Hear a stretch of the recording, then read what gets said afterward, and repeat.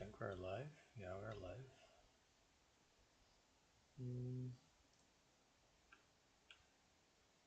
I think commenting is finally enabled. Yeah, nice, cool.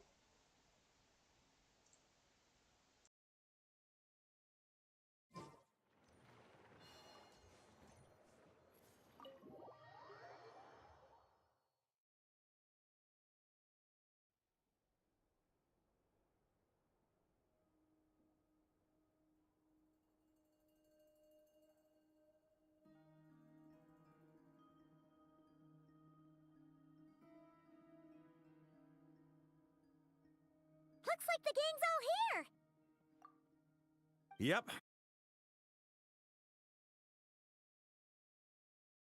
Paimon's ready!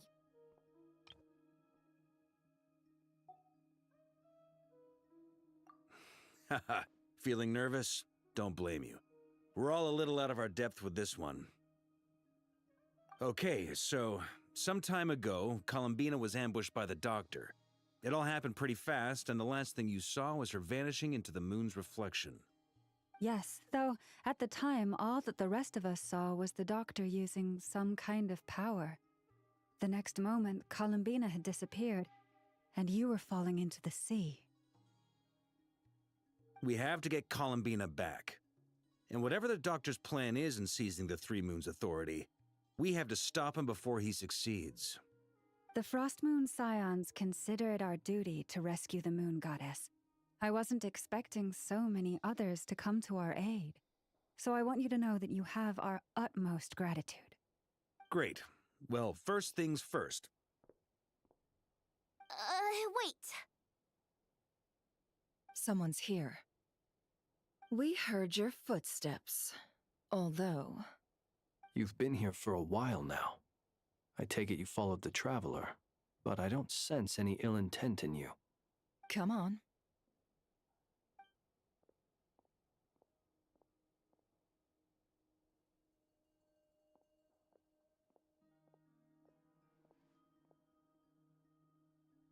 I figured it wouldn't take you long to notice me.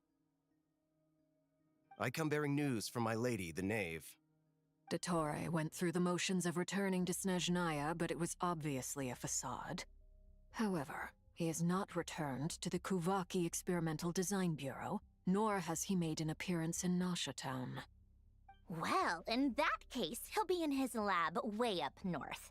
I always wondered why he applied for his own private pad. He was planning this all along. Tell them that Sandrone and I will go on ahead. If they still intend to pursue this matter, they should meet us at the research center in the northern tip of Nodcry. Nice of Columbina's two best friends to think of us. We appreciate the heads up. Our sincere thanks to the Fatui for your aid. Lady Damselette may have left our organization, but at least some of her colleagues remain genuinely concerned for her well-being. Not to mention that the Doctor's increasingly cryptic conduct gives us great cause for alarm. We have crossed swords many times before, but it's not personal. We're just on different sides. We don't lack humanity. And so, as fellow friends of Lady Damselette, it's only right that you should be in the know about this. Arlecchino's situational awareness has saved us a lot of trouble. I'll leave the map here with you. If you do decide to head to the research center, please proceed with caution. And remember, at least while you're in Nodcry, Lady Arlecchino's subordinates are your comrades if you want them to be. This is very accommodating of you. We can't thank you enough. Just doing my duty. I shall take my leave now. If you need us, you'll find us at the Experimental Design Bureau.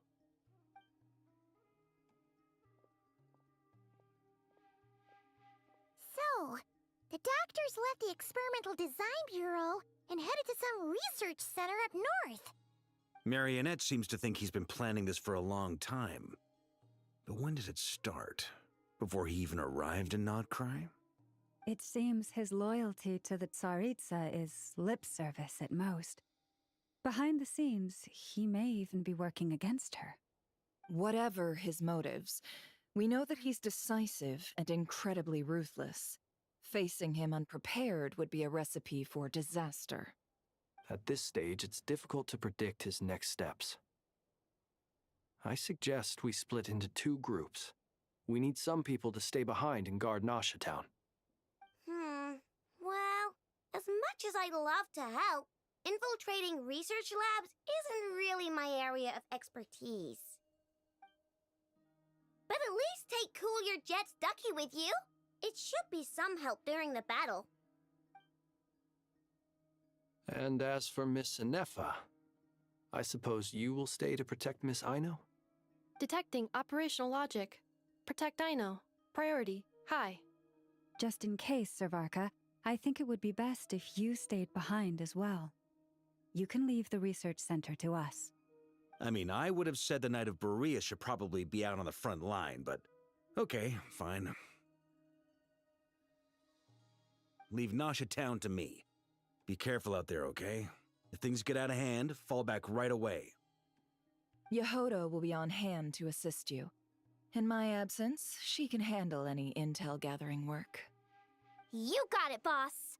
You guys make sure to get back here in one piece, all right? We will. Things are moving fast. We'd better head off soon if we hope to keep pace. So, it's infiltrate a secret research facility, or... Yeah, alright. Paimon will help out here instead. Sounds like it's gonna be a pretty intense fight. We all have to bring our A game here. So, anything you need to wrap up before we leave?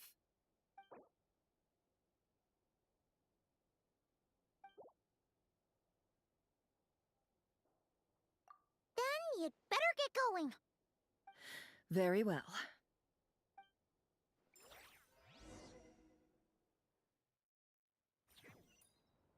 All these broken machines on the ground. Someone got here before us. Could it be Arlecchino and Sandrone?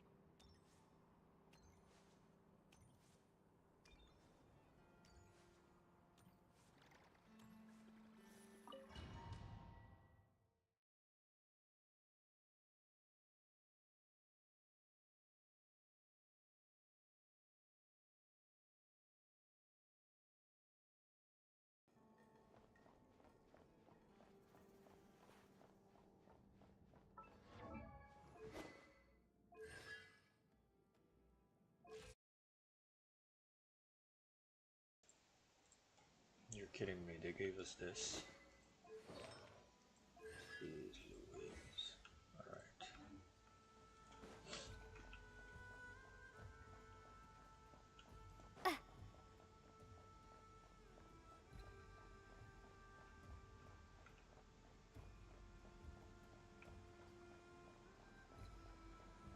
That's quite the wreckage they left behind.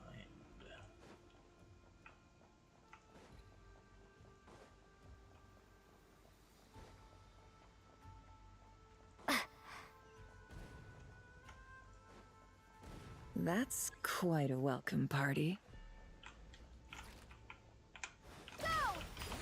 Forest, protect...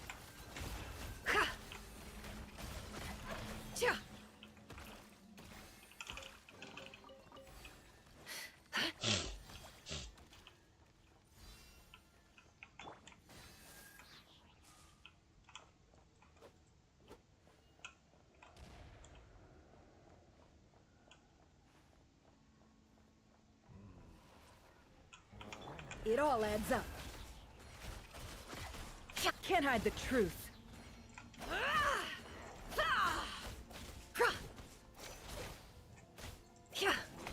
Close your eyes. Observe.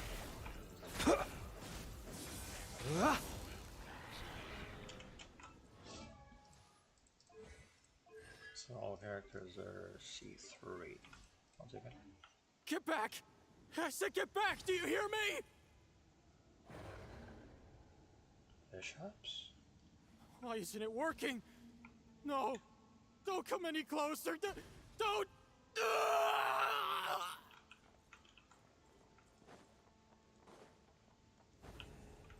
Just gonna slow.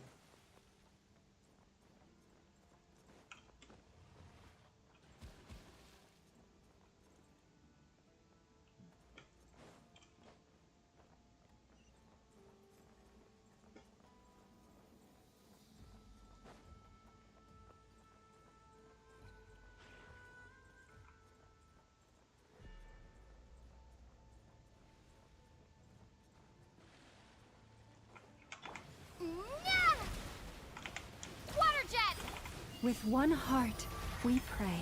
Leave this place. No more lies. You poor souls. May your spirits find peace. Grab that key on the ground. We'll probably need it at some point.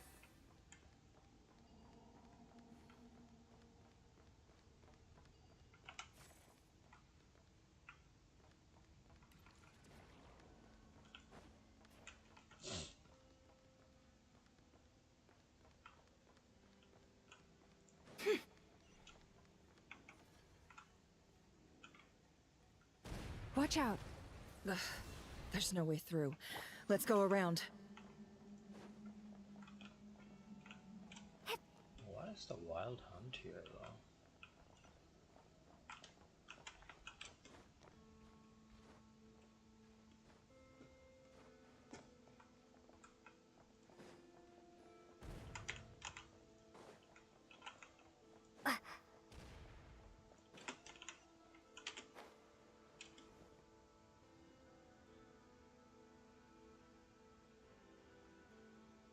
What the?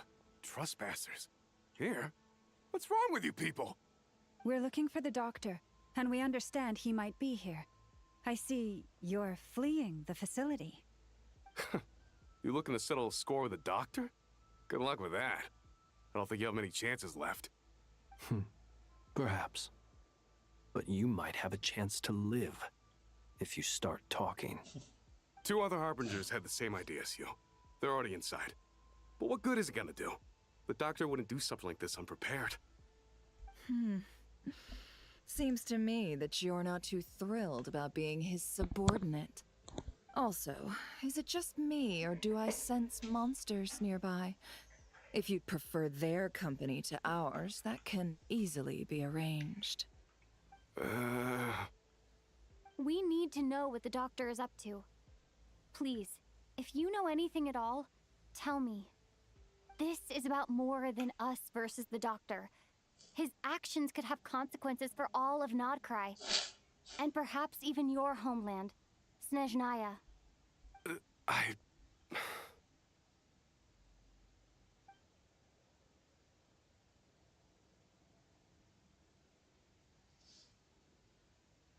He's building something. Ambitious doesn't even begin to describe it. Feels like this could be the big one. God knows how long he's been planning it. A while back, he told us he'd be returning to Snezhnaya.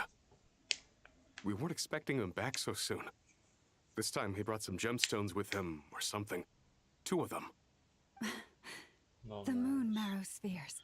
He stole them from their rightful owner, Columbina. Oh, Lady Damselette? Last I heard, she left the Fatui. Before she went, she told us she'd finished what Her Majesty asked of her, and wished to focus on some personal matters. I remember thinking that leaving us might not be the best choice. I mean, I always looked up to the captain the most, and... Back when this all started, the higher-ups dispatched 3 units to Nodcry to execute their plan. They were led by the Doctor, Marionette, and the Damselette, respectively. I was a part of the Damselette's unit to begin with. She never really interacted with us much. In fact, she seemed sort of detached from everything. Not because she was distracted, just felt like she was indifferent to the world around her. Like she had no stake in anything that happened. She always seemed like she was staring off into the distance. Almost as if she didn't see anything worth living for in the present, so she had to look further afield. That's right. She always used to stare up at the sky.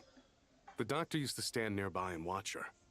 Apparently they got along well at first, but somewhere along the way, she grew wary of him. Started avoiding him as much as possible. After she left, everyone in our unit merged with the Doctor's. He's similarly indifferent to the world, except when it comes to the moons. He seems to have big plans for them. Right now, obtaining the 3 moons is his #1 priority. He even said, if he can only get his hands on 2 of them, he'll create a 3rd one himself. How would he create an artificial moon marrow? Maybe the knowledge he gained from the Hyperborean phantoms has something to do with it. Thank you for cooperating. We appreciate the level of detail. I get the sense that you'd serve under Columbina again if you had the chance. Would that be fair? No, she's no longer a Harbinger. As a member of the Fatui, my loyalty will always belong to the Tsaritsa. I'm only telling you all this because I don't completely trust the Doctor. His actions do not align with the goals that first brought us to Nodcry. I understand. We'll do everything within our power to stop him. The Knaves unit is based at the Kuvaki Experimental Design Bureau. Maybe you can seek refuge with them. Well, now we know what's going on here. Artificial moon marrow. He's likely well on the way to completing it. Dottore's technological capabilities are far more advanced than I thought. I fear this could get ugly. Everyone, prepare yourselves.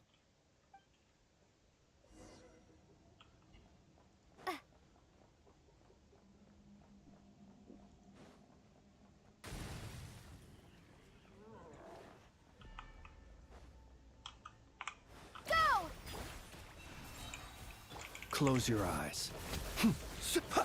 Night falls.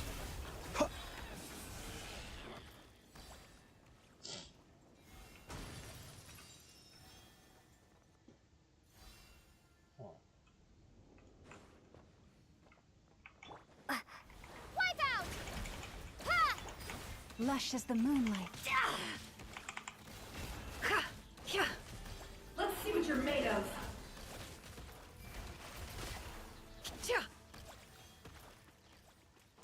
Who said that?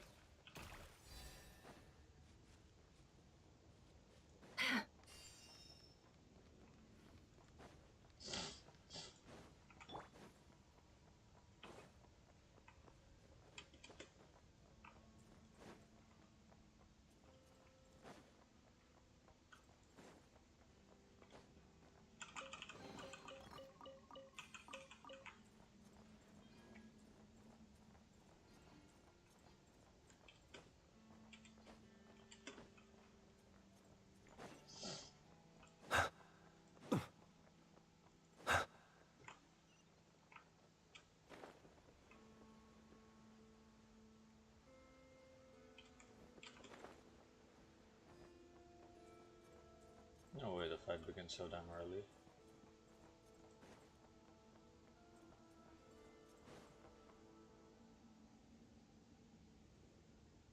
Welcome, one and all.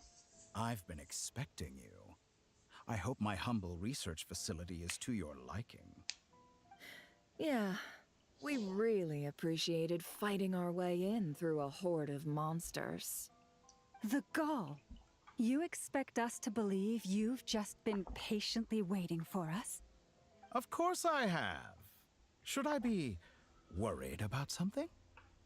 Everything seems to be going quite smoothly so far, and you've shown up right on schedule. First Sandrone and Arlecchino, now you. Ah, quite a surfeit of guests I've had today.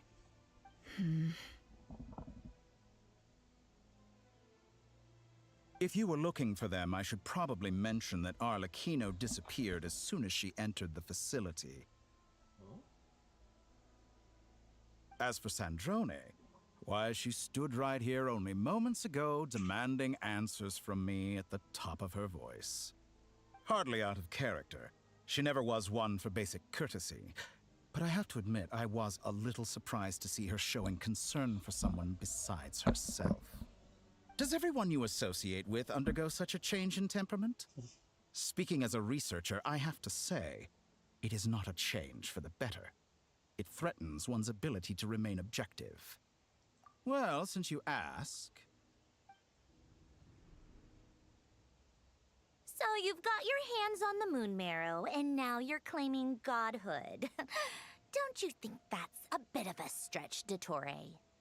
I must protest what you are insinuating with that phrase, claiming godhood. I am not claiming anything. I am stating a fact. You're a researcher. I'm sure you appreciate the distinction between the two. Huh? Wait, you really think you're all that? You'll excuse me if I'm not being a polite little lady for you. We're colleagues. We both know what kind of person you are. By the same token, I knew you'd respond along those lines. You and I both understand that facts speak louder than words. To that end, I've had my people send you a small gift. It should go some way toward helping you understand my present position. What gift?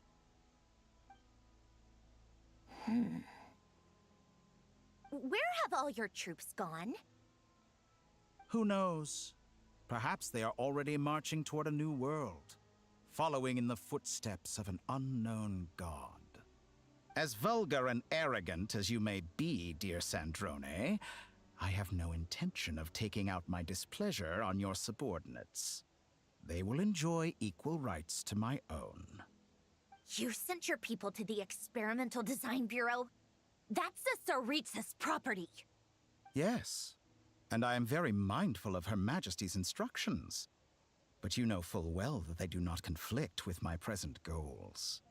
In which case, all I'm doing is conducting another one of my experiments. Is there a problem with that? Now then, you have a judgment call to make. Am I simply lying to stall you? Or is it possible that every word I am saying is the truth? In which case, your subordinates really are in danger. So now you've turned on fellow Fatui soldiers. You're completely insane. I have set a new rule for myself. Each person gets one chance. Naturally, that includes you, Sandrone. If you wish to leave, I won't stop you. We are colleagues, after all. Scumbag!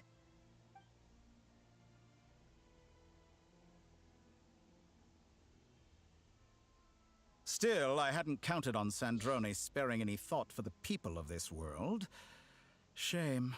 I always found her self-centeredness to be one of her few better qualities. How can she ever hope to achieve greatness when she's so obsessed with protecting her little design bureau? It's more than a little disingenuous to speak of achieving greatness while taking hostages. Or does honor no longer mean anything to you? Honor? I have the marrow of 2 moons in my possession and will soon complete the construction of a 3rd. I will be the god of a new world. And you speak to me of honor? How charmingly naive. Those are sacred relics. You do not deserve them. In my view, many in this world do not deserve to be alive. And yet, I mercifully permit them to go on living, do I not? You'll come to regret your actions. Will I now? Let's see if you can make me.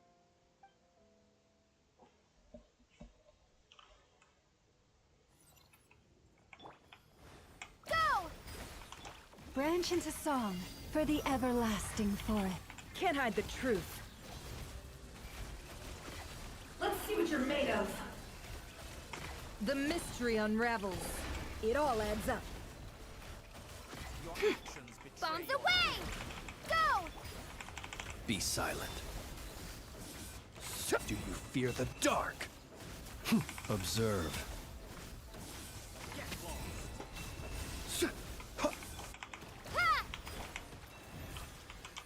No more lies. Is this all it takes to tie? Time to come clean.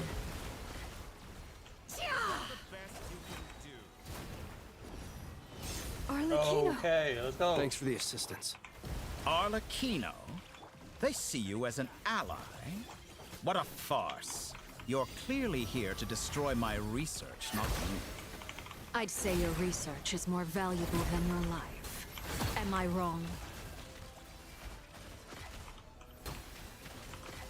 Let's see what you're made of.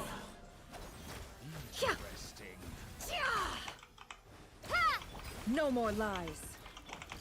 Laid bare. Close your eyes. The night cometh. Wipe out! Go!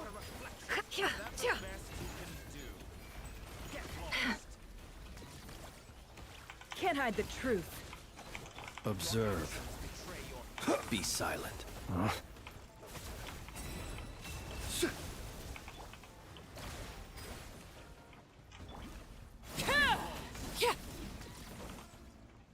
Hey, you.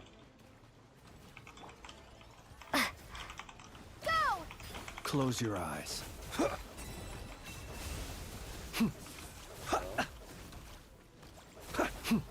Be silent. Do you fear the dark? By the frost moon of old, lush as the moonlight. Overruled! Wanted my full attention, did you? This is where you fall. Laid bare. Observe. Be silent. Forest, protect us. It all adds up. Dottore is too powerful with the artificial moon marrow in his arsenal. Fighting him is futile. Quickly!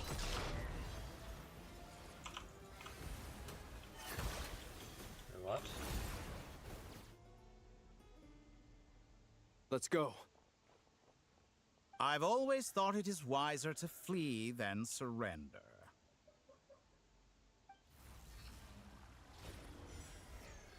Watch out! What the? Forget about me! You should... Where's the traveler?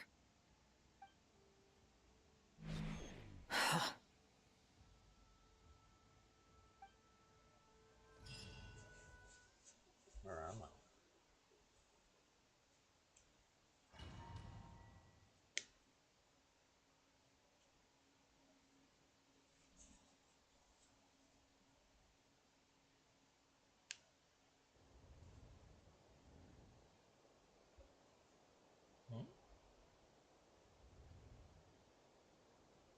What just happened?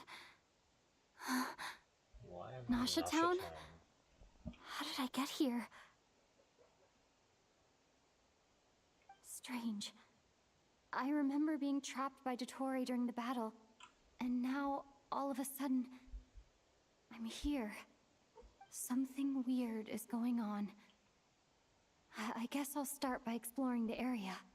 Huh? Traveler? What brings you here at this hour? Huh? What are you in the mood for today? A hot dog? Or something else? We've got some special discounts at the moment. Want to see the menu? Sorry, I'm not hungry right now. Ah. Well, feel free to take a seat for now. Let me know if you change your mind. Everyone seems to be acting normal. Am I just overthinking?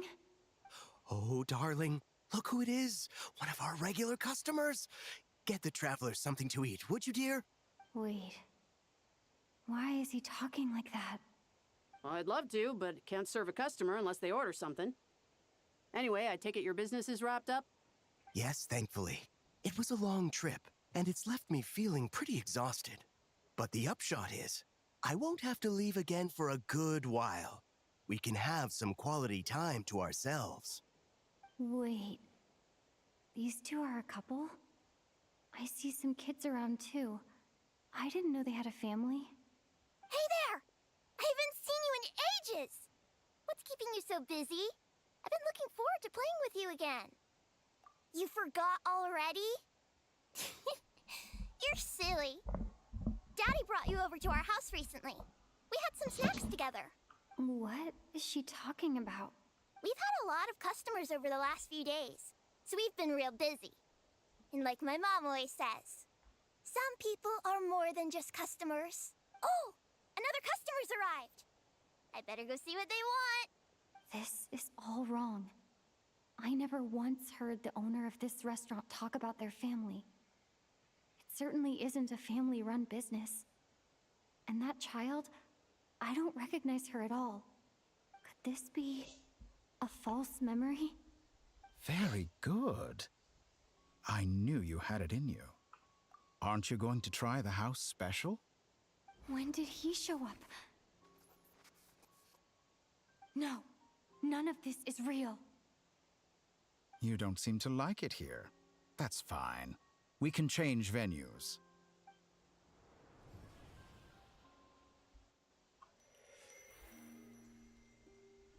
Silver Moon Hall.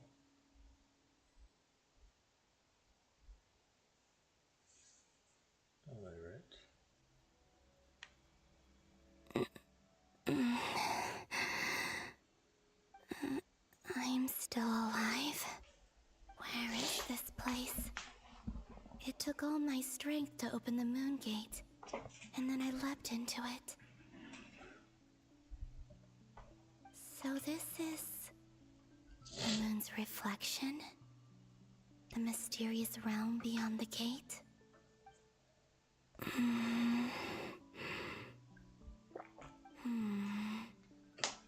I can't sense anything. I guess I could try opening the gate once more.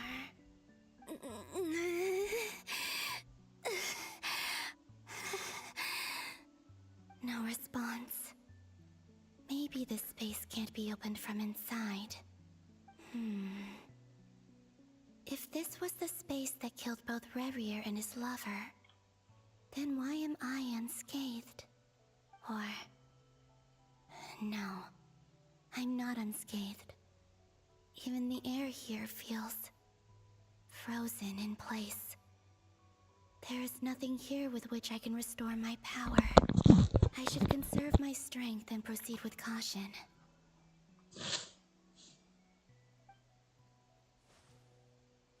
I don't believe Dotori's scheming will stop just because I escaped. If there is any chance that I can get back to the others, any chance at all, I must return.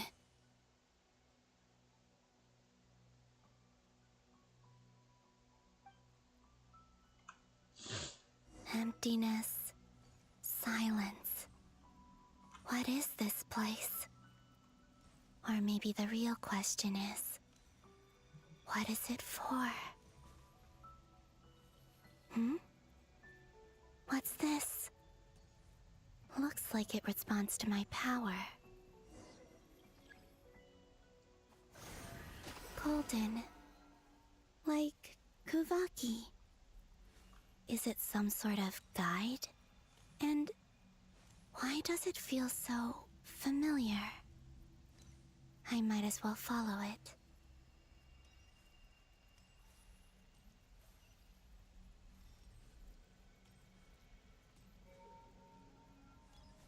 Where does this lead?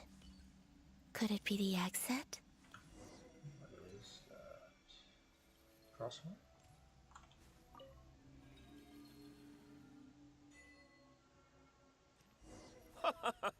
Welcome home, Moon Goddess. Is this Nasha Town? But isn't Moonbriar Night over already?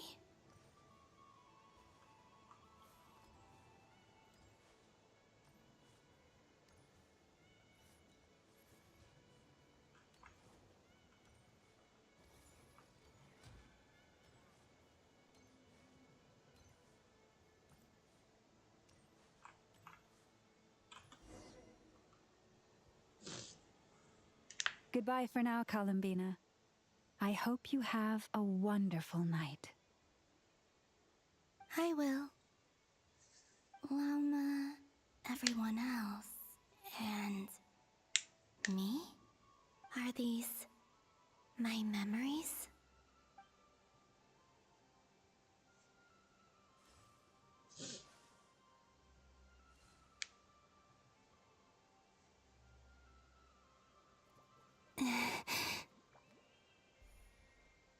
I can't touch them. It's as if we're separated by some impenetrable power.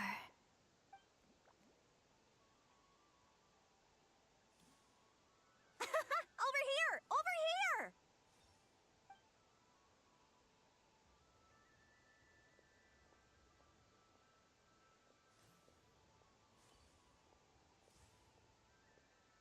But the people in these memories pass right through me. Just like when I disappeared. If only I had known what would come to pass after that. Even so, I should still take a look around. Just being back here, it gives me the strength to keep going.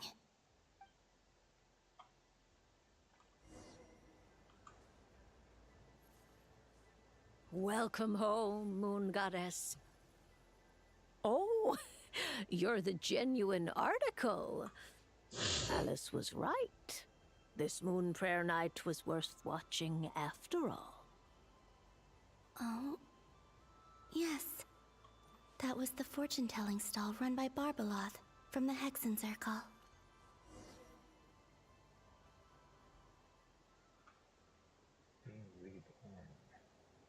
Please, draw the first lunar arcana. This represents destiny and is the foundation for the divination as a whole.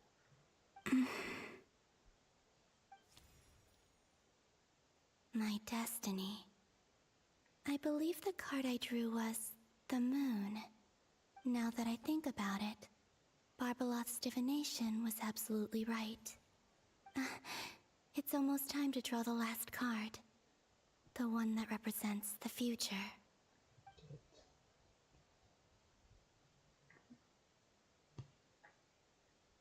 That was the card that popped out on its own. From here, I think. What? Kuvaki Pulse? What? Fascinating. I've never encountered this before in my role as a diviner. What's going on? Did that card leave the deck? Because of my influence? All I did was try to touch it, and then... Maybe this memory space is not untouchable after all. Are there weak points in the barrier? Or... is it possible that there's more to this space than my memories alone? This card is death. I need to get to the bottom of this. I'll try touching something else.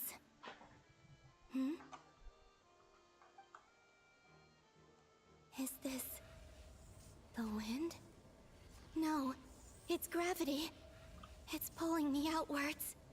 No, Traveler!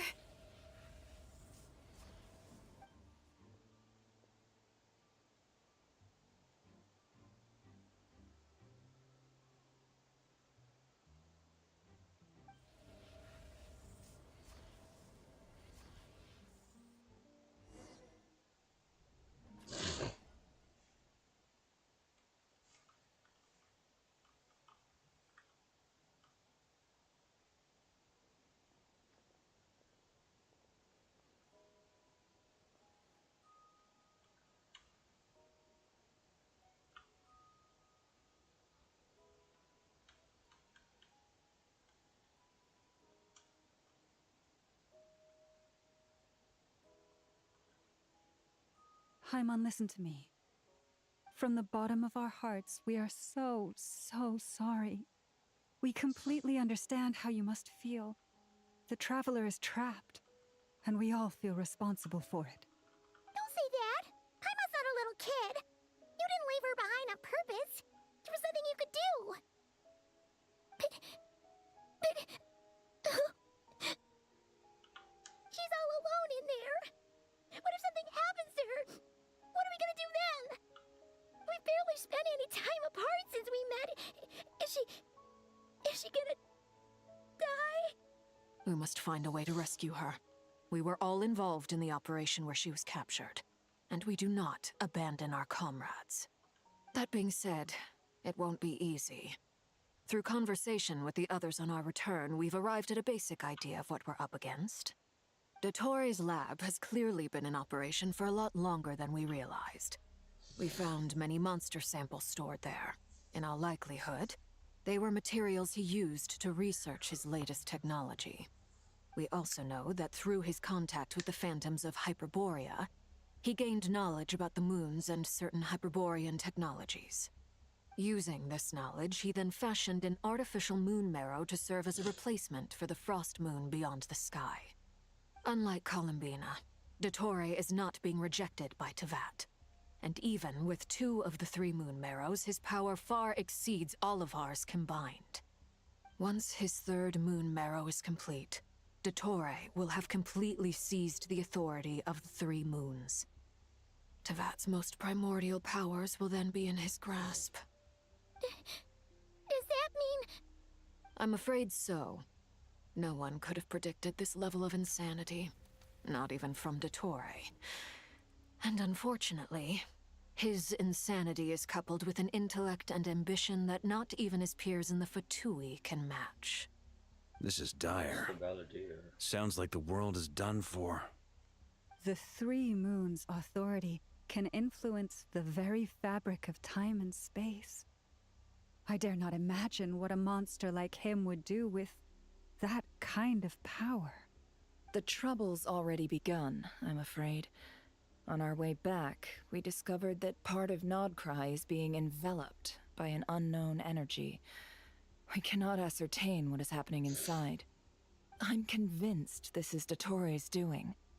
Not that there's any way to prove it. The issue is, we have no idea what his intentions are.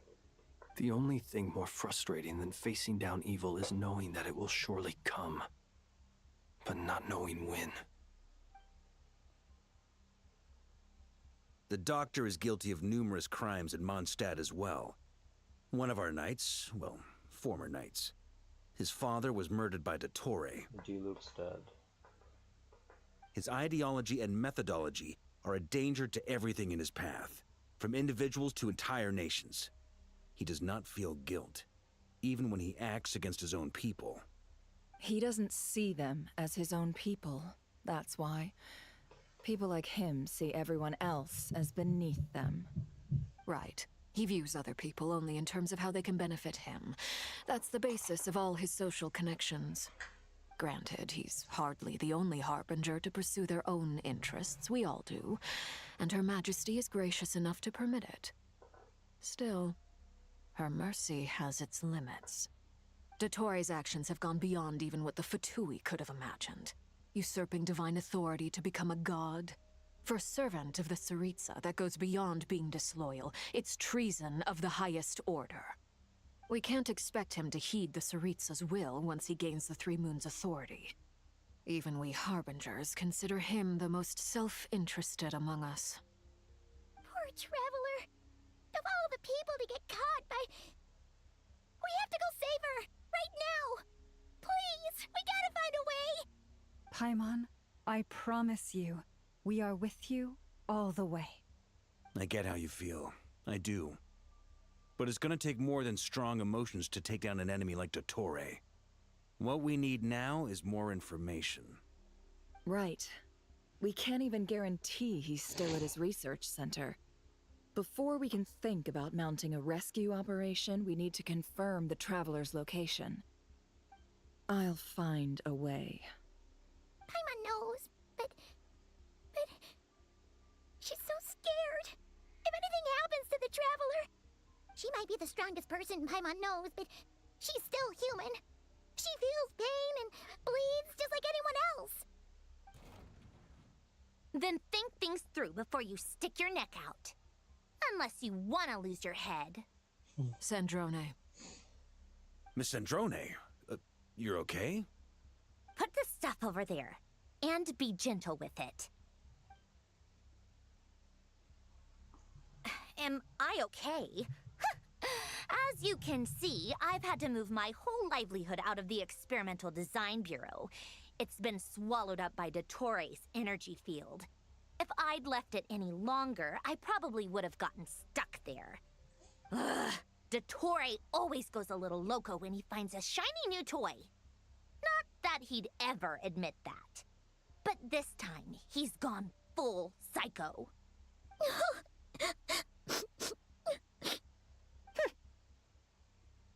Just go ahead and cry already. Sorry. Paimon's not trying to make it seem. It's just... She can't. Oh, Paimon. Let it all out. There's no shame in it. When you're overwhelmed by fear and despair, crying can help get it out of your system. You'll feel better for it. Okay then, while the baby of the group is having a moment, how about the grown-ups get to work? Give me your hand. You've made a discovery? Polonia, scan.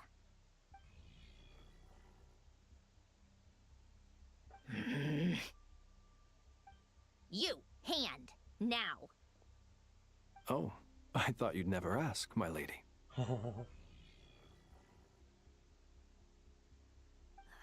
Curses! You're next. Then you.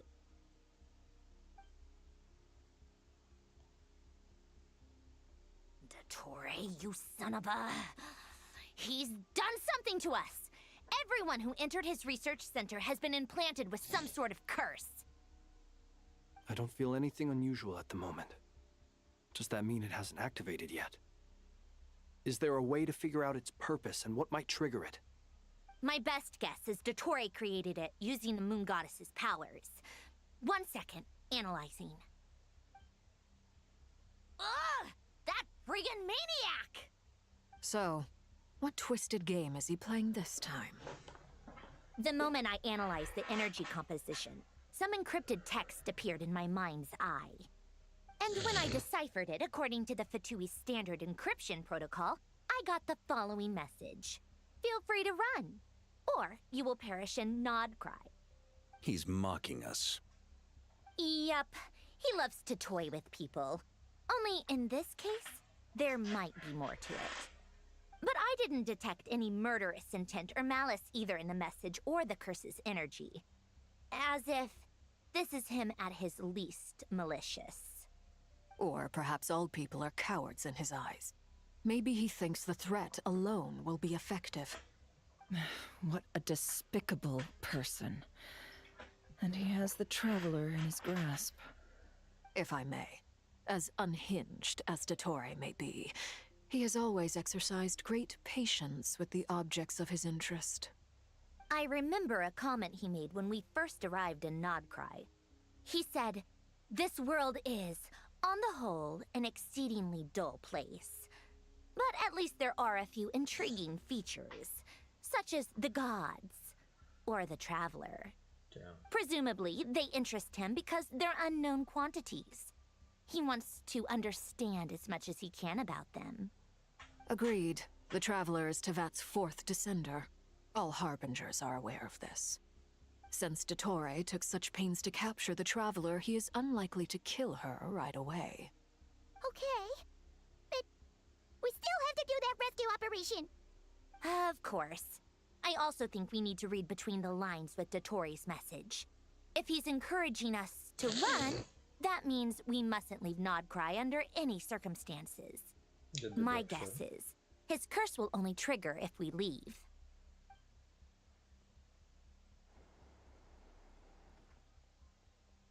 We've discovered multiple energy fields. Albedo is still attempting to analyze their structure. He told me to report back first.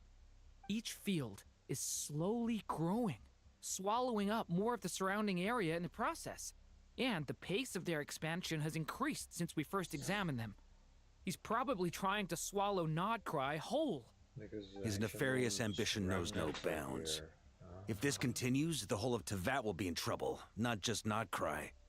The loss of Columbina could not have come at a worse time. Do we think she's truly gone for good? She entered the space beyond the Moon Gate, knowing what became of Rerir and Thalindus. I'm sorry, but I fear the odds aren't good. Don't be ridiculous. If I know her, she's busy finding a way back as we speak just so she can annoy me. She isn't dead. Whatever has become of her, the fact remains that we are two comrades short on the eve of a decisive battle. We need to find out the Traveler's location. But there is also other work to be done. Agreed. Whatever Dottore's planning, we have to get the local populace somewhere safe. So, as well as a rescue mission, we have to organize a mass evacuation at the same time. It would be best if someone could approach leaders of neighboring nations and negotiate emergency asylum for Nodcry's inhabitants. Can anyone handle that? Snezhnaya is one option. I'll see what I can do. This would be so much easier if the Traveler was here. No!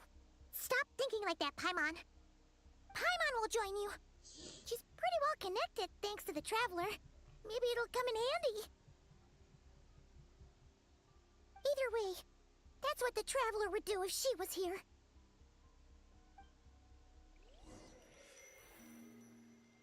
Back to Columbina.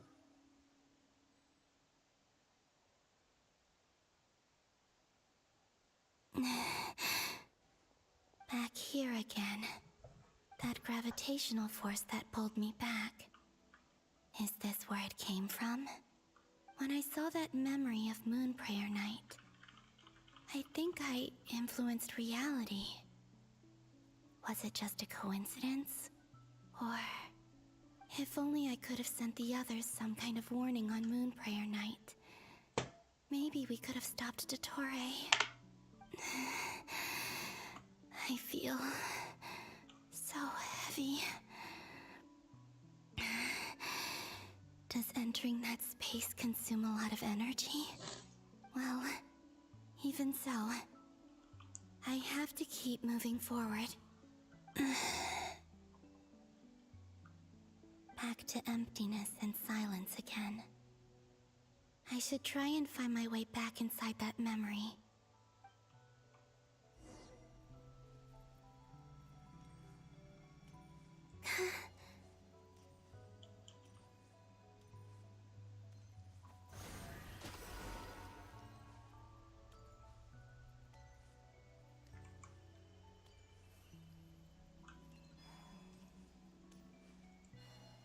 The entrance from last time isn't showing up.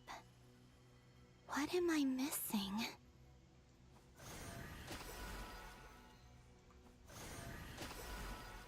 Looks like I need to gather these scattered fragments.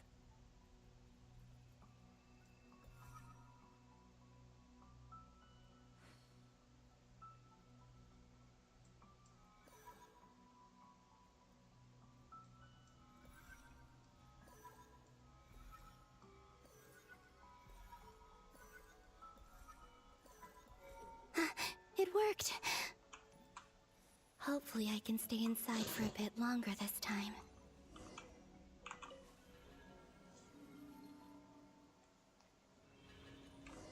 Ad Astra Abyssosk. Welcome to the Adventurers Guild.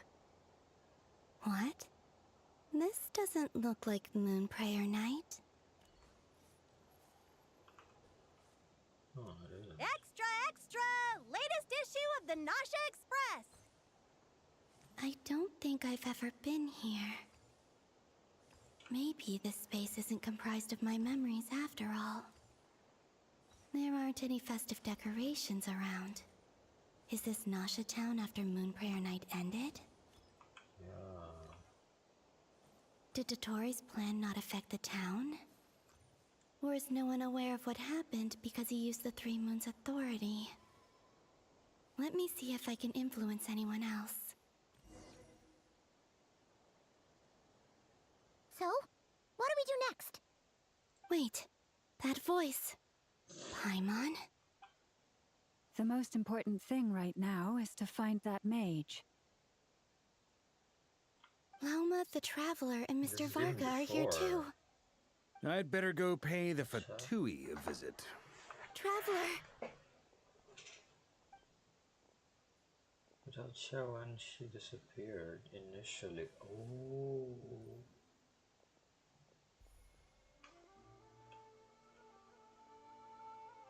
Huh?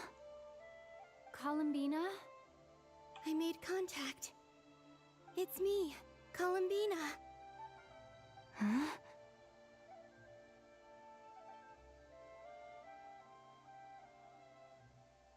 Traveler?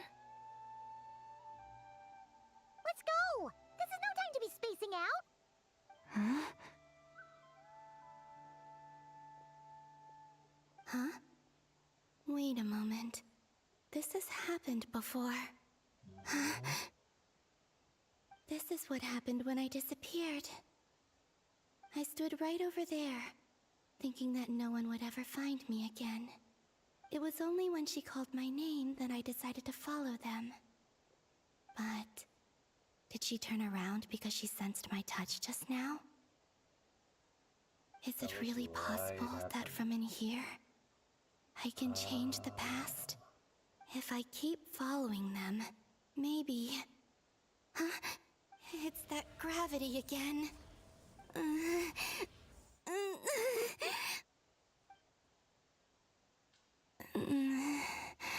Every time I influence reality within that space, this force intervenes and pulls me back. It's as if it's trying to stop me from leaving. I'm getting weaker and weaker. I'll just have to try another approach next time. Come on, Columbina. Keep going. You have to tell everyone what happened.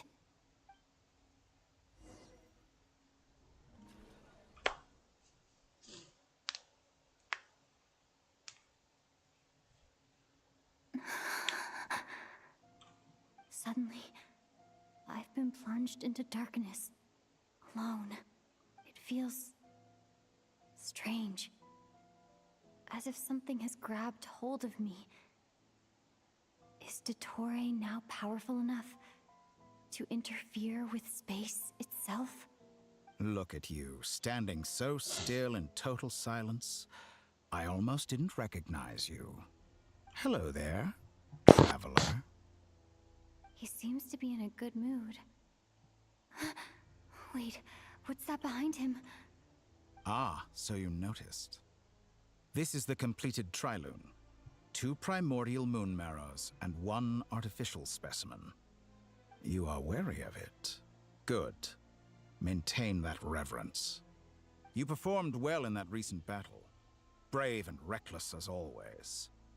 Courage is the sign of a true hero, and impulsiveness is the hallmark of those who strive to advance. I say this not to belittle you. Most creatures are far more timid by comparison. 3 moon marrows. Does that mean the artificial one is now complete too? Well spotted. What do you think? For a replica I built myself, I dare say it looks the part. Dottore, are you planting illusions in my mind? I have no interest in fooling your eyes. On the contrary, I hope to show you the true essence of all that you see before you. Is this not a beautiful city? People live in peace and find joy in their work. The streets are safe. People can even leave their doors unlocked at night. You might say it is the Elysium everyone dreams of. All available data indicates your values and worldview conform with the mainstream. This kind of society should be quite to your taste. False beauty is deceitful. Lies are to no one's taste. I wonder, is it your moral standards that are too high? Or your expectations of reality? Answer me this. If someone existed in a sweet dream from the moment they were born, a dream in which they never once felt pain, which do you think they would consider superior? The dream or the reality? That's pure sophistry. It has nothing to do with your actions. As I suspected. You have yet to understand all of this for what it really is. What do you want from me? You sound impatient. Do you think the only reason I'm keeping you is because I want something from you? If it's not, then why haven't you killed me yet? No one can stop you if you're as powerful as a god. I'm delighted you recognize that fact. I believe we last squared off in Sumeru. Ah, the memories. How time flies.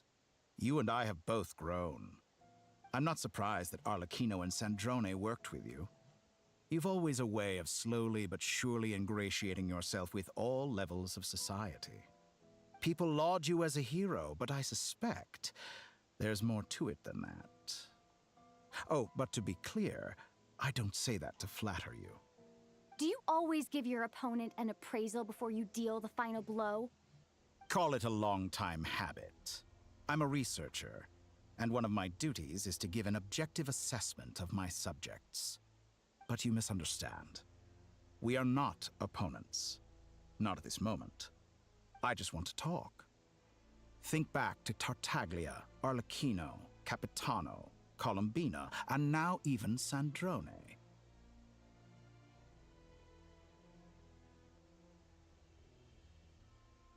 You've worked with each of them in the past. I believe you can work with me as well. What makes you so sure? Well, why not? Should the good associate only with the good and the bad befriend only the bad? I like to think we could have a more mature relationship than that. Surely you don't think all your relationships are grounded in friendship or shared ideals? People come together because it benefits them to do so.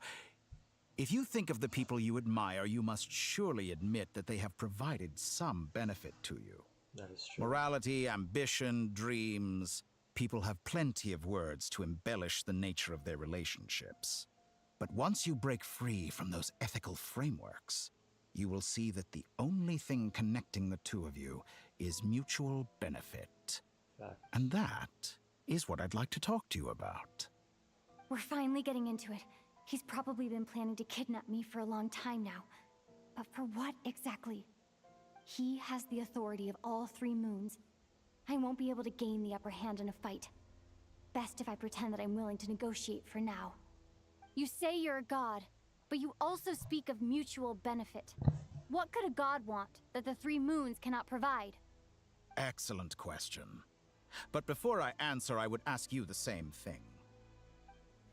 Gaining Columbina's allegiance was a rare and extraordinary feat. But the Moon Marrows are now in my hands, and I have the edge over her. For this artificial moon is not being rejected by Tevat. Her identity and lineage may have been a thing of glory in the old world, but they were also shackles that prevented her from ever integrating into Tevat. I, on the other hand, you may view me as a thief, but I have overcome that limitation. So what is it that the 3 moons cannot grant you? What stops you from negotiating with me to get what you want? I don't make deals with lying psychopaths. That's quite an accusation. Are you expecting me to get angry with you? Well, this is one aspect in which my personal growth has served me well. In the past, my less mature self might have been disappointed, perhaps even angry, over a small setback like this. Like when you and Lesser Lord Kusanali joined forces to oppose me, for example. But things are different now. Just as the rich do not quibble with the poor, I no longer find myself perturbed by these trivial affairs. Human relationships end with conflicts of emotions and interests. But relations between humans and gods are different. And ours is even more unique. I have ascended to the highest heights and laid claim to unprecedented horizons. And you were no ordinary person to begin with.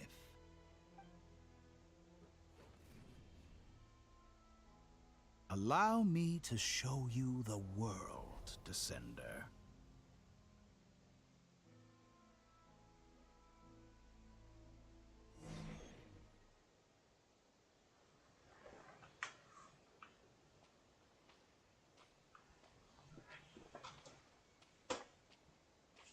To stand, walk, jump, sit, and lie down.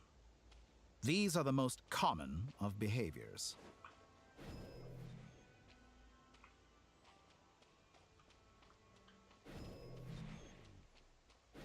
Have you ever wondered why we were born following such laws? Who stipulated that we could not fly instead of walk? Human anatomy. We are still walking.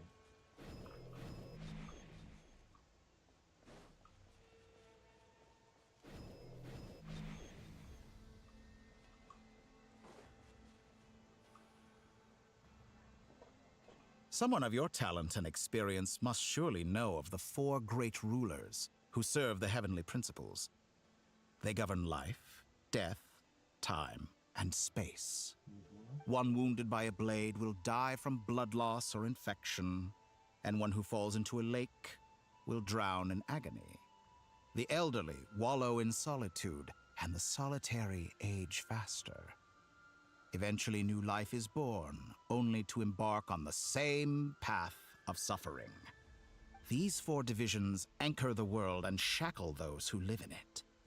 But they themselves transcend its boundaries, squandering the power bestowed by the heavens. All who live yearn for equality, but unless the gods prostrate themselves and profess that they are mere servants of the living, equality can never exist. Who makes the rules we must live by? Who has the right to restrict us? The limits of the body can be rejected.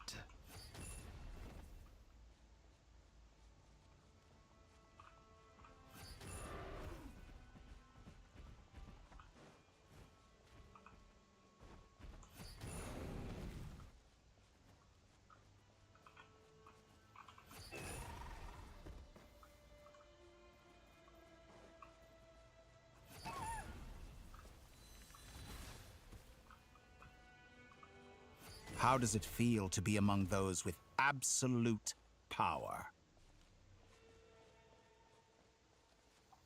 You cannot conceive the extent to which your flesh hinders your mind and spirit.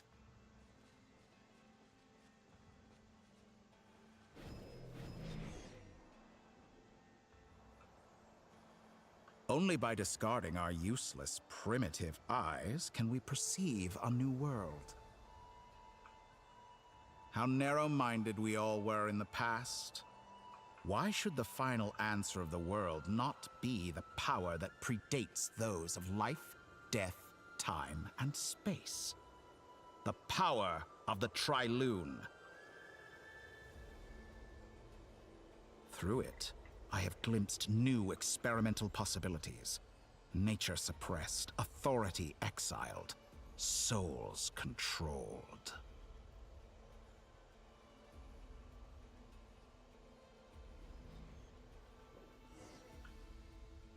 You know, I heard recently that a group of critics reviewed countless stories and drew an interesting conclusion. They found that it is more often than not the villains who strive tirelessly to push the boundaries of progress. In fact, long before this, someone voiced a similar idea in an academia editorial. I felt a great affinity with this perspective. I have never been afraid to step up and play the role of the villain. Fanatics are trampled down for their transgressions, and those who transcend are rebuked for their audacity. And so, the majority of creatures are too timid to follow my lead. But all sacrifices made during my experiments have been worthwhile, as you can now see. I can offer you something new, something unique, precisely because I am a villain. Think about it. We are eternally bound through mutual interest. Can you truly say you would never turn to malice if it could give you the life you dream of? After all, what value do perfection and purity really have? They are fragile and feeble things, utterly tedious. I say, better to be governed by a flawed humanity than a gnosis. The true seeker of knowledge is the villain who undergoes countless tribulations in pursuit of their goal. I'm sure many people have told you that you're different. Because I'm a descender? Exactly. Very clever. But what has that got to do with you? I do not conceal my wicked deeds, my selfish desires, or my greed. A true researcher must act as I do if they are to understand and speak of the truth. And yet, a knowledge seeker like myself will inevitably grow tired of studying Tevat beyond a point. You have traveled to all corners of the world and met many people. Along the way, there have been moments when you were misunderstood or even became a wanted criminal. And all the while, you have spent your days doing some of the most mundane jobs in the world. You fight and toil, claim minuscule rewards from my friend Pantalone, then you fight some more, winning some battles and losing others as your search goes on. And this cycle continues, with no end in sight. Surely you must sometimes grow weary of being stuck in this same loop day after day. We're completely different. I embrace everything that life throws at me. I am engaged in every step of my journey. How does that make us different? I too embrace what life brings, researching everything that interests me. Think of all the novel things I've managed to create. Like the artificial moon marrow. Don't you see? As unique a specimen as she was, even Columbina is not irreplaceable. Take that back. She's gone because of your actions. I didn't say that to anger you. Though admittedly, I don't see what there is to be angry about. Anything Columbina could do for you, I can do better. I know what your ultimate goal is. You wish to walk the path your brother walked and seek answers from him at the end of that journey, don't you? Someone like you could never understand what it feels like to care about another person the way I care about him. Perhaps not. But that doesn't mean I can't help. I could find your brother right now, bring him before you, and make him give you the answers you seek. Don't be so presumptuous. You'll never begin to understand the situation between us. Oh, no. This is no presumption. I'm only offering what I know is possible with the power of the Trilune. But it seems like you would sooner continue with your journey through this world. Why? Do you truly desire this journey? Or is it simply a necessary process from which you cannot escape? Think of all the time and energy you have spent, everything you've had to endure just to make it this far. Is this really what you want? Or has your hand been forced by the promise of that final answer? Yes, you have made many friends. But do they ever spare a thought for the void in your heart and what it yearns for? What you want is not friends. It is family. But do they know this? I, on the other hand, am far more considerate. Join my experiment, and in return, I will bring your meaningless journey and all its struggles to an end. This is a malicious attempt to manipulate me. But at the same time, he's stating some very human truths. Of course, he's right about my predicament. How can I deny it? I have faced ungrateful strangers, never-ending troubles, an endless quest for answers. I want to see him. After everything I've been through, words can't describe how much I miss him, how much I want to be reunited with him. Wherever you are right now, do you miss me too?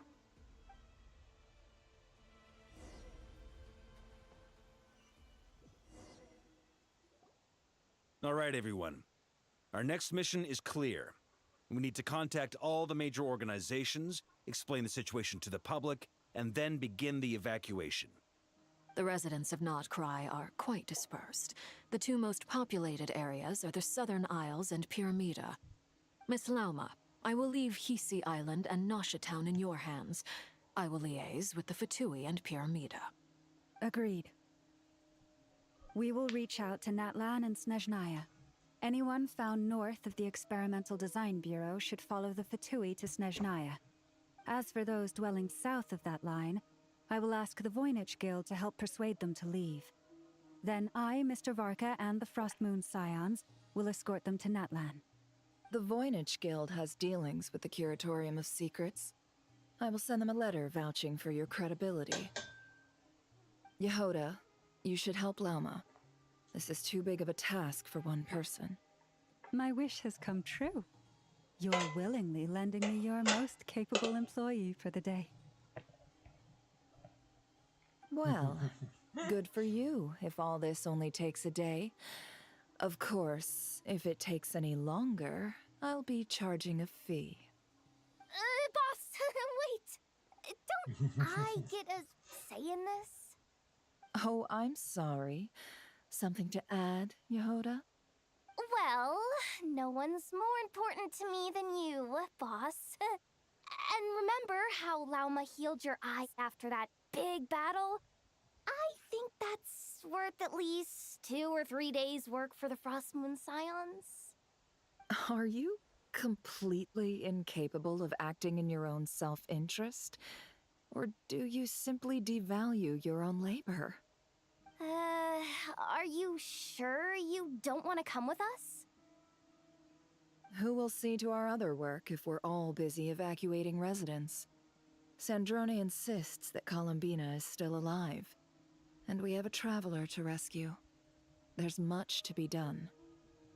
But boss, I'm just worried that... Well, Nefer, I'll link up with you once my tasks are complete. What makes you think I'd need you to do that? I'll need it. And considering the way you approach certain matters, I think you'll be better off with me present. That's quite enough. Just focus on your work first. I bet we're in for an uphill battle here.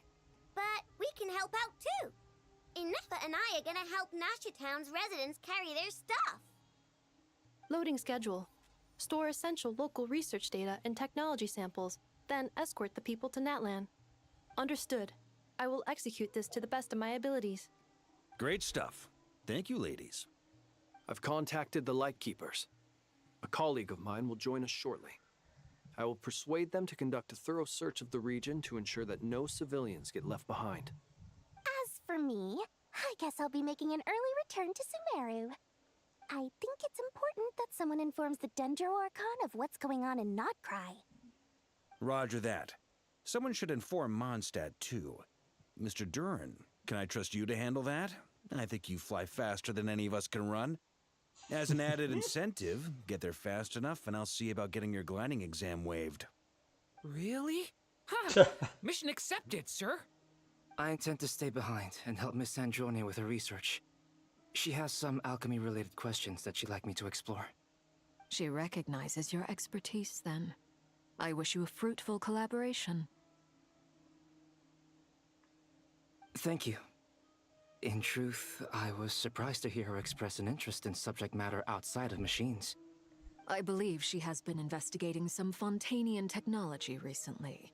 She made a point of bringing the relevant materials with her when she left the Experimental Design Bureau. She's sorting through everything in her room as we speak. I should mention that we have one other friend who isn't present. He hasn't made his position in all of this clear. But if we know anything about him, he's likely investigating on his own. Paimon's been very quiet today. But I know how close she and the Traveler are with the Natlanese. She should come with us to the border. Okay. Paimon will do her best. Make sure to heed Sandrone's warning. Many of us have been cursed by Dottore. As such, under no circumstances should anyone cross national borders. Remain within Nodcry. That aside, personally I have faith in Columbina. Things look grim, sure, but who knows how it'll play out. Same goes for rescuing the Traveler. Both of them are important allies and friends. We'll be counting on you to gather intel on them, Miss Nefer. Oh, wonderful. You're all here. Nicole.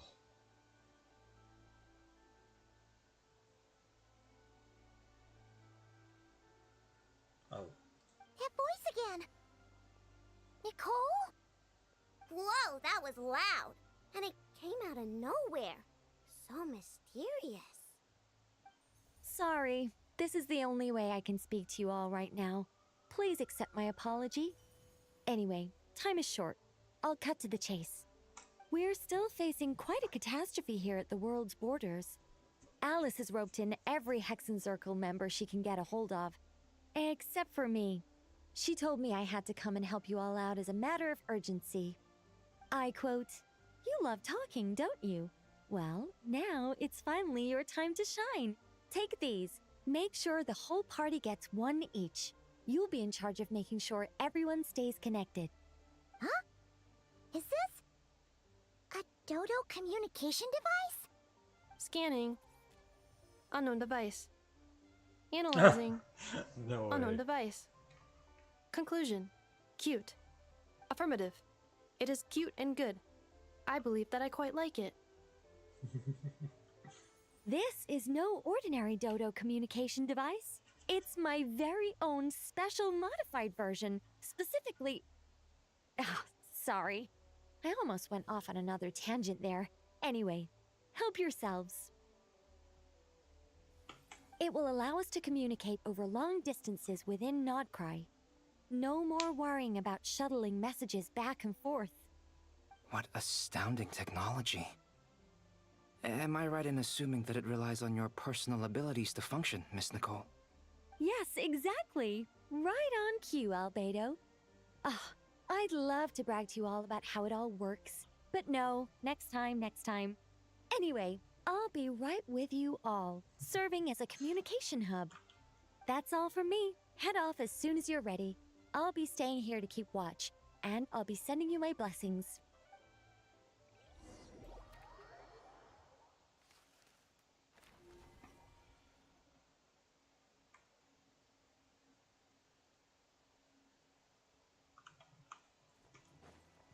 Eat Lua.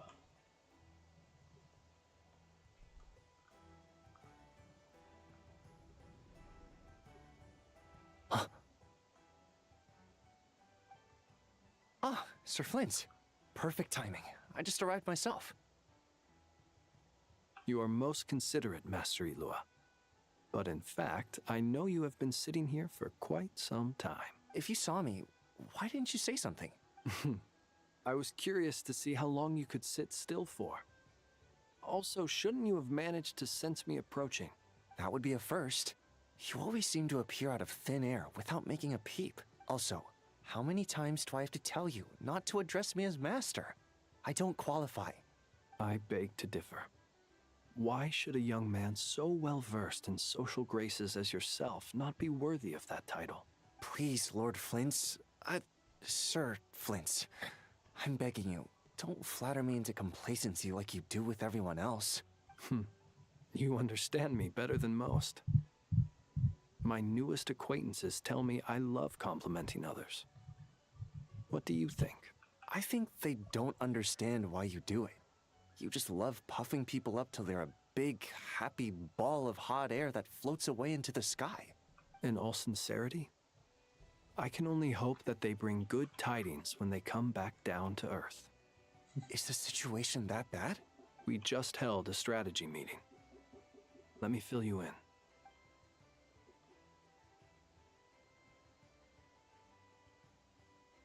In short, we need everyone gone from Pyramida. We also need a team of Lightkeepers to scour the more remote regions of Nodcry for civilians to evacuate. I only hope we have enough personnel. We do. Old Man Nikita will definitely help, and we can recall anyone out on patrol to focus on this instead. Good. I'm sure you and the others will make short work of this. Now, don't forget, once you've completed this task, make sure you and the rest of the team evacuate to either Snezhnaya or Natlan as well. Flint? If you've got something to say, Master Ilua, why not guess what I'm thinking right now? You mentioned that you have something else to deal with later. How difficult is it going to be? I doubt it will be easy. I know you're a Lightkeeper, and it's your duty to protect others in times of crisis.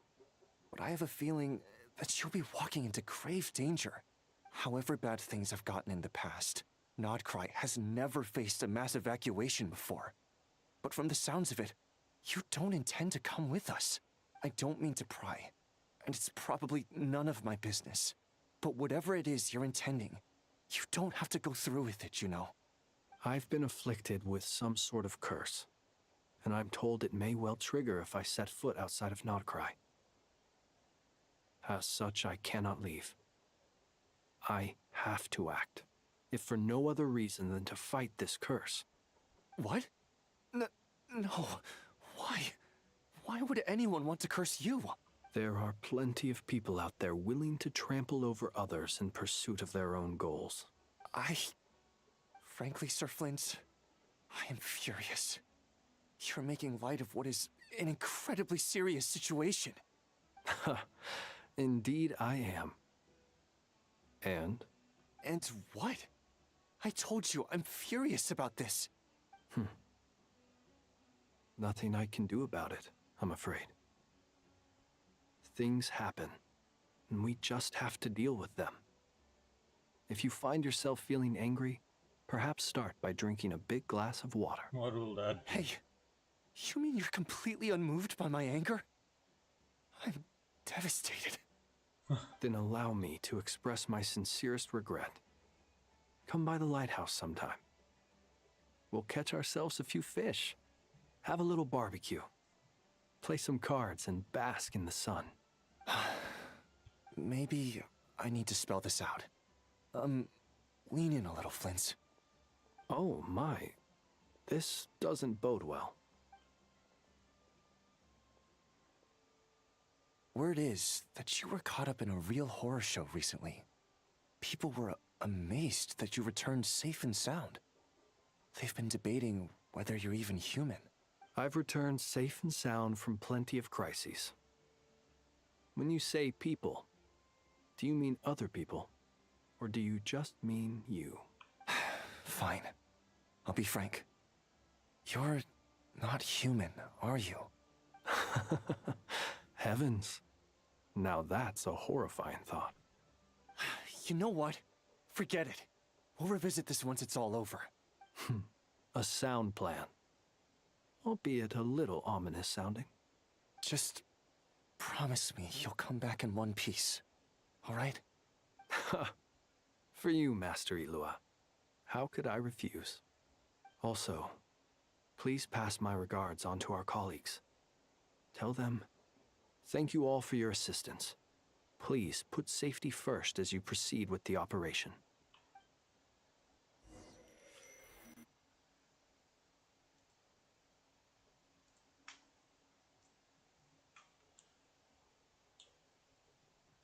I have to keep searching for a path toward reality.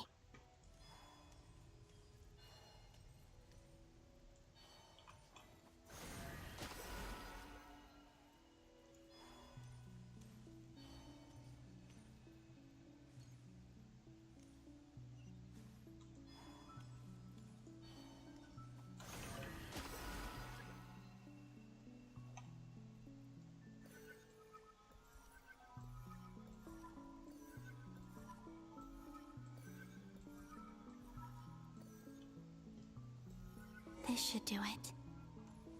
The last 2 times I tried to influence reality in this space, it consumed a lot of Kuvaki. I'll try and be more careful this time. I need to leave key clues behind using less power. I hope everyone still remembers what I said on Moon Prayer Night.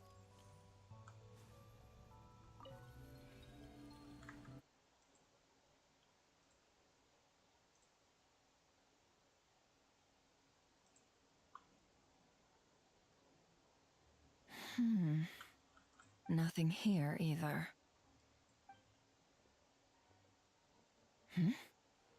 Flint's? Ah, Miss Nefer. What are you doing here? Unless... I just spoke with Itlua about arrangements for the search and came for a walk nearby. As for you, why would... It appears we think along similar lines. And neither of us likes to accept things at face value. As well as figuring out how to gather intel on the Traveler, I wanted to confirm some of my own suspicions. Also, we'll need to bring a lot of force to bear against Ettore, even if we're only looking to rescue the Traveler. We can't leave anything to chance. You don't think Columbina perished either, do you? I'm merely considering the possibility that she survived, just as you are. How much can we really know about a deity like her anyway? Do you remember what she said on Moon Prayer Night? About using moonlight to send messages to us? Of course. I think that's why we're both here. Where have you checked so far? I've been focusing on the outdoors. Anywhere the moonlight shines. I checked most of Nasha Town, but didn't find anything. I checked the Curatorium of Secrets, and a few rooms where I thought I might find some leads. But no luck here either. The only places I haven't looked yet are the rooms in the flagship. But process of elimination isn't the only thing that brought me here. Oh, really? What's your other reason? After all that build-up, our mystery ally never showed up even once. Hmm. Huh? But isn't that Am I imagining things?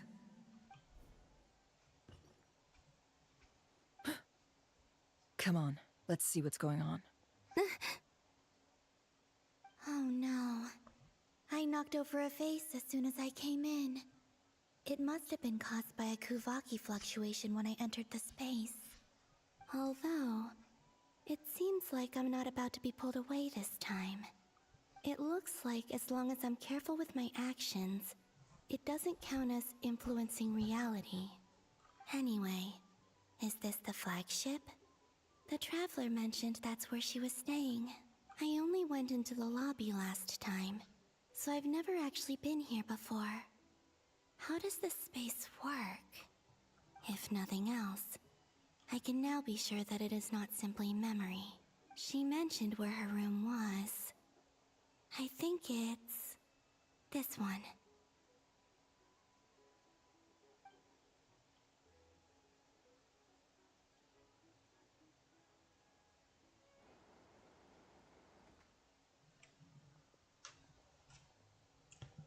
The door is closed. But if this is anything like when I disappeared, then maybe...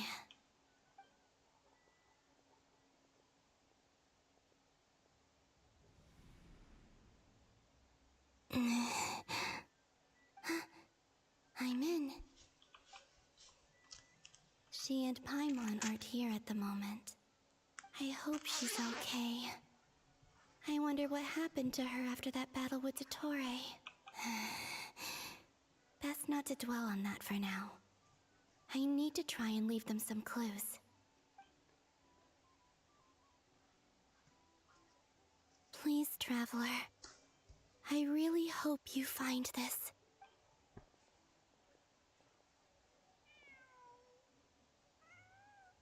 Huh. Just a cat. Nothing else here strikes me as noteworthy. Didn't you stay here for a couple of nights once? Before Rerir showed himself, yes. It's also where the Traveler and I first met. Did you notice anything unusual during your stay? I remember thinking how much noisier the flagship is at night compared to the graveyard. Other than that, no. The Traveler and Paimon were most congenial neighbors. This is where they've been staying, yes? Over here? That's right.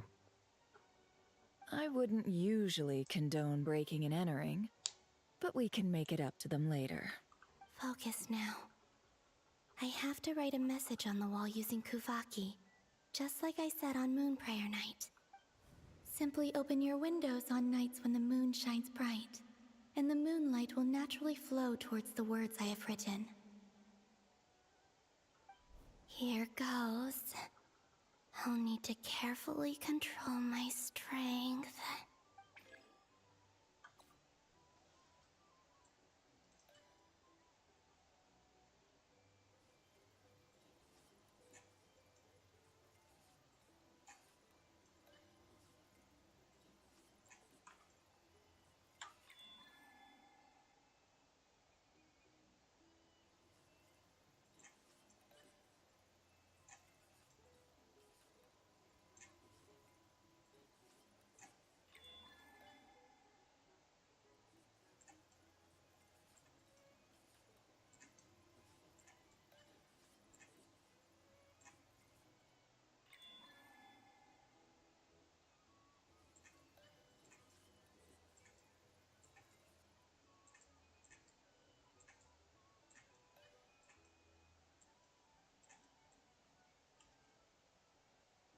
Ad Astra Abyssos.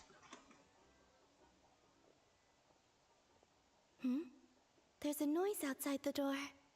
Is she back?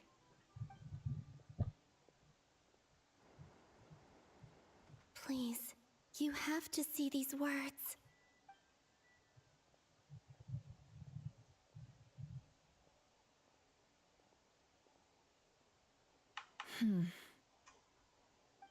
Well, do you sense anything? Unfortunately, no. And this place was our last chance. Not necessarily. We've only looked in Nasha Town so far. Miss Columbina said she would leave messages at her friends' dwellings. It's still worth checking where Miss Lauma lives and where I live. Let's try and make some time to look into those then. Wait. What are you waiting for? Oh, Paimon might have overeaten slightly. What's that look for? This is a victory feast. It's normal to eat a little more than usual. The Traveler in Paimon. It's really you. But why are they talking about a victory feast? Huh. You worried Paimon sick while you were out there fighting Rare, so this is your chance to make it up to her, alright? Wait. So this is the night after the battle against Rarier. How did I end up here? That's quite a long time ago now. You're moving back in time. Wait. Time. That's it.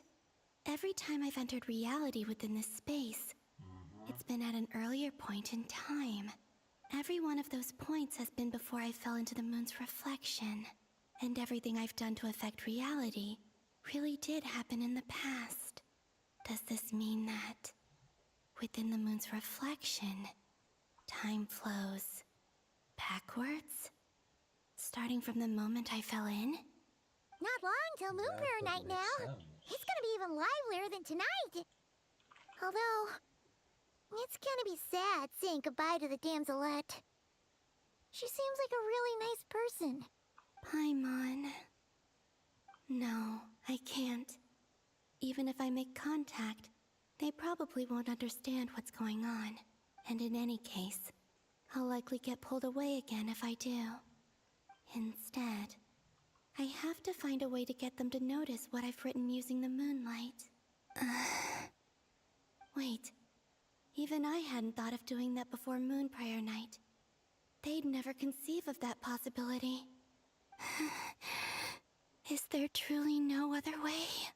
Don't lose heart. We'll find a way somehow. Huh? Oh, you say that, but the Frost Moon is beyond the fall sky. If we wanted to go visit her, how would we make it through to the other side? We might not have all the answers now, but I'm sure we'll find a way one day. Huh. Guess someone's gotta be the optimist. The present. The future. That's right. There are still things I can do. What's your plan? Flins, when you were staying next door, did you ever open the window? No. The rooms here are dark and damp. And there's such a buildup of dust on the windows that the moonlight can't even get in. I didn't think it was worth the trouble. The moonlight? I think I see where you're going. One moment. I'll see if the owner is available. Don't bother. Time is of the essence.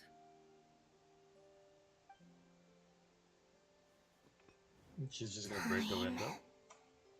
Even if no one sees what I've written at this moment, maybe someone will remember what I said after Moon Prayer Night. I need to write down as much information as I can. And maybe one day... Huh? What's up with you? You can't even hold your cup steady. Are you getting tired? A little. Well, you should probably hit the hay then. You've had a really tough couple of days for you.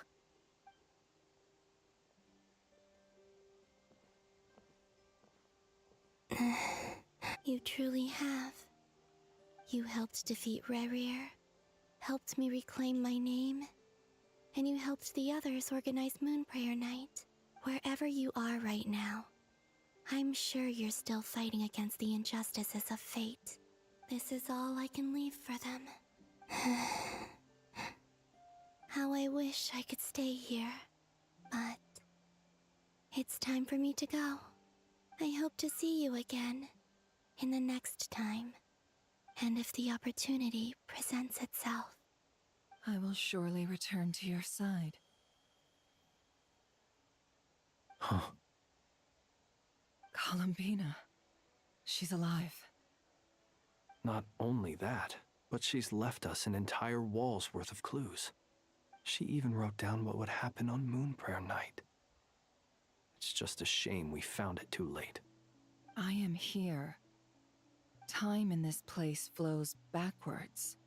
I am constantly moving forward. It sounds like she's found a way to influence the past using Kuvaki.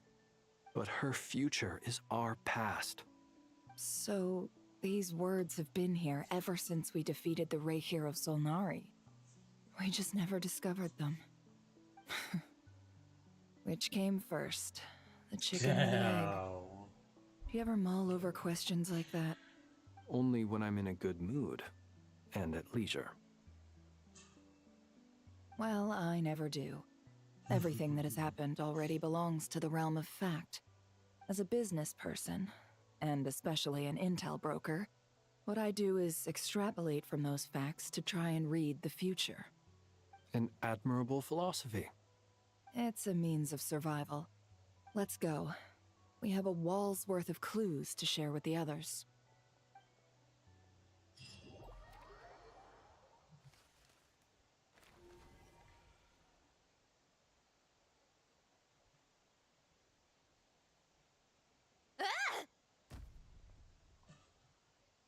It appears that the doctor's energy signature has changed to something similar to Kuvaki, but not like the Kuvaki we're used to. Nodcry's Kuvaki devices will only have a limited effect on it. I can see why you've chosen to place your hopes in alchemy instead. Also, I must say these books are rather profound.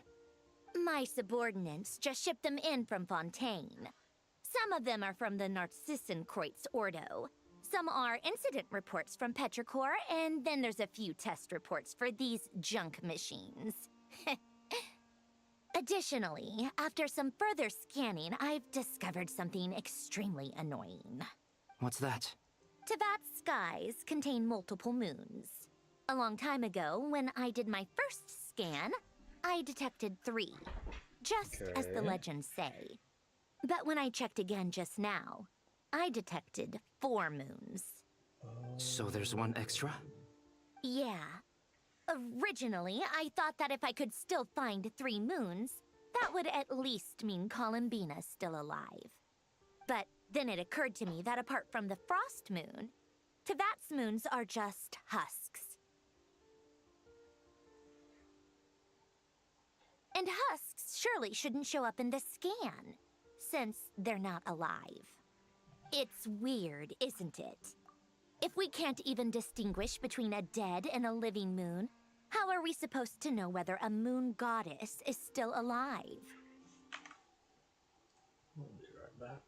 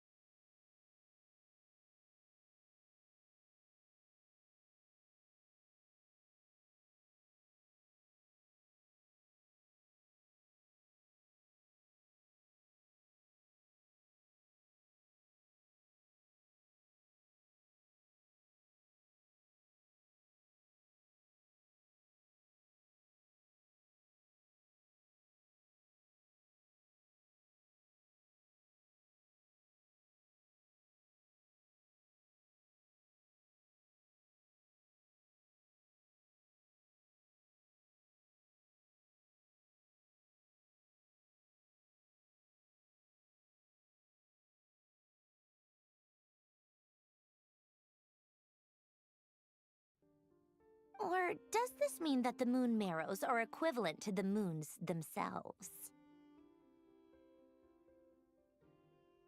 It's certainly possible. In which case, the fourth moon you detected may be Dottore artificial creation. So he wasn't bluffing. He really built his own moon marrow. Ugh! I'm so mad right now! It's easy to get overwhelmed when you have too much on your plate. Maybe you need to relax.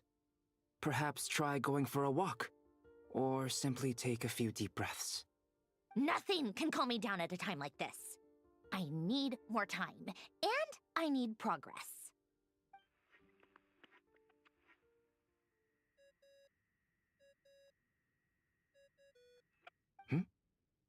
It's Mr. Flynn's. I really hate that ringing tone. Ugh. First the four orthants of the Narcissenkreuz, then moon marrows. Now what? Oh, sorry if we're disturbing you. Might I ask what's troubling you? What do you want? We're busy. Are you still at the Curatorium of Secrets? Yeah. Look, everyone else is still out, so there's no hurry. Plus, I'm busy, so I would appreciate if you gave me some space. Even though we have crucial intel to share? Fine, I'm listening. Do you intend to share it via the Dodo communication device? Ordinarily, I would, but this is a unique situation. I think it's best that we discuss it in person. See you at the Curatorium.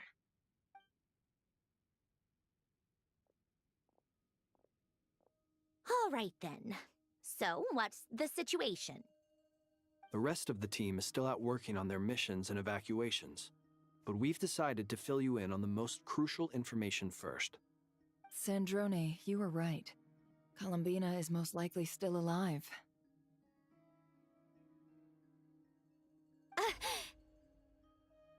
That's the best news we've received in a while. By a long way.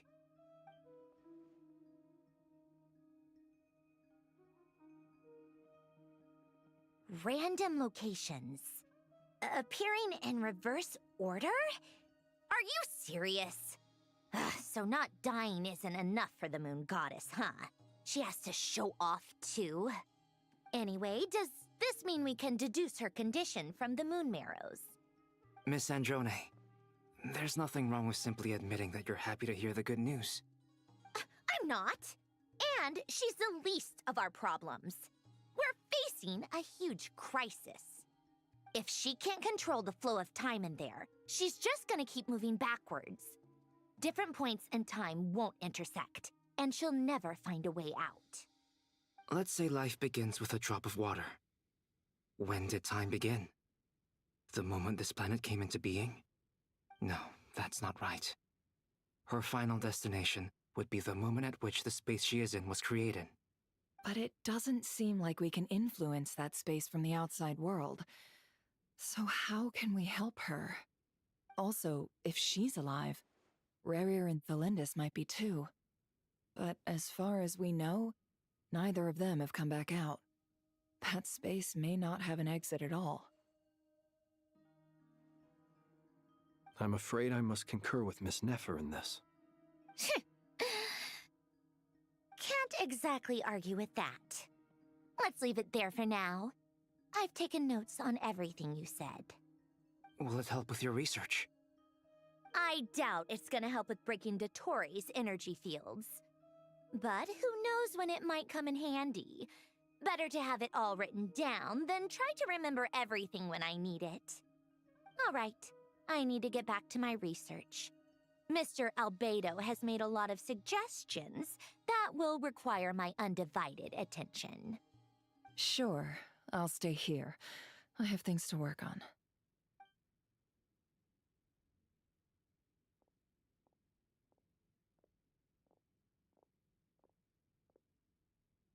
Paimon, are you there? Oh, right. She went with Varka to Natlan, didn't she? Good thing we've moved her and the Traveler's luggage in here.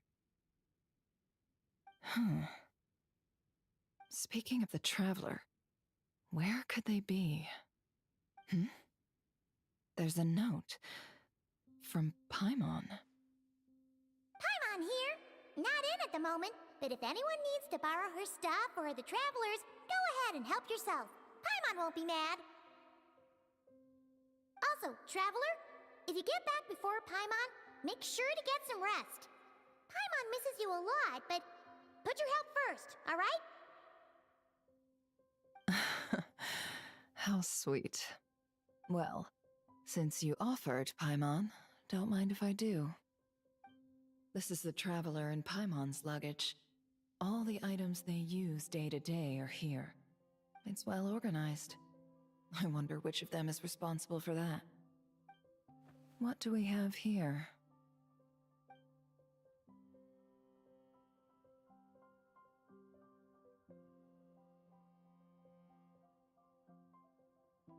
The camera captured a special moment that can only occur between people who are close to one another.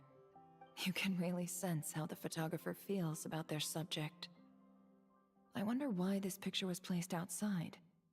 Is it because Paimon recently looked at it?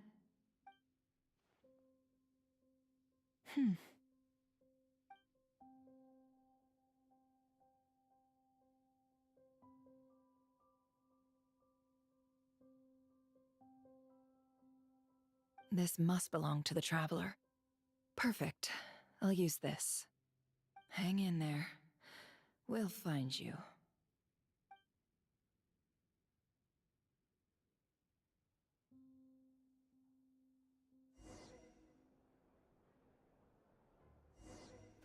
Polonia. Search keyword world formula and bring me all relevant books.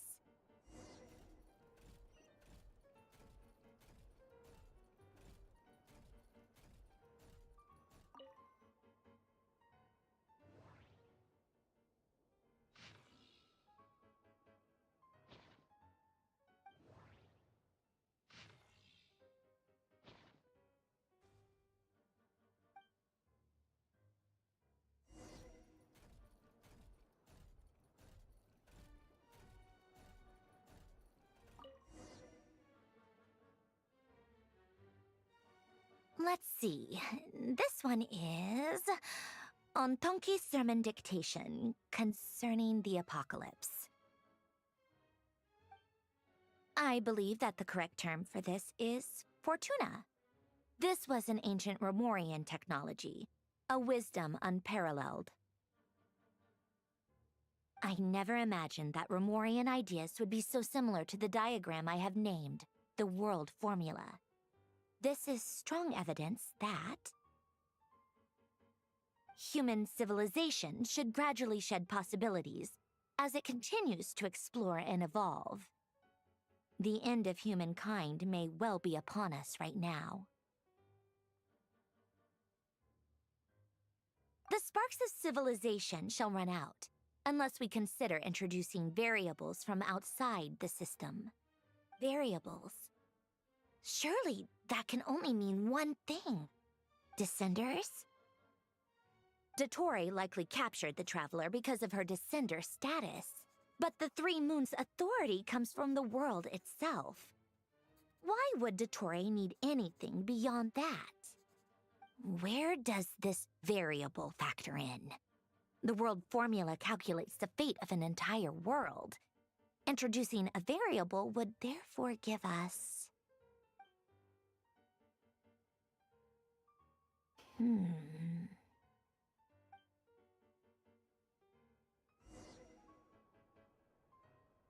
Polonia.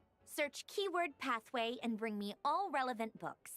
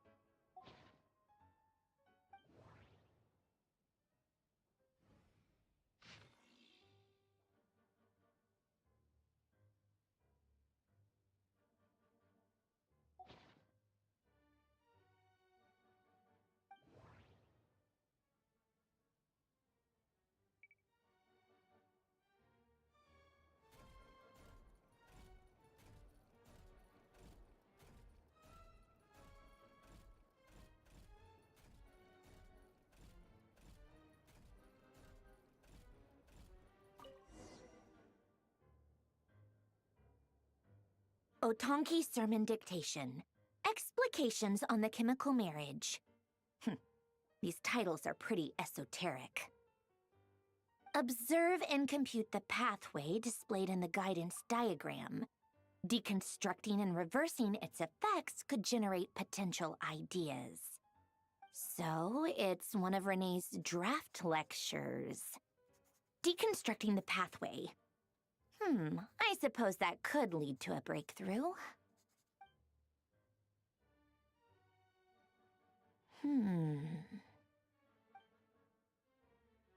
Ugh, this is so long. This guy sure loves showing off his knowledge.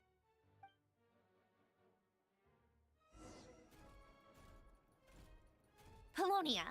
Search keyword tree model and bring me all relevant books.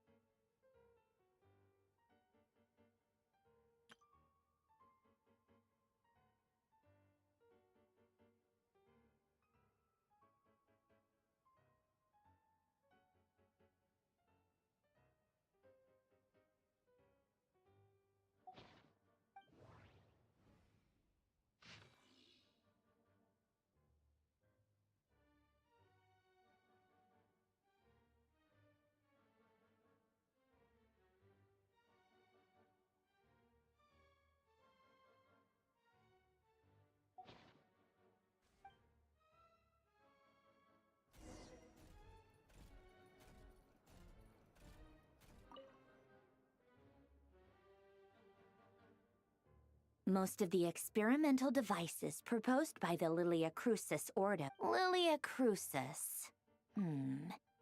Guess they were trying to cover up the name of the Nausitzenkreuz Ordo? When Duke St. Germanus departed, he said, "It seems that there's no going back." Alas, he is only a genius when it comes to machines. In all other things, he is but ordinary. Excuse me? I'm sorry. That's just ridiculous. What kind of book is this? Great Detective Herlock, The Alchemist and the Clockwork Saint? Isn't this a novel? Come on. Still, the author swears that they knew Renee well. Whatever. I guess it's not beyond the realms of possibility that Renee would say nonsense like that on occasion. Memory, wishes, souls, and persona. Frankly, this sounds more like occultism, but if Albedo vouches for it, I suppose there must be some alchemical basis to these techniques. The way Alain Guillotin saw it, the world was comprised of machines. The universe needed machines, and thus his technologies were created. That's why I was born. René, his full name was René de Petrichor, if I recall correctly. Sounds like he and the town must be intricately connected. That place was also the source of most of our information regarding Remurian civilization. Seems like some of his projects were based on their technology. The cutting of souls and storing them in vessels. These seemingly unrelated techniques underpinned René's research. Assuming that the 4 orthants correspond to alchemical categories. The chemical marriage model? Alain would have scoffed at that. He never would have let those theories or parameters anywhere near his mathematical formulas.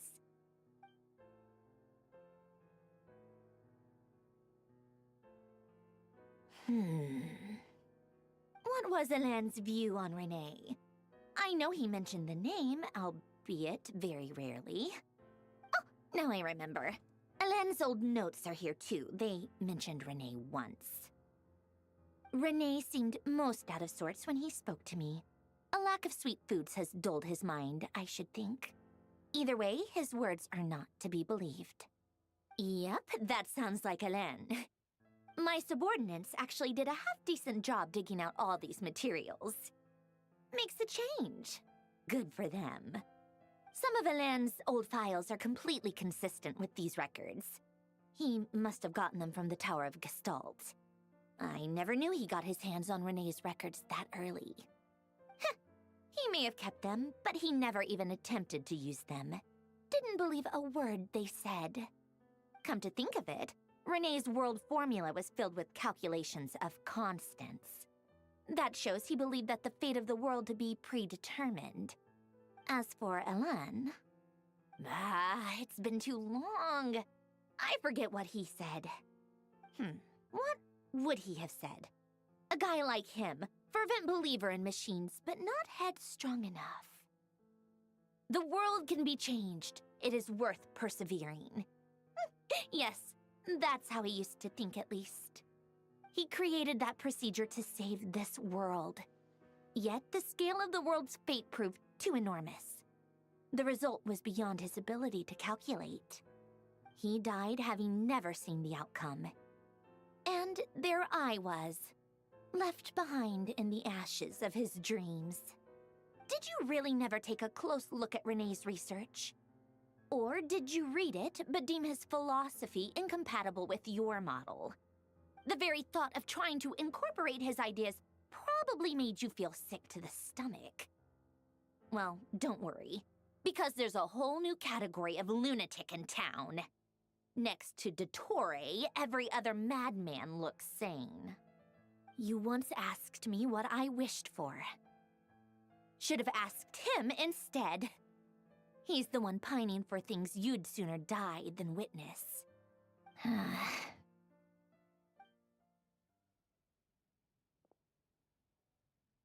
Even the tiniest variable can make big waves in the present. Now then, allow me to put these incompatible fragments together in your stead. First, establish and verify the existence of the Great Circle. Absolute nihil on one end, absolute reality on the other. Now, search between these two extremes. Then, the construction criteria. Variables. The sparks of civilization shall run out unless we consider introducing variables from outside the system. Input variables. Traverse the world, space-time, and civilization. Then extract the essential nodes from the records to determine which variables they point to. The primordial power that differentiated itself from the void. The power of light. Yes, light. Records. Hyperborea. This is horrendously complicated. After all that, I'm still missing a few variables. I need to think this through again. How do you think it looks, Polonia? Like the frenzied scrawlings of a madwoman? Fine, keep it to yourself. It's not like you can talk anyway. I'll assume you gave it a passing grade. I jest. But true madness does often start with trying to save the world. What would Arlecchino and Columbina think if they saw this incomprehensible hen scratch? They'd probably have me institutionalized. So would Rosaline. She's been dead for a while now. When I close my eyes and think back, I can still see her face. And that enormous dress she used to wear. Such a bizarre choice. What possessed her? Oh, and the clack-clack of those heels used to drive me insane. No one's asking me, obviously, but I hope you all know that I never wanted to save the world. I'm not crazy. I don't have delusional ambitions, and that's a clinical fact. The world needs a solution, but I don't need the world's validation. It's the world begging me for answers, not the other way around.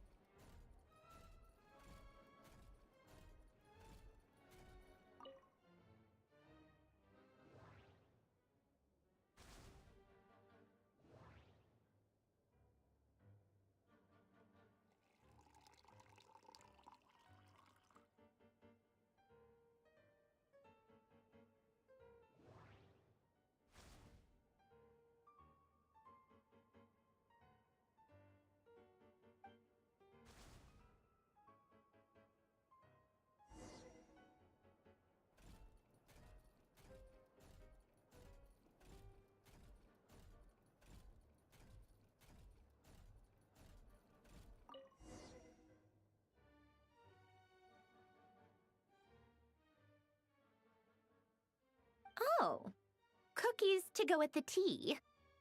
Let's see. They must be from that person who brought those documents. I see they're from Hotel de Boer. Something's written on the box. We are proud to present this homage to the Fortress of Meropede's fun-filled mill collection system.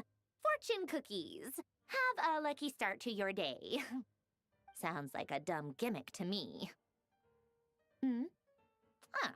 Be early to bed and early to rise. Get plenty of sun and drink plenty of water. Then things will surely go well for you. What? Are you kidding me? Somehow I doubt that an early night and a glass of water is magically gonna save a world on the brink of existential peril.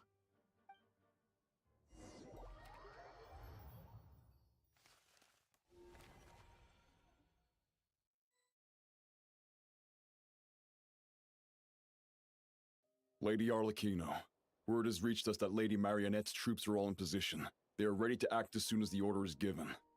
Excellent. The only thing is, they are fewer in number than we expected. It looks like many of them must have lost their lives at the hand of the monsters released by the Doctor. Can't be helped.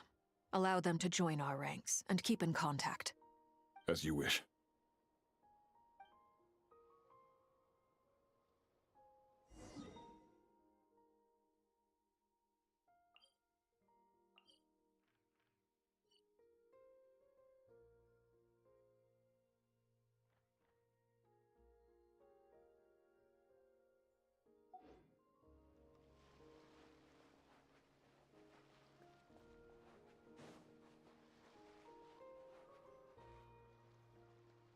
It's been a while, Arlecchino. You look well. Did Dottore really have to build his lab right on the sole path between Snezhnaya and Nodcry? Had to go on a huge detour to stay out of its line of sight. Sounds like an arduous journey. I assume you've brought word from Her Majesty? Of course, all part of the job. Firstly, the Tsaritsa has authorized Fatui Internal Affairs to review Dottore's case. They will reach a formal verdict on whether he has turned traitor and whether he poses a threat to Snezhnaya. While they're working on that, I've been ordered to come and receive the refugees from Nodcry. They are nearby. My team will escort you to them shortly. Great. Aside from that, Her Majesty has a message for you and Sandrone personally. Huh? Where is Sandrone? She stayed behind to work since I was making the trip anyway. It seemed sensible to have one person on standby at base while the other came out to meet you. All right, guess that's just how she rolls. In that case, tell her that the Tsaritsa's decree this time is pretty awesome sounding. I think she'll like this one. Still, I wonder what... Wait, what's that? Did one of our troops turn into a monster? Take him out.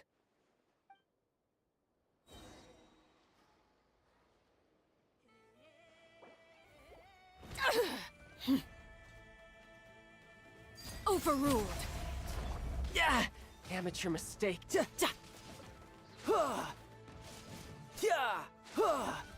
Shouldn't let your guard down. You've gotten stronger, Arlecchino. Nice. Stop that right now. I appreciate the praise, but I am not fighting you today. I knew it.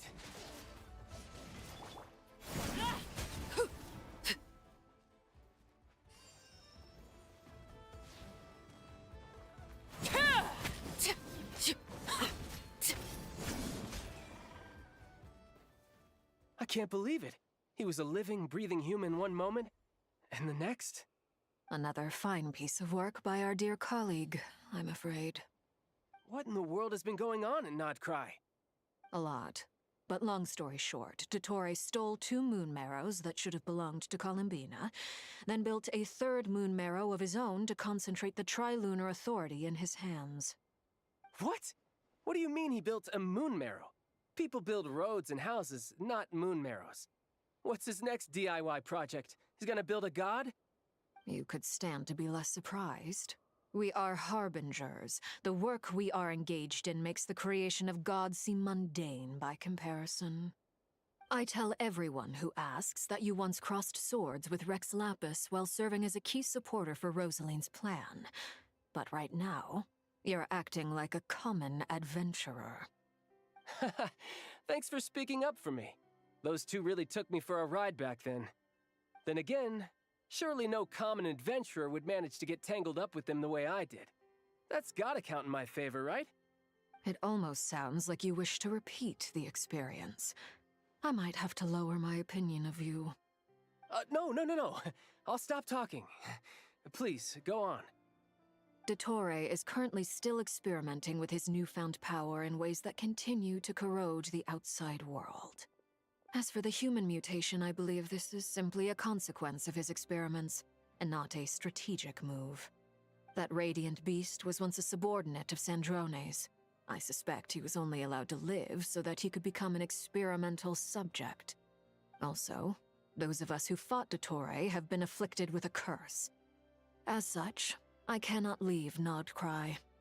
This is so much worse than I thought. No wonder Her Majesty's decree is so extreme. While these exceptional circumstances persist, the Harbingers are hereby authorized to use unilateral executive powers. Should Dottore pose a threat, Arlecchino and Sandrone are permitted to eliminate him. My thanks to Her Majesty. I will pass these good tidings on to Sandrone. Her Majesty has also declared that she will refrain from launching an attack on the now evacuated Nodcry due to the presence of unretrieved research material. A wise decision. By the way, how's my old partner doing? I'm assuming they're with you? Partner? You mean the Traveler? I'm afraid I have bad news. She was captured after our failed assault on Dottore's lab. Her whereabouts are currently unknown. What? Why? Since when does Dottore have a bone to pick with her? That is indeed the question. I'm not sure he does. He must have some other goal in mind. This won't do. I have to rescue her. You can't. We have no idea where the Traveler is. What am I supposed to do then? Stand here twiddling my thumbs? Sandrone is working on it. The best thing you can do right now is complete your mission. Fine. I guess I'll leave this to you then.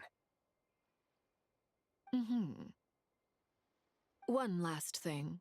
Tell the Rooster to get the message out to the gods and citizens of every nation in Teyvat. Beware. An uncontrollable pollution is spreading forth from Nodcry. The source of that pollution is a madman drunk on the success of his experiments. The Fatui and our allies will endeavor to contain the threat. However, if Nodcry falls, things are likely to escalate. Considering Dottore is one of our own, all Fatui stationed in Nodcry consider it our duty to stay and fight him to the bitter end. Whatever the cost. Hey, don't be too pessimistic. If it comes to it, I'm sure Her Majesty won't stand by and do nothing. I hope you're right.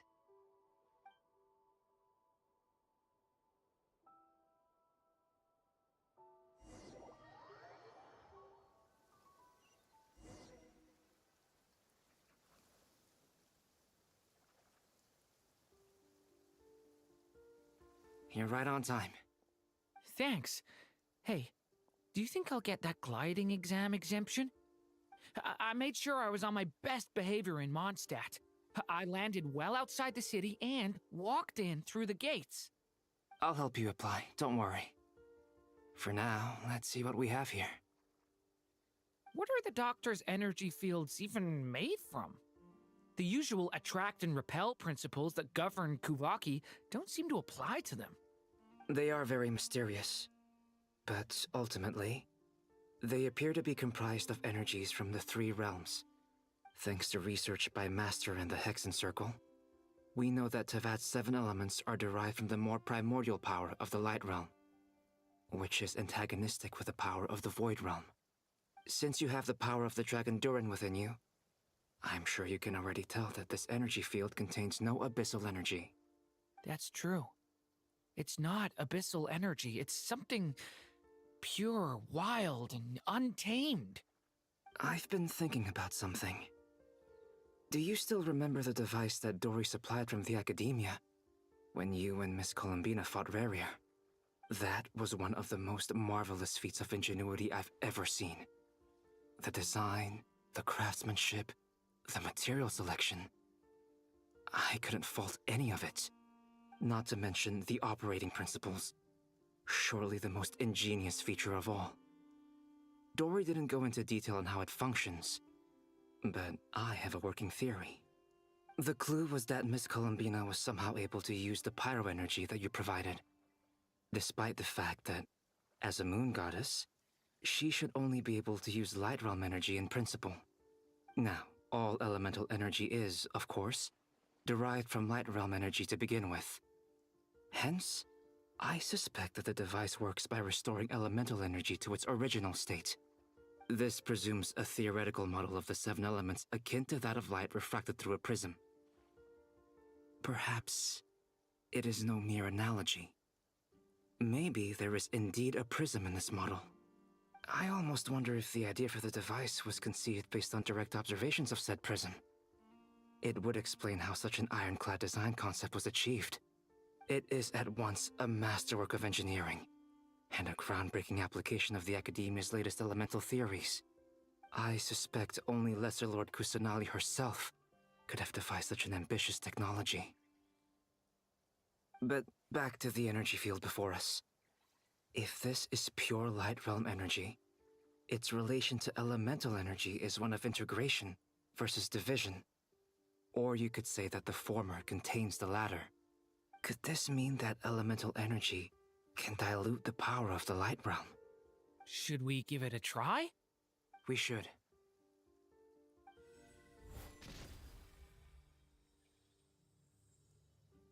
Ha! It works! Clear signs of disruption were detected at the periphery of the energy field. This indicates that elemental energy can disturb or even negate the field. Now you try. All right, here goes. It's working! Switch to abyssal energy and attack again. No surprises there. Abyssal power drains the energy field to a significantly greater extent. I now feel confident in asserting that the energy field is indeed pure light realm energy, and that elemental energy can dilute it. But the energy field is huge. How much elemental energy will it take to neutralize it? We don't have to neutralize it completely. We can try other approaches. That's all for theory. Would you like to continue watching? So you knew I was here. Huh? When did you get here? A while ago. But Albedo sounded like he was working on his thesis defense back there. Back in Sumeru. You can end a person's whole career by interrupting them mid-speech. Very thoughtful of you. I'm truly touched. Could I ask you to lend me a hand? With what? A little test. Try using Anima to unleash a concentrated assault with circular blades, with the goal of breaking through at a singular point. Nice! This time it tore through the field. Tremendous. This is a major breakthrough. Should we go through? We probably shouldn't risk having mutually antagonistic energies in such close proximity. Durin, you stay here and watch the entrance. Hat Guy and I will go in to investigate. Sounds sensible to me. Keep your eyes peeled, Durin. Don't worry, I got this. You two be careful in there. Just give me the signal if you need help, and I'll dive right in. What do you mean, signal? It's based on a new alchemical concoction I developed last month. When 2 bottles of it are smashed on the ground together, they emit a blinding burst of light. If it comes to that, remember to shield your eyes with your hat. Glad I asked. Thanks for the heads up.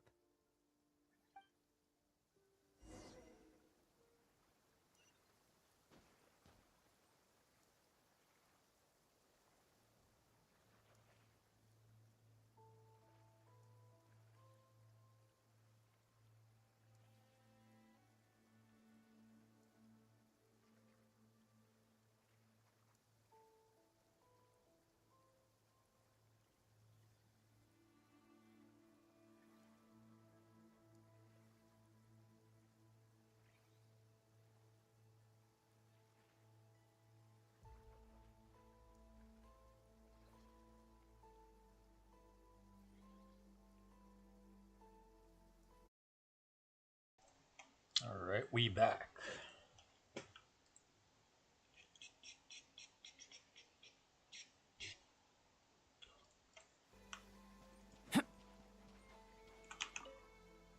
Like I thought. Beyond a certain distance, we can't see the opening where we came in. Maybe that's to prevent people from escaping. Sounds like Dottore style to me.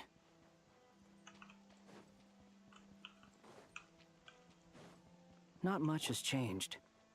Things are basically the same here as they were before the energy field appeared.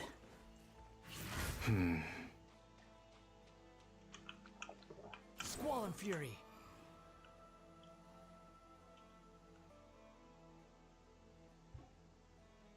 They have no heartbeat and they're not breathing. We can only assume they're dead. But there are no visible wounds. Also, there's an animal squatting next to each body. It's watching us. That's not an animal's gaze.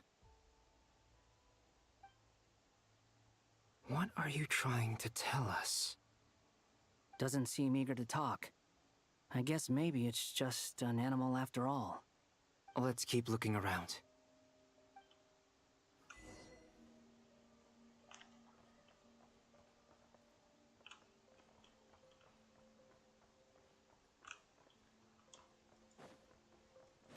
Behold!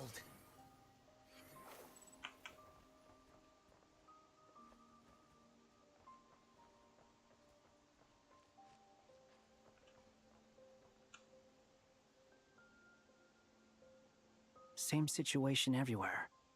Not a living soul in sight. Just countless bodies with animals standing watch over them. Well, I think we can safely rule out the possibility that they're all pets. Is skirting around the topic your way of showing consideration for other people's feelings? Just being cautious. I don't doubt that you can handle the truth.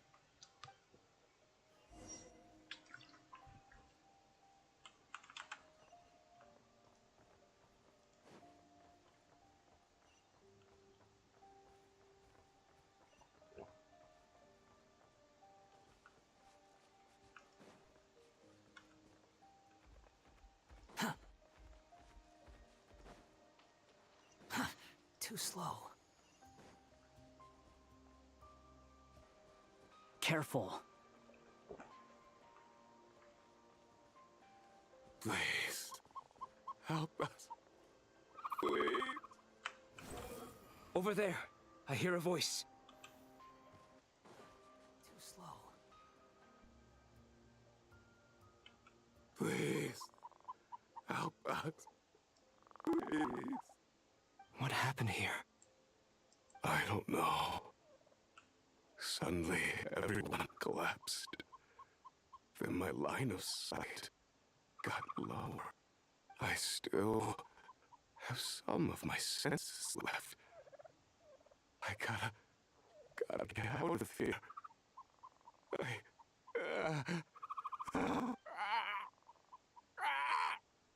It looks like there's a huge experiment going on inside this energy field. Maybe each energy field is its own giant experiment. Vile. He's swapping human minds with those of animals. Even without the other circumstances, this would be an extremely radical experiment. Those people may have lost their sense of selves, but they are not fully animals either. If they were, they would have left. But instead, their instincts are driving them to remain by their dead bodies. We should go. No sense in sticking around here longer than we need to. Agreed.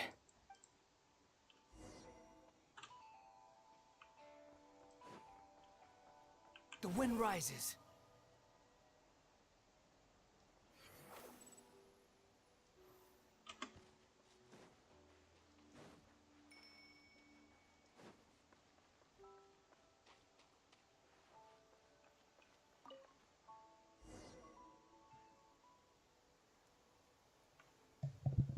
Ah, you're back! Everything okay?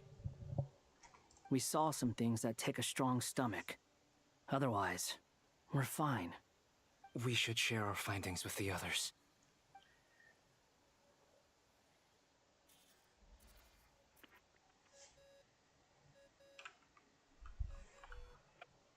Yes? Who is it? Miss Nefer, it's me, Albedo. We found a way to break through the energy fields. With enough control, it's possible to tear them open using elemental energy. Also, we managed to take a look inside. Dottore is carrying out his cruel experiments on an immense scale. Any residents who have failed to evacuate in time will likely meet a grisly end.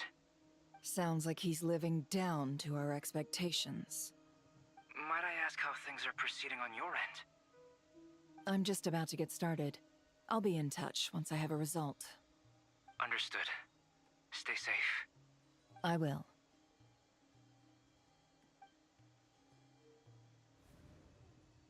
Well, Nefer, I'll link up with you once my tasks are complete. What makes you think I'd need you to do that? I'll need it.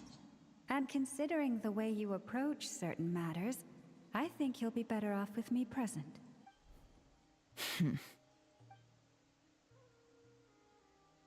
Let's begin. Entering simulation mode. A vast wasteland. Is this the Traveler's inner world? I was expecting something more vibrant, to be honest. Wait, someone's there. What are you looking at? In that case, I'll look at it with you. I want to know all about everything you've seen and experienced. Is there somewhere I should return to? Or should I stay here and be the hero everyone says I am? I don't dislike my current life. Roaming the land, fighting battles, accomplishing missions, earning a living, looking after Paimon. It's not so bad. I guess the only thing that's missing is that you're not here with me. This is the conscious layer, which contains a person's true feelings. It is filled with both longing and kindness. I suppose anyone who lives long enough ends up wishing for someone who can't be there. Maybe it's the only way we can feel truly alive. Time to delve a little deeper.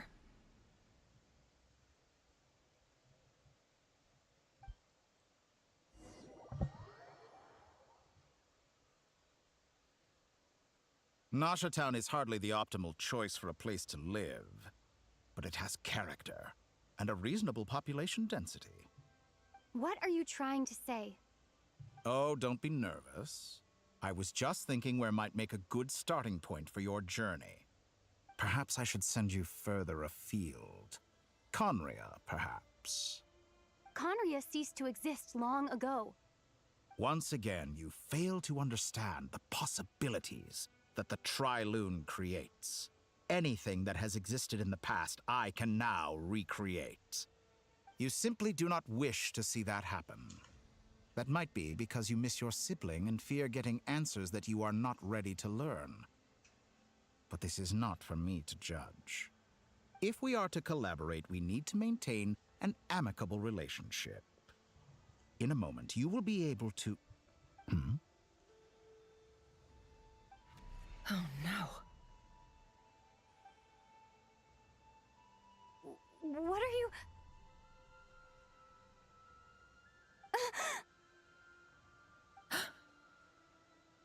What are you gonna do?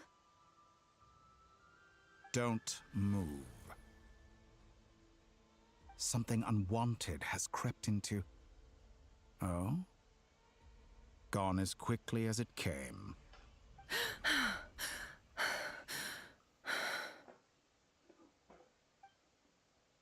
Did you save me? If I hadn't cut the connection, Dottore might have caught you from the other side and destroyed you. This was a good idea, but once is plenty. You were exceptionally brave. Excellent work. Thanks, but now's not the time for that.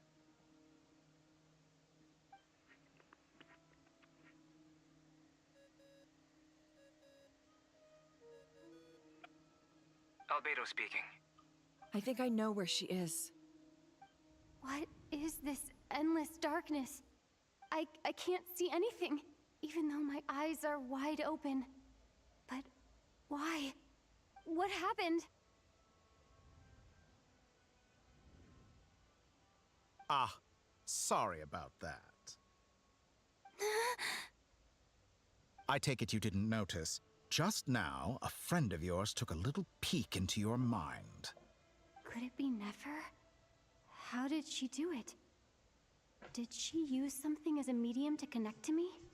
Do you think she's aware of your current circumstances? Oh dear.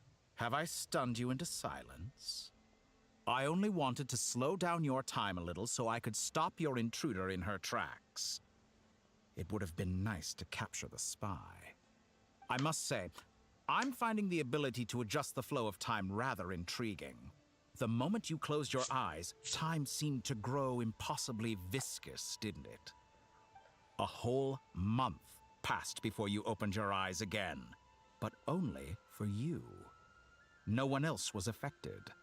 I dare say this is something only a god can achieve. Point taken. You've proven once again that you have god-tier powers. Oh, you misunderstand. This wasn't about proving a point. I was testing things out. I find I learn best by doing, and I have to admit, time is not the easiest dimension to control. I only wanted to make you sleep for a short while, but it ended up lasting a whole month. Clearly some finesse is required to wield the authority over time as I wish. I hope you're not angry with me. It was only a month's discrepancy, nothing too serious. Had I been off by a year, a decade, or even a century, that would have been quite a different story. You could have frozen me for millions of years. So much for collaboration. You aren't showing much sincerity. Millions of years? To what end? I wonder if you don't understand humans all that well. They are very pragmatic creatures who understand only that which they can perceive with their senses. If I had you sit here for a week, I imagine people might sympathize. But if I left you here for 100, 1,000, or 10,000 years, the sheer size of that number would cause it to lose all meaning to them. They would not have the capacity to comprehend your suffering, and thus they could not empathize. Unfortunately, while gods do exist in Tevat, it is ordinary humans that account for most of the population. Their lifespans are so limited, their bodies so fragile. Did you ever really hope that they could begin to understand someone like you? Your long life and unique origins make you fundamentally different from them. How long will it be before they start to treat you like the alien you are? Before you are ostracized, outcast? Alien. Even I feel bad for you sometimes. This world has made you into a slave. So many times you have served its will, and not once have the powers that be ever thought to grant you the one simple thing you wish for, you have been treated most unfairly. I can change that. I will grant you special privileges and give you back the status you rightly deserve as a descender.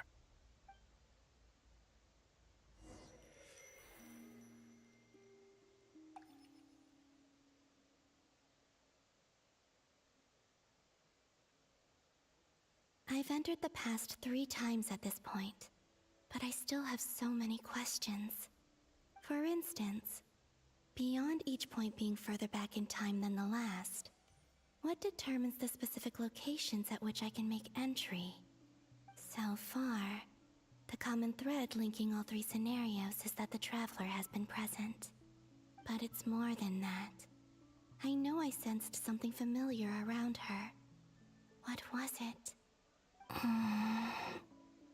I'll keep this question in mind as I carry on.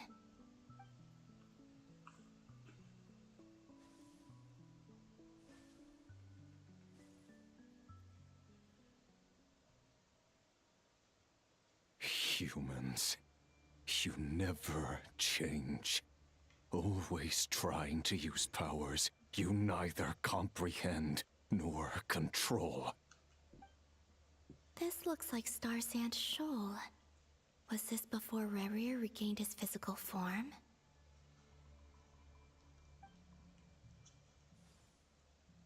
You've messed with the cannon again, huh? Sorry, but this round's not gonna go your way. The cannon. That's right.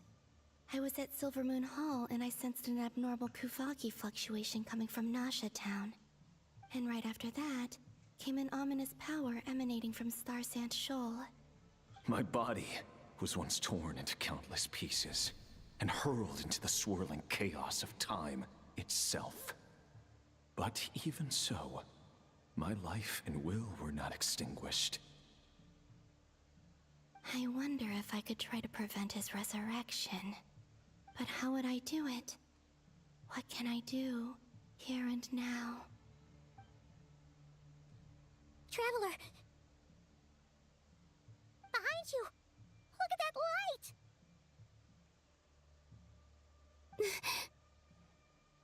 No, I won't make it in time. She's using the Kuvaki shield like I taught her. Is she gonna use it to block the cannon's beam? She's strong. I'm sure she can manage. But the force released when the beam impacts the shield might lead to collateral damage. Easy Island. The Frost Moon Scions will be exposed to lethal levels of Kuvaki. A question, if I may. Kind Miss Columbina. When the cannon's Kuvaki beam was deflected earlier, I saw several bolts of energy streak toward Hisi Island, only to be blocked. Did you also have a hand in that? Maybe that really was me after all. Well, future me. But I don't know if I have enough power left. Siki sato pasa sax, sniti ipotuftos. There's no time.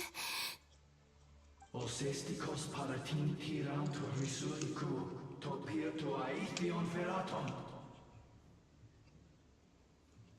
I have to make it. Oh, Frost Moon. Oh, great land. Oh, slumbering moonlight of Notcry. If you can hear me, if you can sense my call, then please, heed me once more!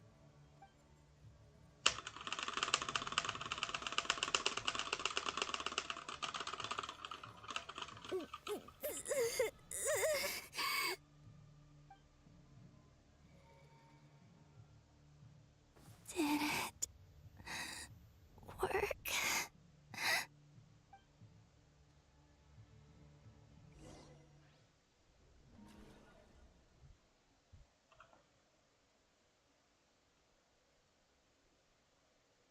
Hey, wake up. Hey, did you hear me? Columbina, I said wake up! Now! Oh, good morning, Sandrone. It's 3 in the afternoon, actually. And could you kindly not use my quarters as your personal nap room next time? But I feel so safe here. And your coffee, right? It's so bitter, but it smells lovely. It's like you were raised by wolves in a forest or something. What did you drink growing up? Grass tea? The Frost Moon Scions certainly led a more frugal existence than the Fatui. Then I'll bet you've never eaten one of these before. It smells delicious. That's because it's a Fontanian recipe. I had a little free time today, so I made a batch. Rosaline will be here shortly, but if you really can't wait, I guess you can go ahead and... Hey, at least let me finish before you start eating! Did the Frost Moon Scions not teach you basic table manners? Or did the rules not apply to you because you're the high and mighty moon goddess? These are so tasty. Of course they are. I made them. I was worried they might contain traces of machine oil. What? That's diabolical. You know, there's something I've always wanted to ask you. Why did you leave your old home and join the Fatui? I mean, I'm sure their food was awful. But there's gotta be more to it than that. Well, life there didn't go quite how I imagined. What were you expecting? You're a god. Your followers are gonna make some demands of you, right? Surely you can just answer a few prayers here and there in return for the free food and drink. How bad can it be? Well, would you help other people just for free food and drink? The doctor told me that you were created by a great mechanic, Lord something Fisher. The Lord Artificer. Ugh, some people can't keep their mouths shut. Oh, Lord Artificer. And didn't he have something to do with the, Narcissist. Narcissist? Narcissenkreuz Ordo. Yes, that was it. Narcissenkreuz Ordo. So, would you try to fulfill their wishes? You must be joking. I wouldn't go even if they paid me. I don't even know them. Exactly. Well, I felt the same way. I did not know the people who made demands of me. Huh. What do you know? We're on the same page for once. In his later years, Alan did ask me if there was anything I wanted to do. If I had any wishes of my own. Well, I don't. And I'm not in any mood to fulfill someone else's either. Who's Alain? He was the... You know what? Never mind. You're not gonna remember. Anyway, the point I'm trying to make is, neither of us is the self-sacrificing type. Let me ask you this. What sort of place would you like to live in, if you could choose? A place where people don't ask me for things I cannot give them. Where they don't worship me, or fear me, but just want to chat with me like a normal person. I'd also like the freedom to come and go as I please. And ideally, it would be somewhere with the smell of coffee and snacks. Not to burst your bubble, but no such place exists in the world. Now, take your snacks and scram.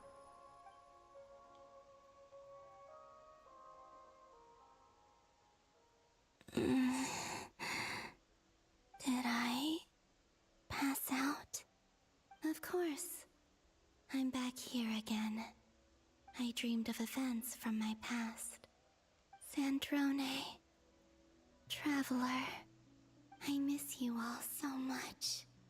Back there. I guess I managed to harness all the Kuvaki energy on Hisi Island. But how did I do it?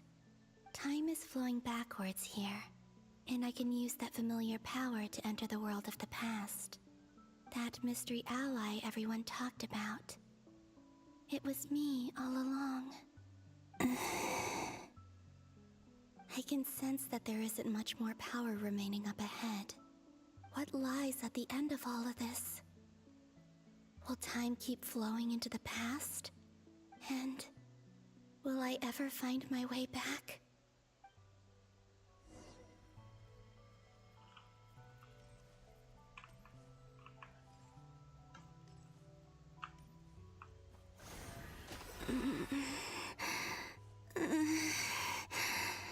It's getting harder and harder to use my power.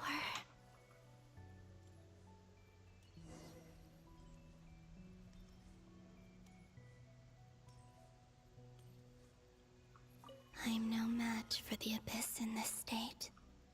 I need to avoid the contaminated fragments.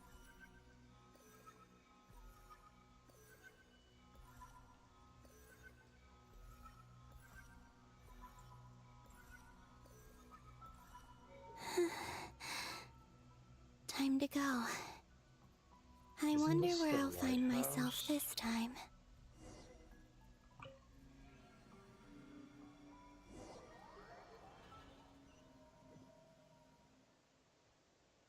The Final Night Cemetery. This is where Flint's is based. Or not! How are we supposed to read through this many files? Difficult, yes, but it is also our most efficient option. Seems like they're searching for information. Oh, I remember. Flint's and Varka talked about some files on the Wild Hunt. Was this my doing too? To expose the true intentions of this Rarir, we need to dive into Notcry's history. Are my actions changing the past? Or are they simply completing a process? Is all of this inevitable? Or am I the one making these decisions? If I choose not to help them now, will it change how things turn out? Hope we don't land on our heads then. They're my friends. I can't not help them.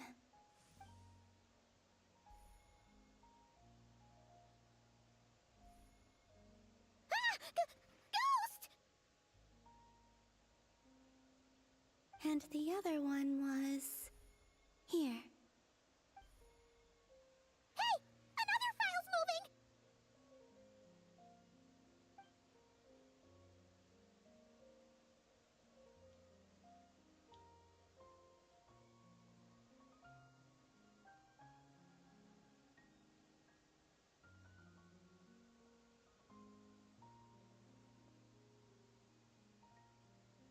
That should do it.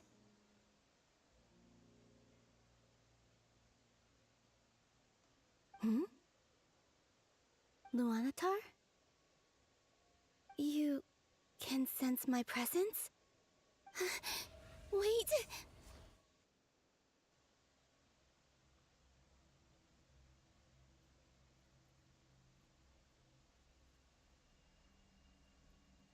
Luanatar. So she's that familiar presence I've been sensing all along. She's always been by the Traveler's side. That explains why the Traveler has been there each time I've entered the past. But why Luanatar? Is it because she has a connection to me as the Moon Goddess's familiar? If so, why not any other Kuhenki? That's...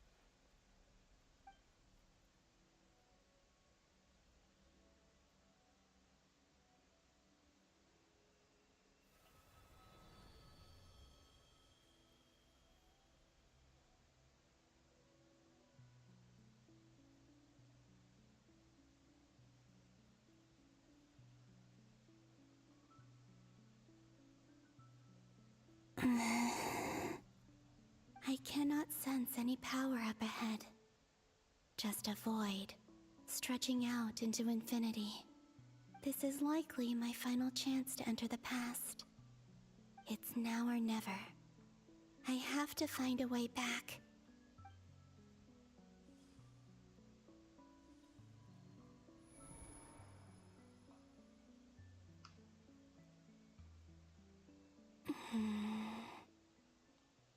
Hisi Island? How far back in time is this? Where's Luanatar? I can't sense her presence this time. This is the time when she was born, isn't it? What? No. Seeing Anafa and Aino reunited like that sure was heartwarming. Oh, this is where the Luanatar Traveler, appeared the first Paimon. time, right? No. Stay calm. I don't have much power left to change things. I don't even have that much time left here. Think, Columbina. How do I find a way back? A way back... to where? Do I go back to Moonprayer Night? Or to the future that followed? And if I return in my current state, what will become of me then? Dottoro's actions that day proved that he'd been planning that for a long time. He had already seized the power of 2 moon marrows before capturing me. Even if I managed to get back, how can I fight against him when he wields the Tri-Lune Authority? I can't. If I go back like this, I'll be playing right into his hands. I have to find some way of rivaling the power he has usurped. Wait. Time flowing backwards. The Tri-Lune Authority. Does that mean... I think I know what the final destination of this lunar reflection might be. I know what I must do. Speaking of homes, we must already be close to where the Frost Moon Scions live. The vibe here feels different, just like the scenery. But how do I communicate my plan to my friends? Should I write it down here? No. Someone else will see it. I need something with a close connection to me. Something I can use as a medium to tell them what's happened to me in here.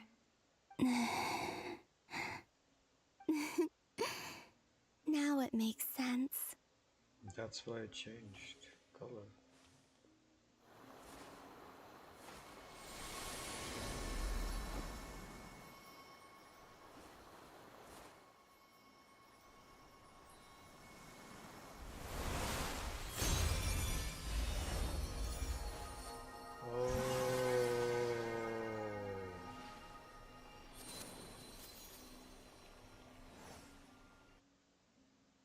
Hey, what was that?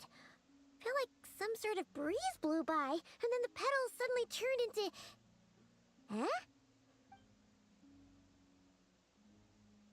It was I who brought Luanatar into being. I gave up a piece of my own soul to create her. That's why I could sense a familiar power from the moment I entered this space. It also explains why she's been present in every past location that I've entered. Because we have a deep connection. You are her. Hey there! What's your name? And the reason why there are no more gates to the past after this point is that Luanatar hadn't been born then. No wonder I sensed the trace of a blessing when we first met. But I still didn't recognize the soul hidden within you. Back then, I was just a little lost dove. I had yet to become Columbina Hyposelenia. Go on now. We've got stuff to do. Best you find someone else to hang out with. Hey, you scared it off. I'll be counting on you. Remember to stay by the traveler's side, guide her, and help her in my stead. Oh, and bring her to the garden where the Moonprayer blossoms grow. There's a little lost dove there who will need her help.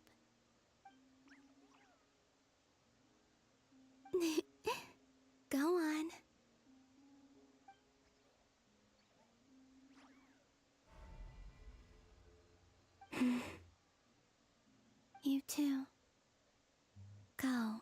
and live your story. As for mine must go in a different direction.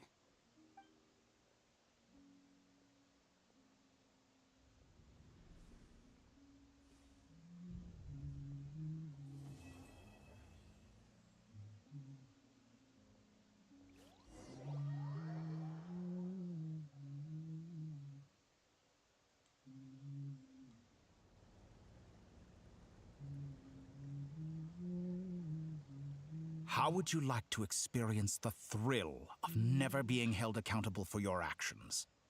You could crush people like ants without consequence, or tear off their heads or limbs as you please. Believe me, such a life is but one small step away. What point is he trying to make? Freedom? But the freedom to kill? To do evil and get away with it? Why would you offer me that? The creation of a world is the ultimate scientific experiment. I have taken my research to the highest level, where I shall be not just a god, but also a servant to many sacred spirits. I shall heed the truth and perform holy deeds. A god's laboratory is the perfect playground.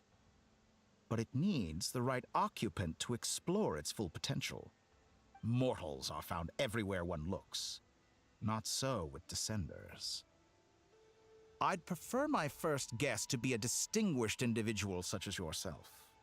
And I know you could make the most of the opportunities it offers. So the condition for entering the new world is to take innocent lives. The same dilemma that Rerir once faced. Could I really bring myself to kill others for my own benefit? Rerir did. And look where it got him. Have you made up your mind? I can't do it. Your playground is no place for me. You're putting your hopes in the wrong person. But we both know I'm not quite the hero you say I am either. I have my own reasons for the journey I'm on, and they aren't all selfless. You've grown a lot since we last met, but there are still things you are unwilling to compromise on.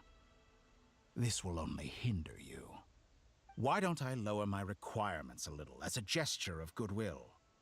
I'll give you a little time to learn to be a less noble soul. That'll make things much easier for you. I really doubt I could live that sort of life. And yet you already sound less defiant than a moment ago. The benefits appeal to you because you can read the signs of the times. Why don't we return to my research facility? Your last visit was so rushed. There is much that I have yet to show you.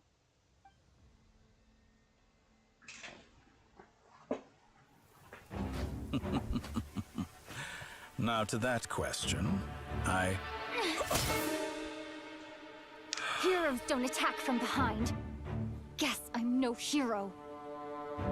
This is most disappointing.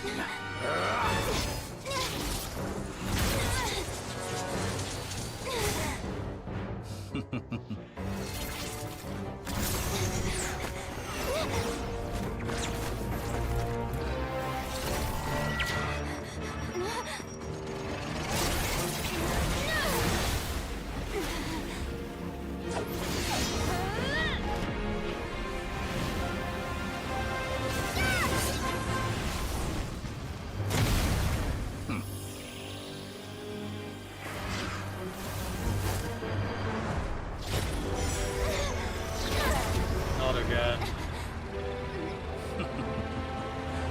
Now then.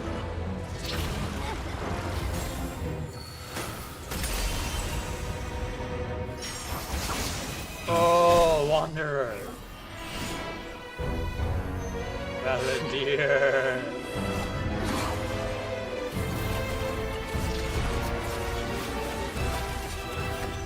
A new face. Interesting.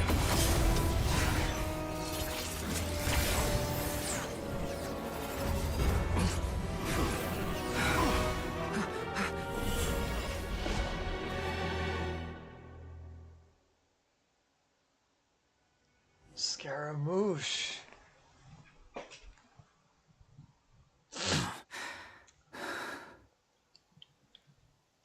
You're still gonna call me Hat Guy after that, huh?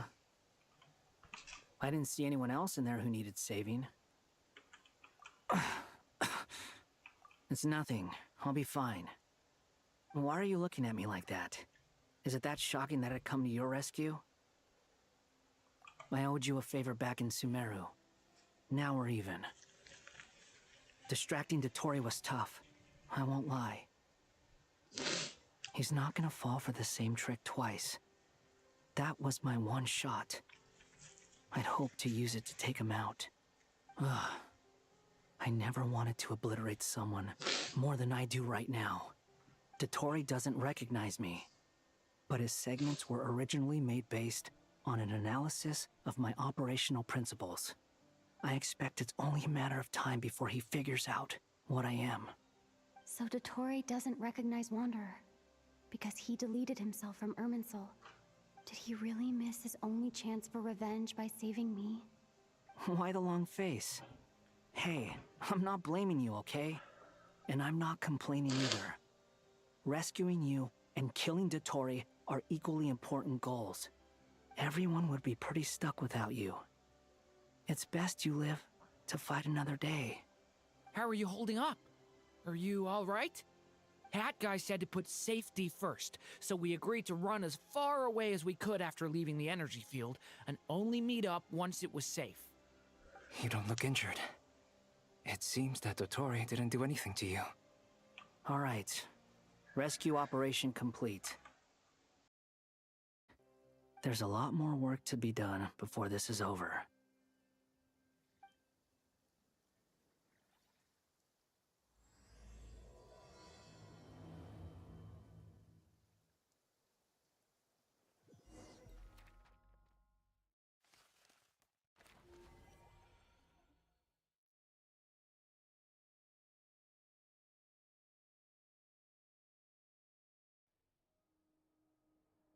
Understood. I will bear the Tsaritsa's decree in mind. I don't see what's so awesome about it, though. Does he really think everyone else is as immature as him? I'm not stooping to Tartaglia's level. I thought you might say that. How's your progress? Quite promising, actually. That alchemist Albedo gave me a few ideas. Remember how I asked you to look up some files for me? That stuff on the Nachtschitzenkreuz Institute. René de Petrichor and Jakob Ingold. Alain Guillotin despised René's theories and methods, but he never managed to come up with better alternatives either. So I adopted some of René's ideas. I thought Alain was like a father to you. He and René were mortal enemies, were they not?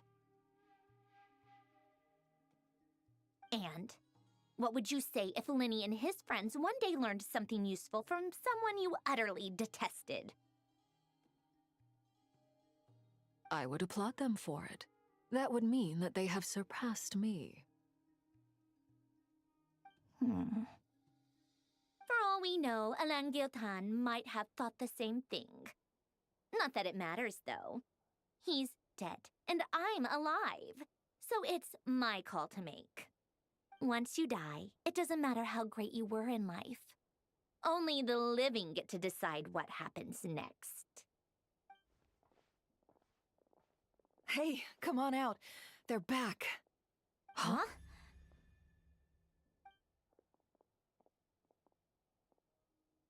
You're back? And your head's still screwed on? And you still have all your limbs? What does it look like? Way to keep your composure, madam. Excuse you. I am perfectly composed. Glad you're okay. Yes, it's a huge relief. Worry? Oh, yeah, right. You think we, the Fatui, were worried about you? We were worried sick. Hey! The Traveler and I were already friends. You are free to join this mission in whatever capacity you please. Much like your tea parties. It's a laugh a minute with you guys. I must say, I was quite surprised when Mr. Albedo told me he would need no additional aid.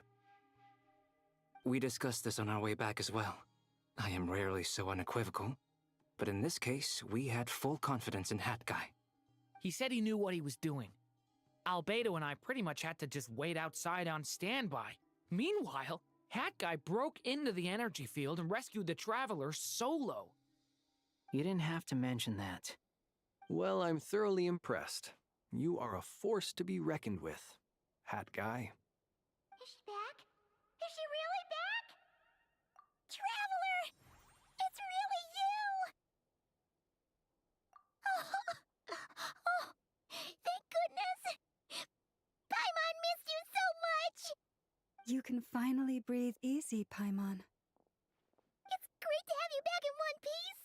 Oh, Paimon's been having nightmares the whole time you were gone! Look at them. You know, once you reach my age, there's nothing better than watching a misty-eyed reunion between friends. It's nothing. Same goes when you get to my age, too. I bet Ino and Anefa would be tearing up as well if they were here. Varka, I'm not sure Anefa can cry. Oh, yeah, good point. Hey, your eyes are looking a little red and puffy. Come here, let's hug it out. What? Ew, no! No, thank you. You're not my dad, okay? Knock it off! Everyone, I'm sorry for all the trouble I caused you. But the silver lining is, I didn't come away from this ordeal empty-handed. While I was being held captive, I learned a lot about Dottoro's current capabilities and what he plans to do with them. Allow me to explain.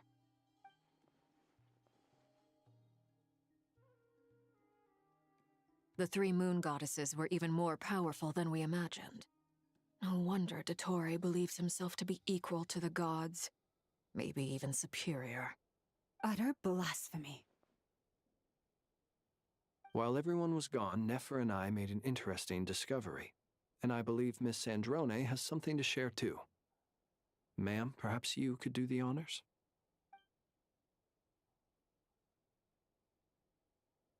Called it. Getting rid of a pesky troublemaker like her is like trying to clean up after a crumbly cake. It always comes back to haunt you. Our next step is to find a way to bring her back. A place where time flows backwards, with no destination in sight. Surely it must have been created for a specific purpose. But I fear the answers are buried deep into Vat's history, held by great powers beyond our reach. It sounds like she's on a specific path through time, just traveling in the opposite direction to us. The question is, where does that path lead? Or will it keep going to infinity? We considered that question as well.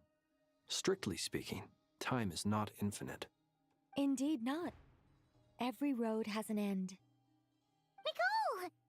You sure loved quietly sneaking in mid-conversation. I do, in fact. It's something I've always done at our mages' tea parties. Quiet, mysterious, and persuasive. You wonder what lies at the end of her road. Well, just as the world has a beginning and an end, so too does time. And so, the end of the road is the moment that Tevat was born. But where Miss Columbina will end up along this road, that depends on where this particular river of reverse time began. What about the original moons and the moon goddesses? Do they have a beginning too? All things do. In the beginning, no moons adorned the sky. It was the Dragon King Nibelung who raised the three moons into the heavens, and thus were the moon goddesses born. They were shadows of the planet, born to wield Nibelung's authority and oversee the world on his behalf. They were extensions of his will, manifestations of his majesty. But then one day, they disappeared just as suddenly as they had once been brought into being. Nobody knew where they had gone.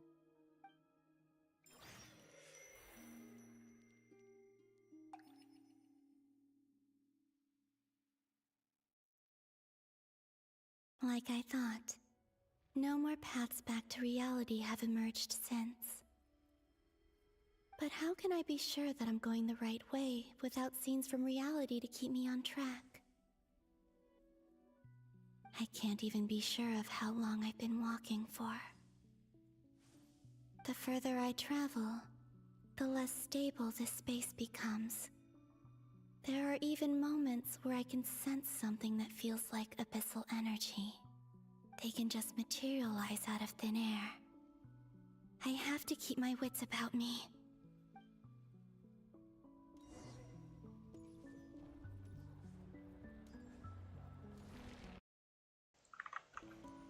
This has to be Revere, right?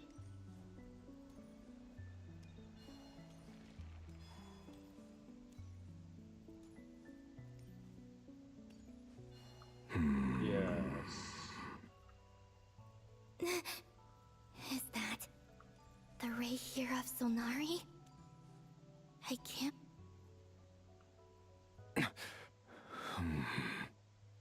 You are the moon goddess. But how? Please, there's no need. I'm not interested in fighting anymore. I find that a little difficult to believe.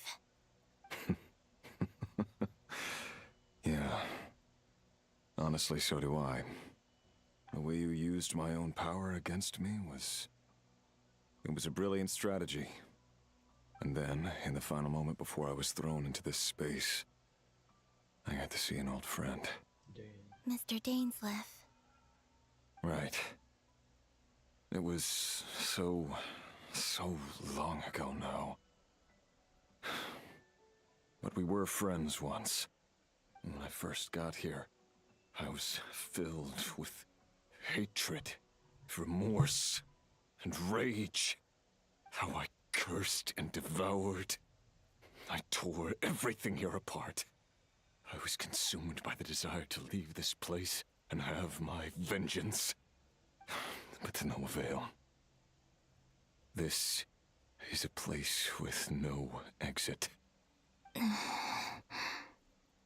This is the second time I've entered this space. Though I have no memory of the first. I was torn to shreds the moment I entered. But this time I survived. It must be partly because of this new body. And partly because of all the Kuvaki I absorbed in Nodcry. Are you the source of the abyssal power in here? Not all of it. Some is from when I first arrived here and tried to destroy everything. But there was already a degree of abyssal power here, before I entered. And like a venomous snake baking in the merciless sun, it tried to slither into my shadow. Tried to? So, you rejected it? Yes. Because after that, the world suddenly became silent for a moment. What do you mean? The voices in my head, they were gone. And then I saw her. Her? Thelindis. My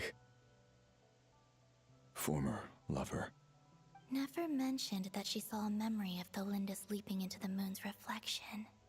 More precisely, I saw her afterimage. I'm sure the real her is long gone. She was just an ordinary Conrian. She couldn't have survived here for very long. Anyway, why have you come here? Didn't you know it was a dead end? If I hadn't escaped through the moon gate, my friends would have been in far greater danger. Oh, I see.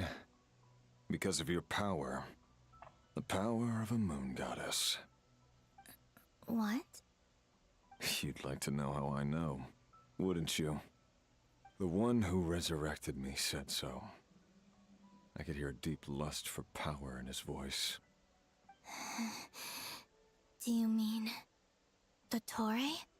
Dottore. So that's what he's called. He'd been collecting fragments of my body for a long time. All so that he could resurrect me at the moment of his choosing. I had no interest in his research.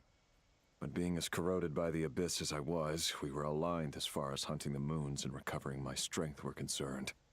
So that's why the Wild Hunt suddenly became so active in Nodcry. When I left the Fatui in my weakened state, Dottore must have felt that his time had come. Moon Goddess, could I ask a favor of you? What? I know this is a lot to ask, especially from someone who tried to kill you. If you refuse, I won't fight it.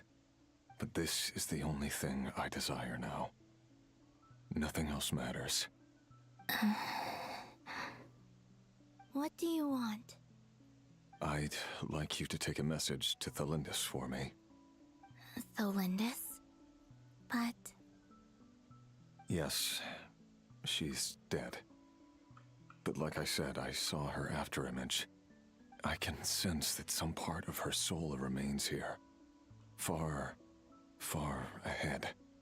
why don't you go and speak to her yourself? I can't. I don't know why, but I can't move freely in this space as you can.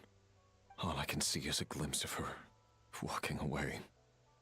Just like the moment when I last saw her in life. In return, I will clear these abyssal obstacles for you.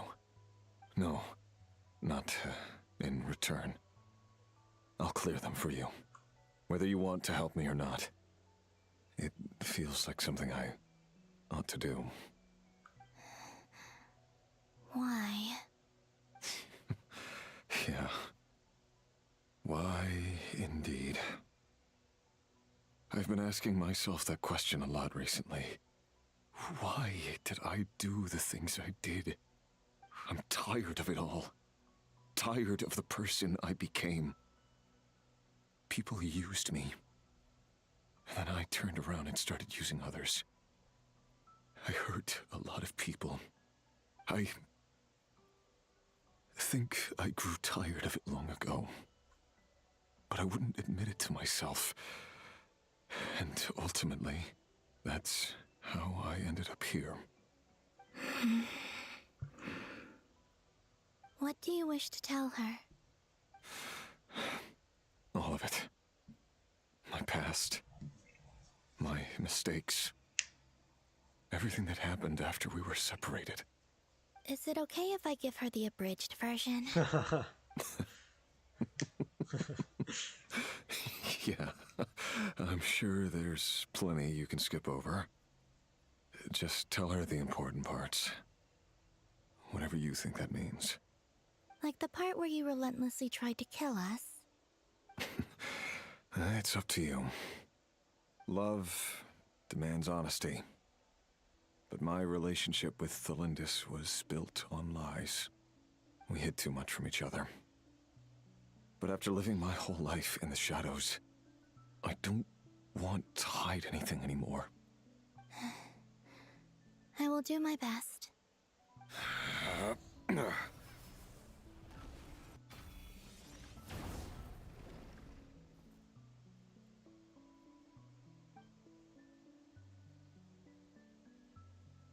There.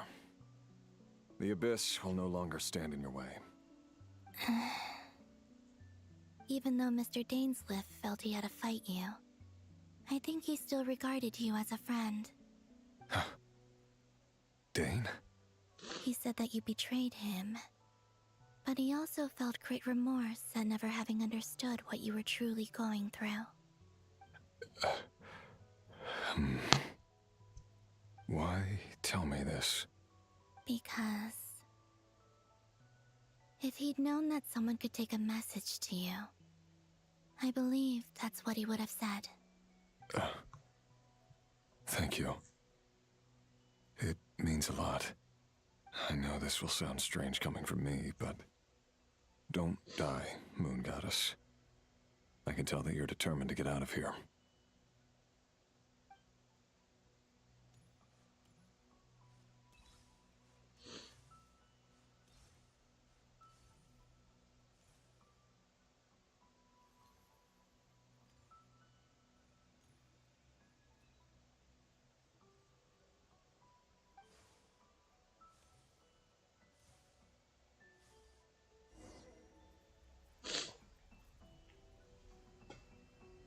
kept his word.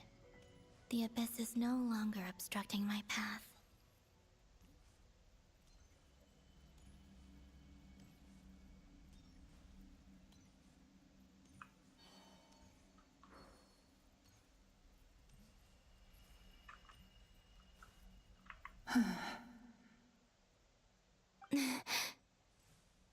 Is that the Lindis? She wasn't far off at all. And yet, they can never meet. Hello, Miss Delindis.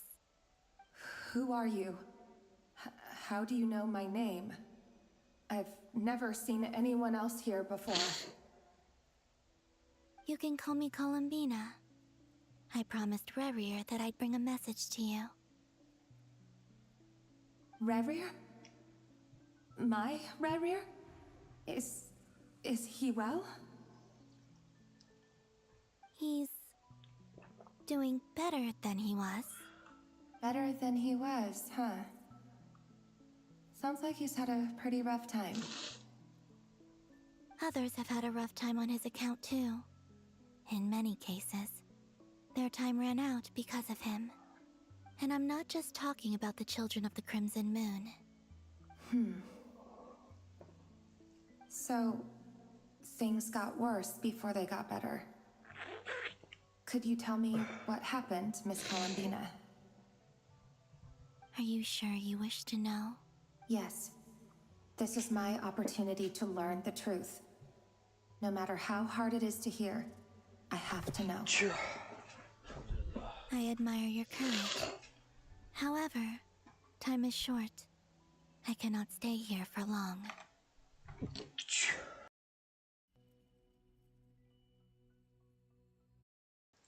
Rerir had seeds of hate, and many people nursed them for their own ends.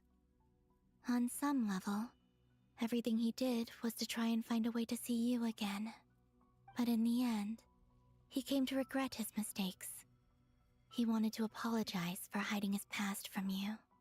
Beyond that, he did not say specifically what it was he wished to convey to you, but I'm sure that you've always been on his mind. You are what has kept him going over all these years. I'm sorry, Miss Columbina. This is so upsetting. I'm not sure how to put my feelings into words. It's all right. I understand. Well, that's everything from me.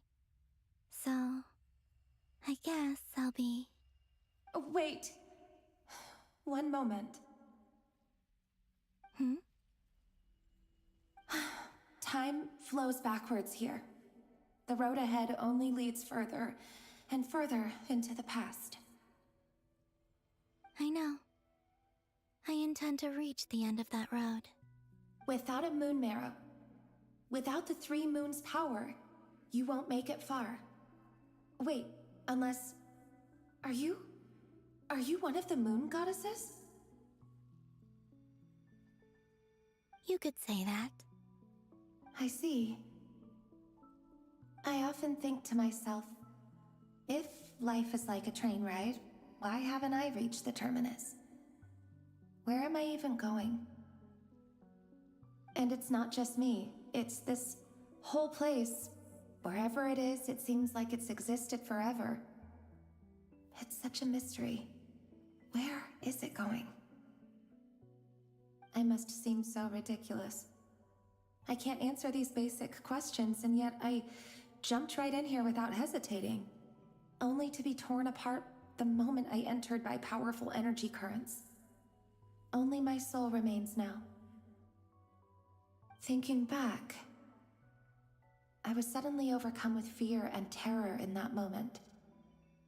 Perhaps I too became bewitched by the abyss. I may have been the leverage it needed to control Rerir. I used to be a researcher at the Universitas Magistrorum in Conria, researching the iridescent moon's marrow. Eventually, I came to the conclusion that time in here flows in reverse. Rerir was one of the Vinster King's retainers. With me, he was in an impossible position. It plagued him constantly. I wanted to help him escape his lot in life. I wanted him to be happy, so I thought I'd use this place to return to the past. At the time, just go back to the day that the Vinster King first found the prince. It was only after meeting the prince that the Vinster King started going too far with his research into the Abyss. That was the day all of our woes began. I thought I could stop the king from ever meeting him and solve everything. I couldn't kill the Vinster King himself, so I had to find another way to save Rerir. That's why I wanted to go back, to kill the person who had brought new possibilities to our realm. I'm sure it was a futile endeavor, but the Abyss probably enhances the basest human desires. So I naively hoped I could change everything. But I was simply too weak. Like a speck of dust against the whole universe. Look at me. I didn't even survive the journey here. Not physically, at least. I know I'm never getting out of here. But you're different. You can make it, and I want to help you. I owe you that much. How do you plan to help me? Have you noticed the golden energy that exists here? Based on my past research and my observations since coming here, I believe they carry you forward faster. I can share what I've learned, and help you understand the pattern in which this energy appears.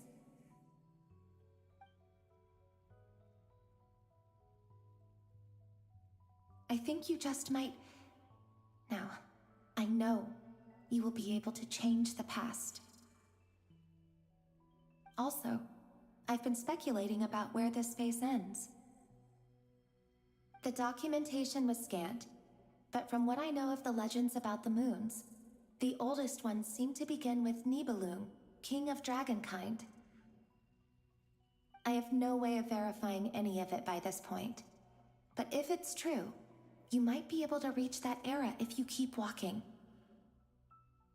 Understood. Thank you, Miss Thelindis. I'm the one who should be thanking you. If you hadn't entered this realm of everlasting death, what use would my deductions be?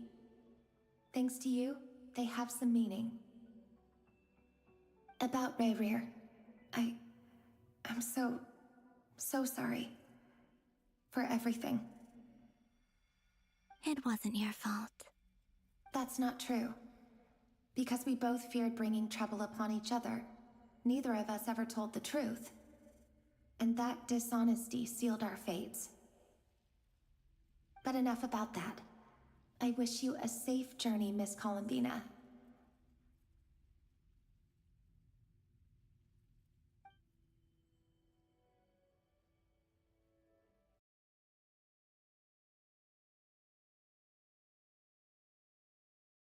Never have to experience pain like this again.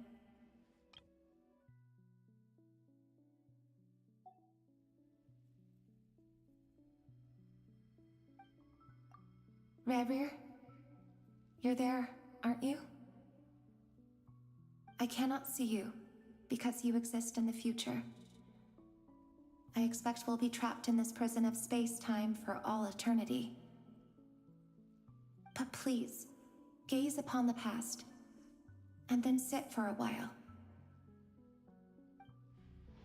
Let's find a place to sit down together, just like we did when we first met.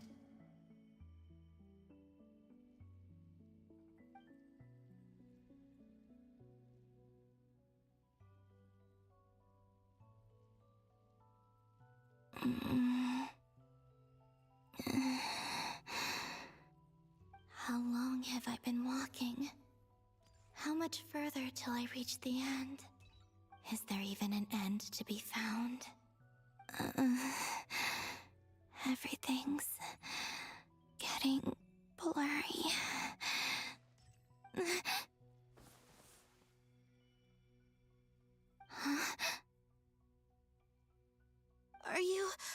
All right, little sister. Have you come from the distant future?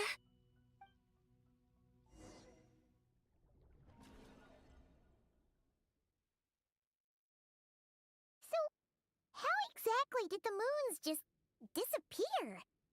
Shouldn't it be a little harder to get rid of major creations like moons? The world is a vast and ancient place. On a certain scale, all life lasts for but a fleeting moment. Miss Nicole explained that the moon goddesses likely perished in the War of Funerary Flame.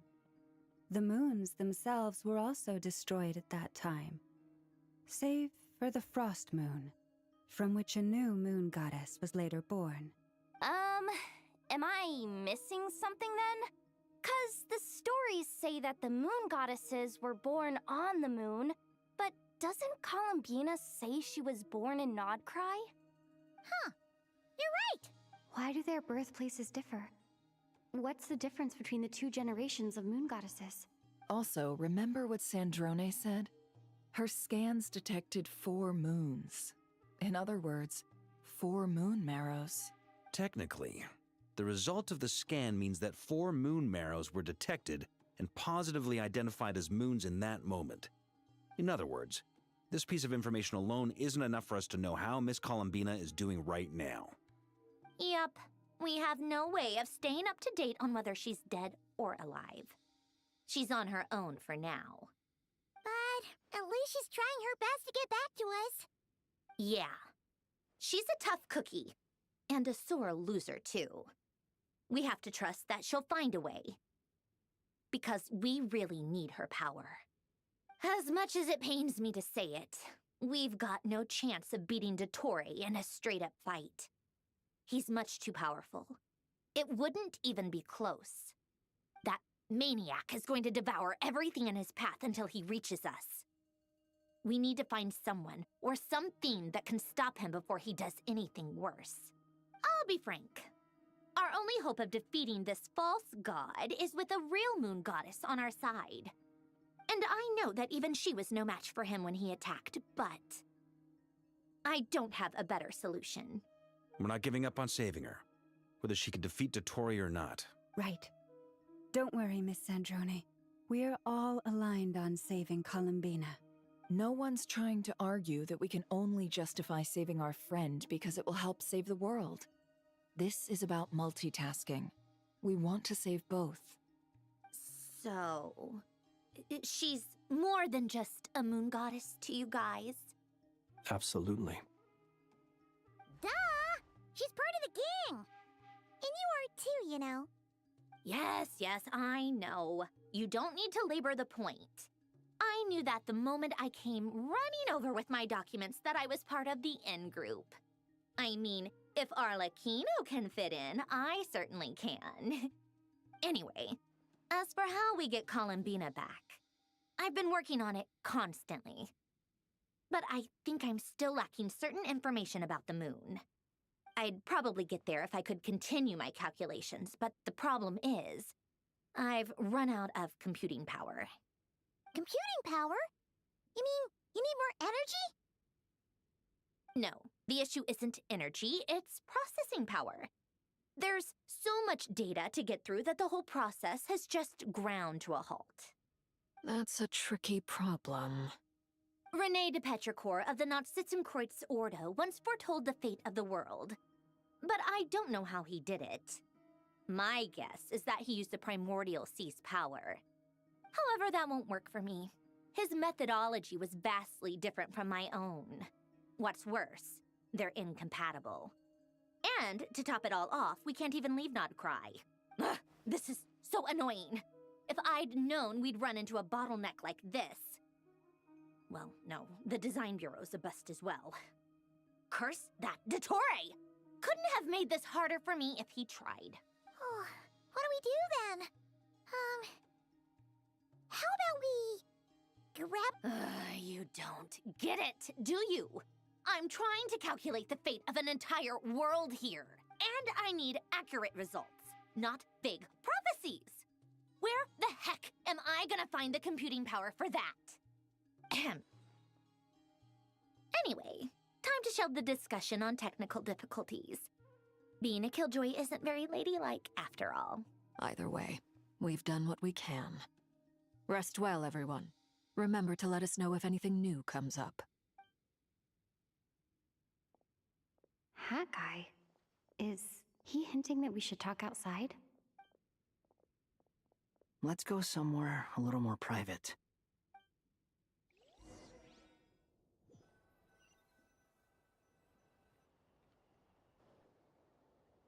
You know that Dory went back to Sumeru, right? Yeah.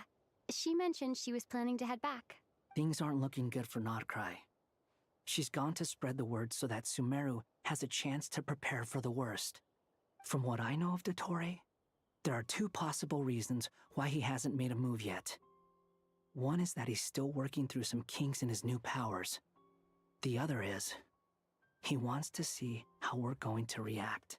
He'll easily devour everything eventually, so I guess he's in no rush to make it happen.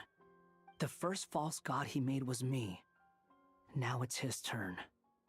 Even though my records were erased from Irminsul, Dottore's ideas haven't changed one bit. He once told me that becoming a god was like turning yourself into a hungry wolf or giant serpent to devour the moon. Clearly, he began studying the moon goddess's powers long before he even tried making a god. He's always wanted to get his greedy hands on divine authority one way or another. And in the end, he devoured the moon where I failed. In the desert of Sumeru, there is a chessboard built by King Deshret, also known as Al-Ahmar. I don't know if it was a real game, or if he was just trying to challenge his servants and citizens in some way. But creating games and setting rules, gods do that as a matter of course. That's the kind of power Dottore craves. Now he has the Trilunar Authority. His power is leagues beyond the common people. I don't think there's any point in other nations rushing to the front line. They're better off focusing on defense and hoping they can fend off any threats that spill out from Notcry. Either way, Dory will inform Lesser Lord Kusanali, and she will contact the other gods in turn. The Seven will have some recourse available. If nothing else, their protection should keep the rest of the world from descending into chaos as quickly as Notcry has. So on the bright side, even if Notcry is doomed, your friends in other nations won't be in any immediate peril. That's good to know. But I'm not ready to give up on Notcry yet. There's a word for people who refuse to let anything go. It's called being greedy. Maybe it sounds greedy to you, and probably naive too. But whatever you call it, that's what gives me the determination to keep fighting. Battles are fleeting, but the will to fight is a long-term commitment. Give up for even a moment, and your resolve will shatter. Why do you always feel the need to do the right thing? No one is born to be a savior. I mean, who's gonna criticize you if you fail or give up? Don't take this the wrong way, but Dottore said something similar to me. I guess the Fatui attracts people who don't believe in saviors. Not necessarily. It's less about belief for me. I just want to know how determined you really are. After all, I don't owe anything to anyone else here. Only you. You look kinda worried. If your arch-nemesis was about to achieve their ultimate goal, I think you might feel a little worried too. That's true. Dottore is about to become an omniscient, omnipotent deity. That's gotta be a bitter pill to swallow. Still, you're calmer than I expected. Obviously. I have to admit that my past self was a reckless fool who misunderstood not only the point of revenge, but how to achieve it. And as much as I want my vengeance, I know I'm not gonna get it by acting alone. If the world's taught me anything, it's to think before I act. Too bad it never taught me any other virtues, though. So, I am going to destroy Dottore, no matter what it takes. So, what's your plan? I'll get to that. First, tell me, what do you think of Sandrone? Just like Paimon said, she's a friend, part of the gang. How much do you trust her? This is a serious question. Think carefully before you answer. Although she's with the Fatui, she has her own values, and she's helped us a lot. If nothing else, she's clearly going the extra mile for Columbina. I see no reason not to trust her. If you say so. In that case, the three of us need to talk. I have some thoughts about her computing problem. It can be solved, but it will come with a cost. How much? If I can afford it, I'll cover it. Sometimes your heroism really backs me into a corner. You know that? Come on, let's go talk to her.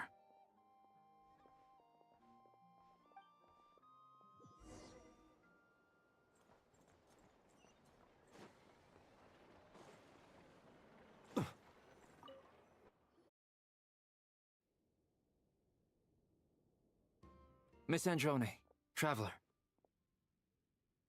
Hey there. Paimon's here too! She was just helping them sort through their things. How did your chat go? That was fast.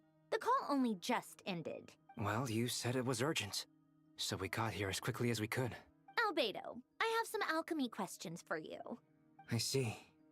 Looks like my knowledge proved useful after all.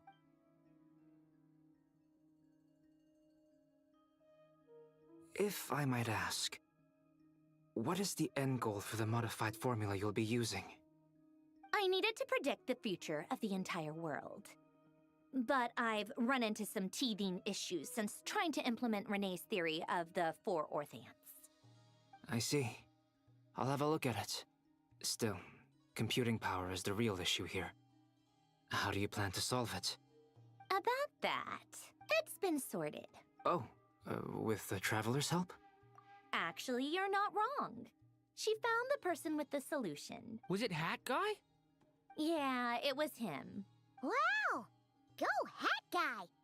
Seems like all that time studying at the Academia is paying off big time. But where is he? Wasn't he the one who asked Albedo and I to come here? Come with me.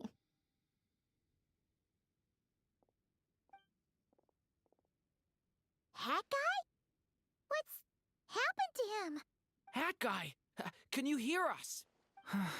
No response. I guess he's in hibernation. Hat Guy mentioned that he was a puppet. It seems that his functions are currently shut down. I presume this has something to do with the solution to your computing problem. That's right. He and the Traveler came to see me. Wait, what? You have a solution? Would you calm down? Why do you always react so hysterically to everything?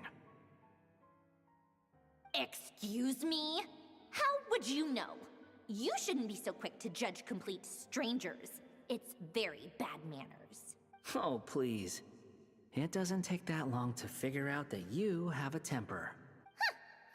Where does a mere student get that kind of confidence? I've actually published more papers than you. Not that status counts for much. Even Paimon's applied for academia admission. Huh? Are you serious? See? This is why I can't be bothered to explain myself. She recognizes no one's skills but her own. Okay, fine. I'll hear you out. So, tell me, how do you propose to solve my computing power problem? This world itself is constantly processing all kinds of information. If it's the world's future you're trying to calculate, you need a processing device that's designed to cope with that volume. Easier said than done. Only Irminsul can handle that kind of... Wait, is that what you're suggesting? But surely we can't just plug my formula directly into the ley lines. You should be able to tell that I'm not human, right? Yeah, I noticed. The technology, though, seems pretty ancient. Very different from Fontaine's. It's a completely different system. Conrian, to be precise. I'm what they would have called a puppet. Puppets need an energy source and processing power. The artisans who built them sought out the materials most suited for that purpose. You? Do you mean... The Traveler and I have talked it over. She's willing to vouch for you. So, I'll allow you to borrow my core for your calculations. It was built using wood from a silver white tree, which makes it a small part of Irminsul. Conrian technology and Irminsul wood. Who in the world could have built you? Are you sure about this? A puppet without its core will cease functioning completely. And if it's left in that state for too long, it might not recover. You could die if you do this. You do realize that, don't you? I can put 2 and 2 together, yes. No need to rub it in. I won't lie to you. This has never been done before. I cannot guarantee your safety. Doesn't matter. I'm prepared for the worst. Did you two actually talk this through? Is he... Are we really considering this? Yes, we discussed it. The bottom line is, he trusts me and I trust you. Let's give it a shot, shall we? Honestly, I have no clue where this kid even came from. But for whatever reason, he lent me his core to use in my formula. I'm very close to finishing my calculations now, and the core is currently in use. So I'm sorry, but I can only show you a sketch right now. This is what the core looks like. A silver white branch. It certainly matches the legends told about Irminsul. Is Hat Guy gonna be okay? He's not gonna die, right? Right? In theory, he should be fine. As long as we put his core back in time. Beyond that, all I can say is that I'll try my best to avoid risk and make sure the core doesn't sustain any damage. I think I know why you called us here now. Someone needs to watch over his body and make sure it's protected until the process completes. Correct. He said that the only ones he trusts here are you two, and the Traveler. And the Traveler will have other work to do. He will have our undivided attention. Aww, Hat Guy. On a more positive note, things are progressing steadily on my end. I'll call everyone in for a meeting once the results are out.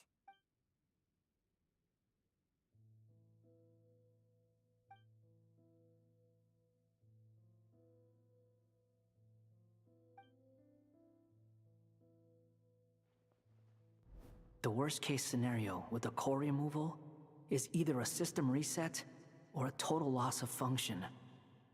But I'm not afraid. A quiet death should have been my fate long ago.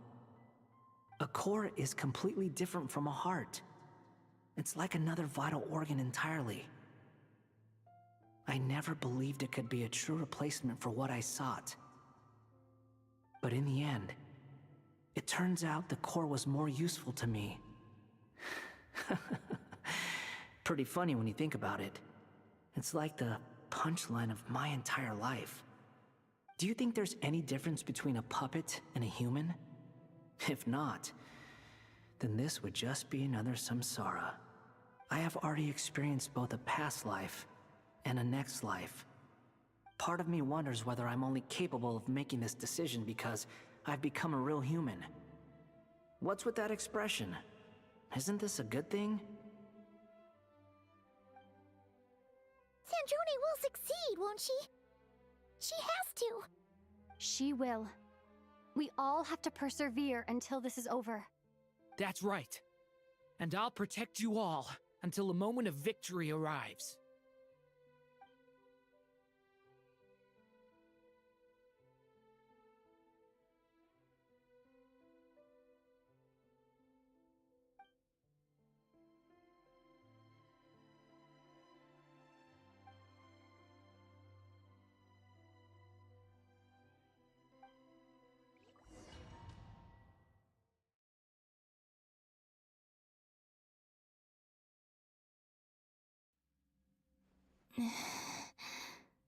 Who are you?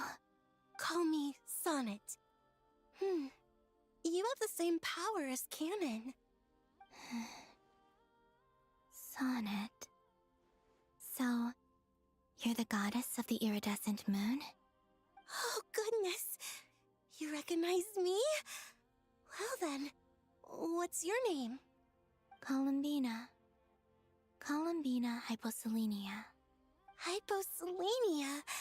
What a lovely name. Did you choose it yourself? It was a joint effort between me and my friends. Friends? You mean your friends in the heavens? Huh? Oh, sorry. You must be exhausted. I apologize. Hang in there. Let me introduce you to my older sisters.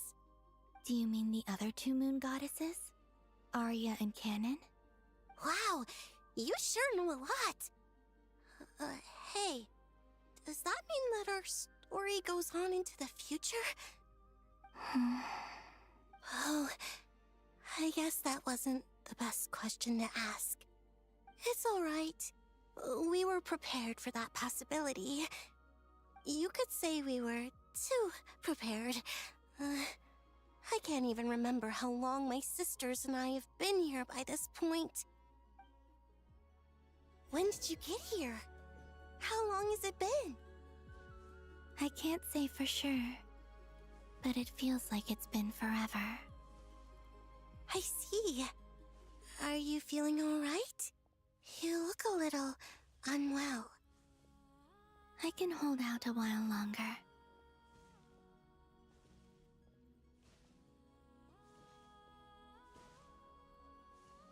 We don't have far to go. The place where my sisters and I are based is just up ahead.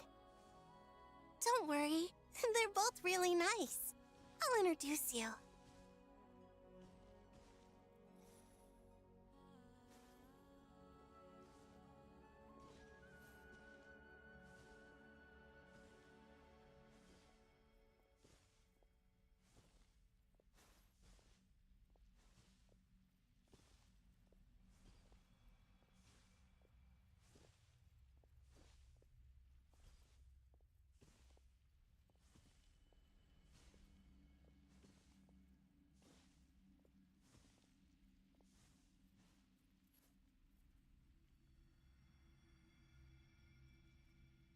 Sisters!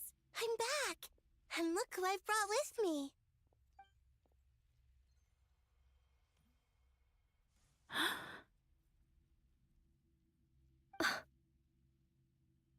It's our lovely little sister, born in the far future. The pleasure is all mine.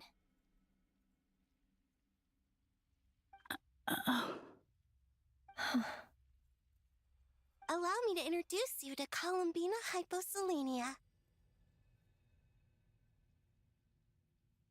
This is Arya, the goddess of the eternal moon. And this is Canon, goddess of the frost moon. Canon, don't you think Hyposelenia's power is similar to yours? Hello, Columbina. I apologize for our startled reaction just now. And please, forgive our little sister if she's been annoying you. She tends to talk a lot. It's fine.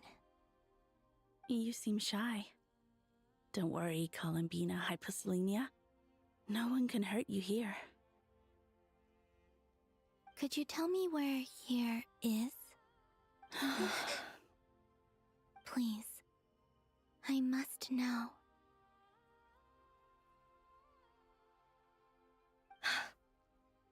My dear sister, this is where Tevat's original ruler, the Dragon King Nibelung, imprisoned the moon goddesses. What? You're scaring her, Canon. No, I'm fine. Please, continue. Nibelung, our original master, created us in the distant past to maintain Tevat. But he left this world and traveled into the dark universe beyond, to explore worlds vaster still. Day and night, We fulfilled our duty in the heavens until the day that the first descender arrived. The great ruler of the firmament. The heavenly principles. Is that what later generations call them? I see. But we did not reject them at first, nor did they seem to harbor ill intent towards this world. We coexisted in peace. They were like a guest in our home.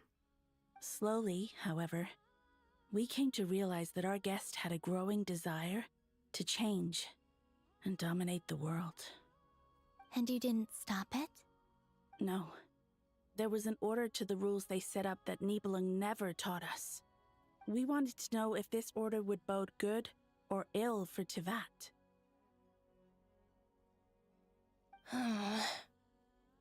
All right. Canon and I wanted to know. Sonnet was against it from the outset. Later, we discovered that this great ruler of the firmament bore an almost paranoid hostility toward the desire of certain life forms to seek power. Or perhaps they feared them.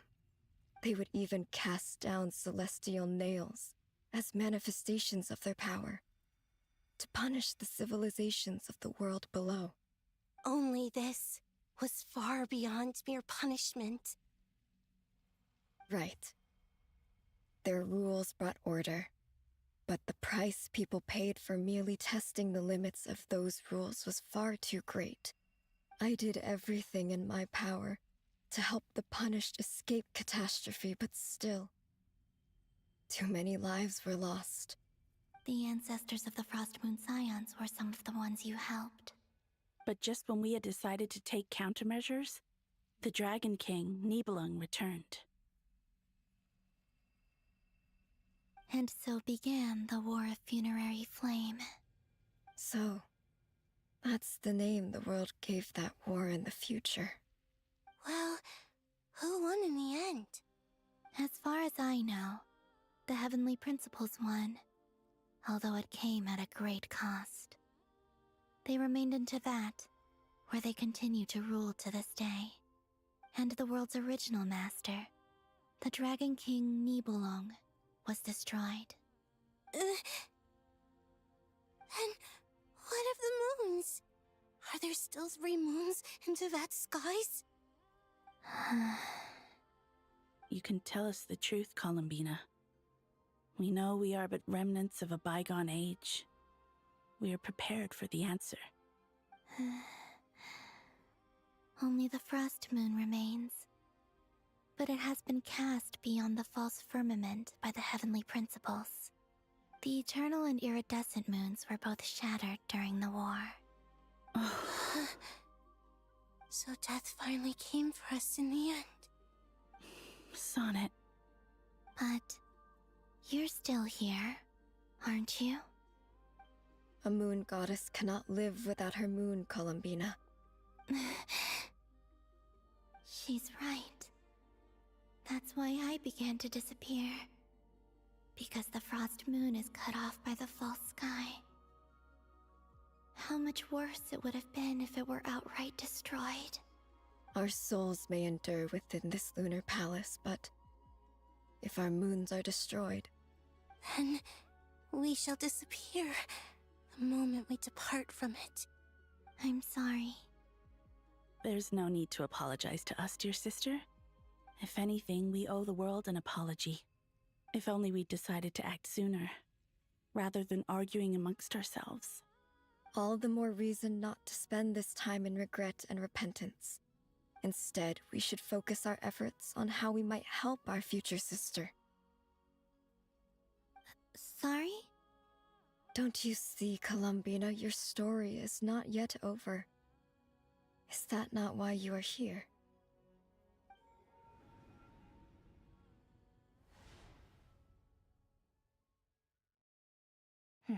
It's done.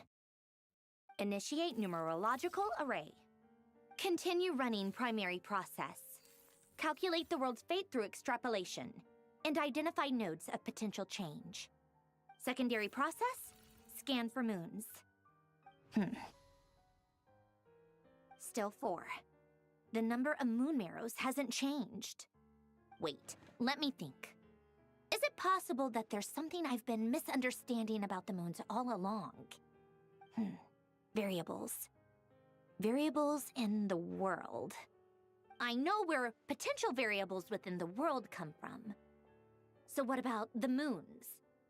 Are there any variables there? Like their life or death, for instance. What if being alive or dead makes no difference to a moon? But that's so strange. Even immortal gods can die.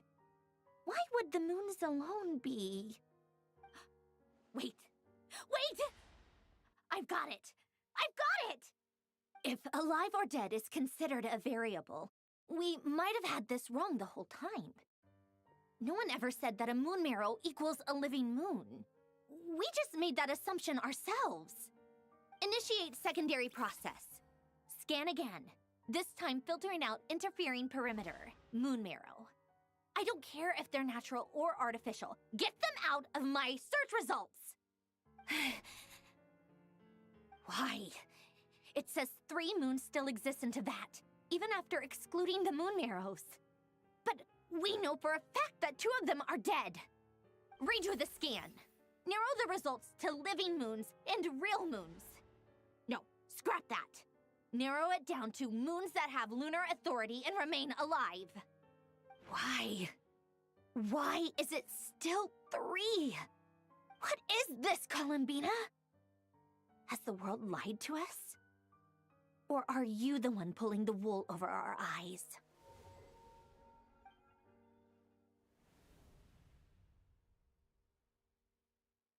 So, you think that the moon's reflection might be where Nibelung imprisoned the 3 moon sisters? Yes, it would explain a lot, such as why that space would respond to a moon goddess's power, opening the moon gate at her command. It would also explain why Miss Columbina has been unable to leave, and why time flows in reverse there. In the messages she sent, Columbina promised us she'd find a way to return, but we have no way of knowing how, when, or where this might happen. The fact that she still has yet to reappear in this world indicates that returning from that place is no easy feat. We cannot afford to simply wait for her. So you're saying, if she could return by her own power alone, she would have done so long ago? Yes, she certainly wouldn't leave it to this late stage when it's so touch and go.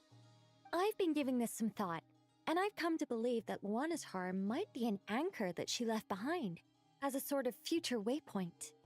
This could also explain why Luanatar is always by the traveler's side. Sounds like a plausible theory.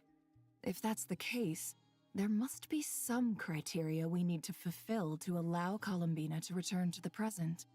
The question is, what could they be?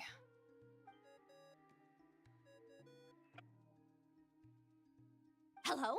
Listen up! This is extremely important!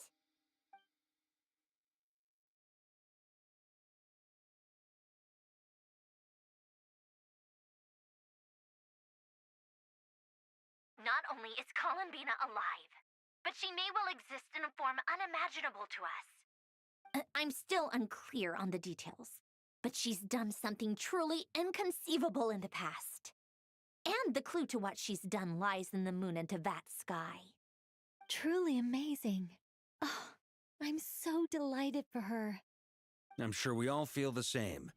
And I'm sure Columbina is ready to get back here and fight by our side. I'll keep my calculations going and try to find some way of coordinating with her. But that's not an excuse for everyone else to slack off, okay? All of you had better keep trying to think of solutions. How can the dead moon still live? And Luanatar...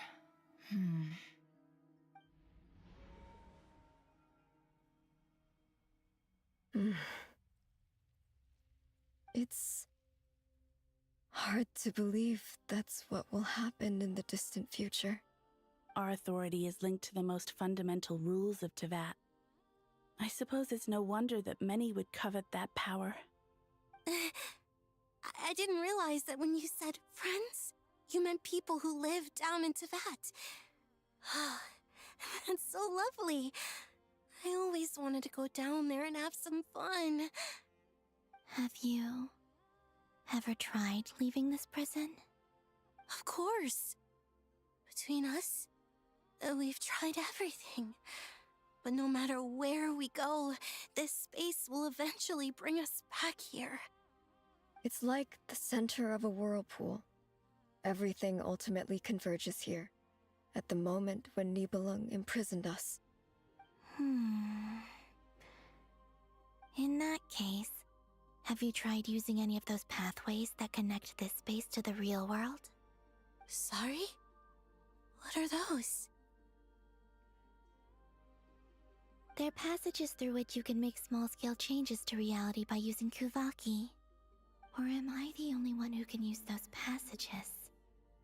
Because part of my soul remains in reality. Kuvaki. What is that? You don't know? It's a unique kind of elemental energy found only in Nodcry, the land from which the moons arose. Oh. Well, it's true that the moons first rose up from the part of Tvet you say is called Nodcry. But there is no difference in the elemental energy between there and anywhere else. What? Could you show us some of this Kuvaki hyposelenia? Maybe if we see it, it'll make more sense. Okay.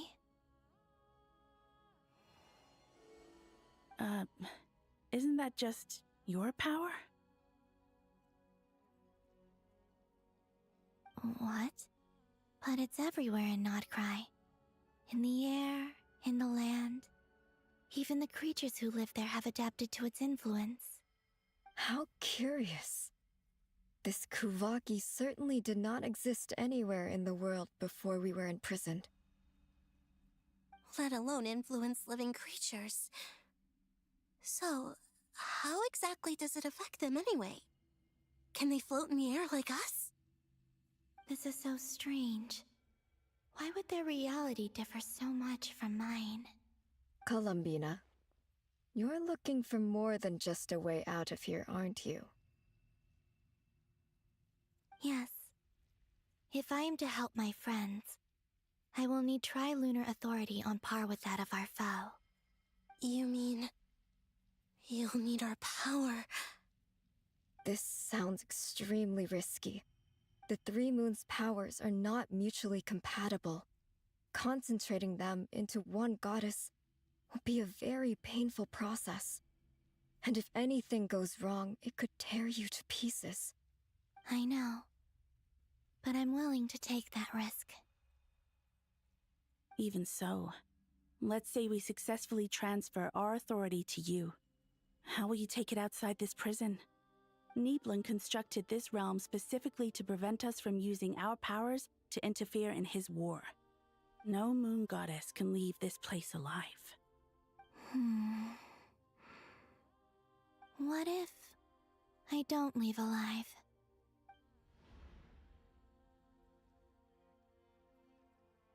Where do we even start? How are we supposed to figure out what we're meant to do to help Columbina?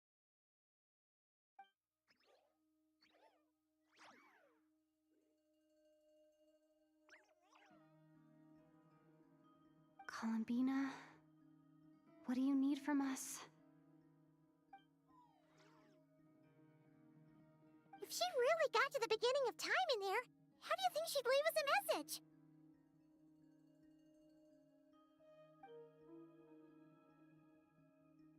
You don't think she'd write it down on a stone tablet somewhere in the hopes that we'd find it, do you? Seems unlikely. Columbina may not talk a lot, but she thinks deeply about issues like this. Let's review what we know. This is the Columbina who fought alongside us against the Reykir of Solnari, and with whom we celebrated Moon Prayer Night. She knows our personalities, our ways of doing things, even our unique strengths and abilities. So, if she wanted to tell us something from a long, long time ago, what would she do? Oh,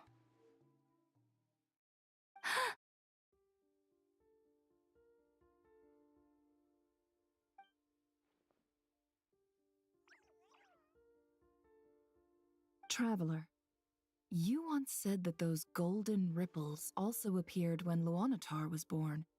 What if Columbina left Luanatar here, not just as an anchor to the real world, but for some other purpose?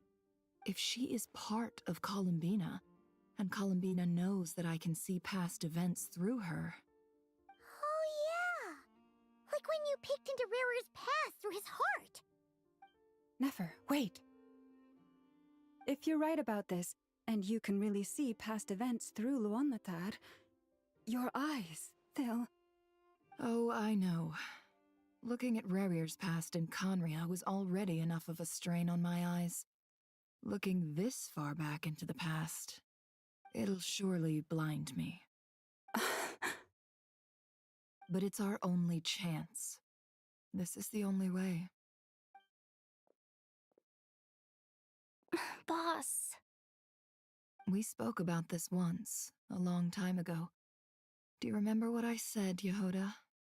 The day I lose my sight, the Curatorium of Secrets will be yours to run. But... What's wrong? I'd be overjoyed if I were you. This day's come a lot earlier than either of us expected. I need to know you'll honor our agreement, Yehoda. Promise me. Yes, Boss Neff. I promise. Are you sure you don't want some time to think this through? What is there to think through? I should have gone blind after our battle with Rerir.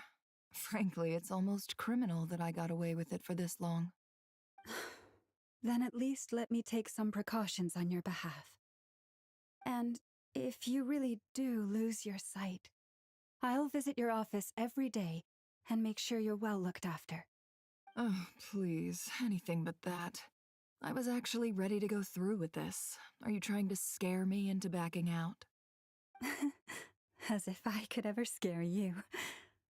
I'll assume you're just joking to calm your nerves. All right, enough chit-chat. Let's do this.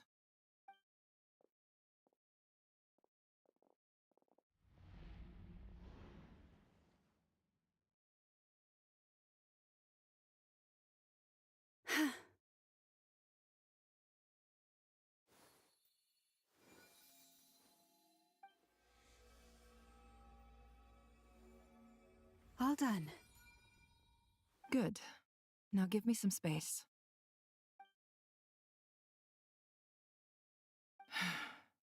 Come on then, little one. Show me what happened in the past.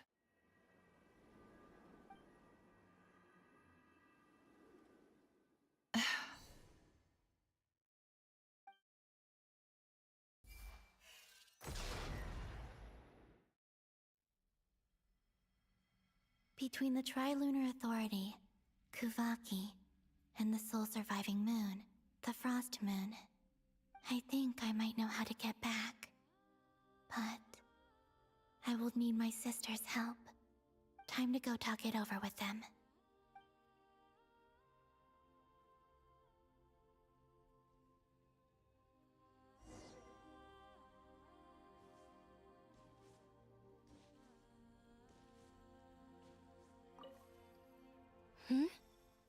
Have you decided what to do? I hope it's not too dangerous. You really scared me when you said that thing about not leaving here alive. Come on, let's go find the other two.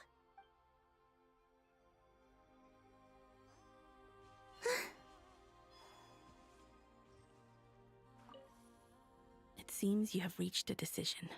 I'm all ears. What do you propose?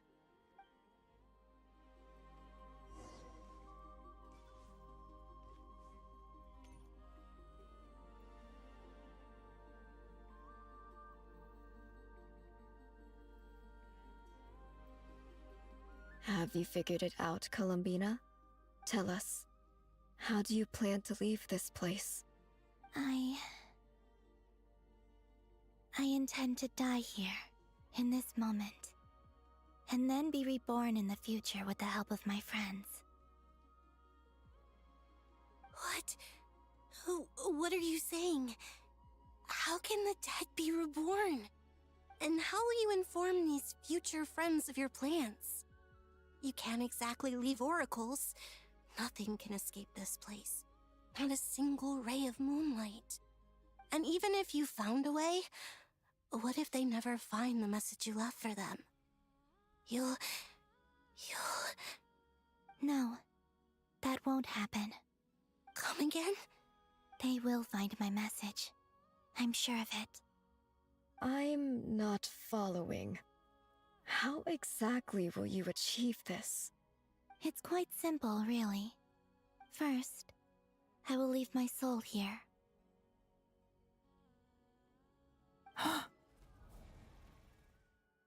I see it.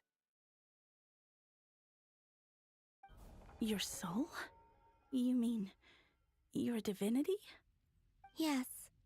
I once left a portion of my soul in the future. One so small that this prison barely noticed anything. In this very moment, she can resonate with my soul across time. When the time comes, I believe that she can serve as an anchor to pull my soul from here back to the future reality. Just as gravity connects the world to the moon. Exactly. In the future, where I came from, the moon has been cast beyond the false sky, but I can still feel that it is there. In a similar way, I can feel a connection to the soul fragment I left behind even now. My friends can use it to detect my presence. But how do you just leave your soul here? Is that even possible? On my way here, I met an ordinary mortal who entered this place long before I did.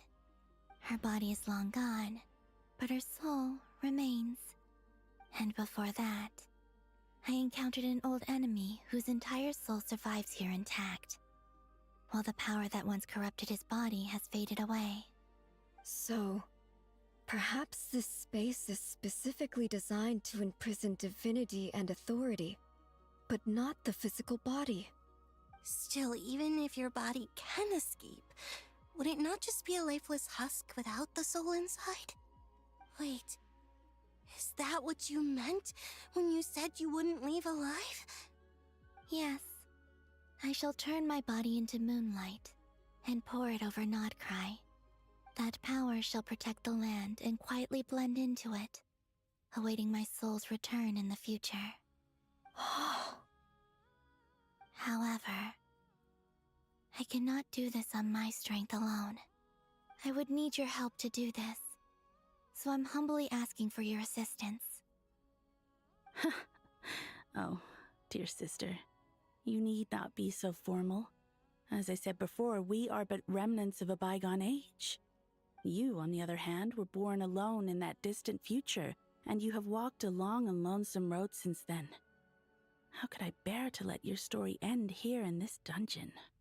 Don't forget, we are your sisters, your family.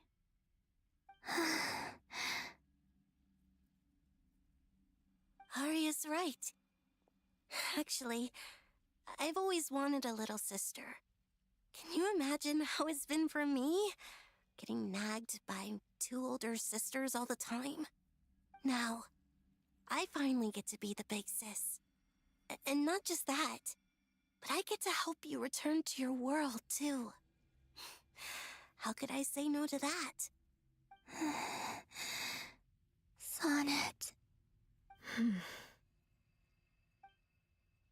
Canon?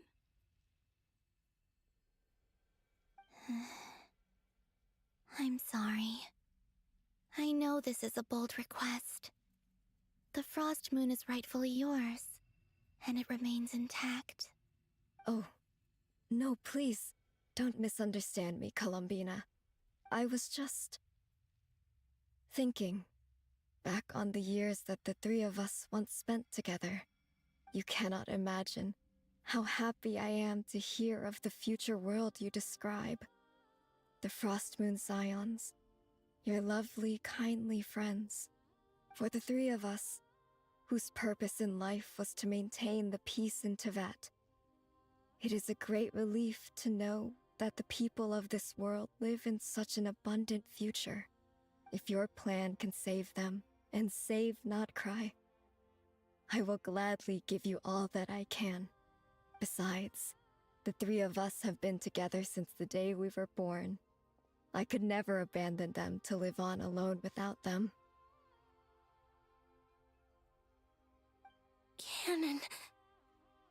Still, I do have one question I would like to ask you before we proceed. Certainly. What is it? Why do you cover your eyes?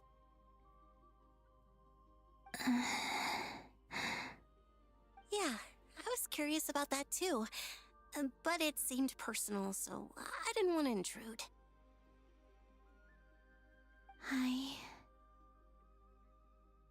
There was a time when I refused to look upon the world. I believed it was full of nothing but lies and falsehoods. I wished to hide my feelings, seal my heart, until I could return to my true home. I see. Perhaps that decision saved you from ever having to see the false sky again. But at the same time, you likely missed out on many true and precious things, like the smiles on your friends' faces. Promise me this, Columbina. When you return to the future, open your eyes, take a look at the world around you, and see your friends.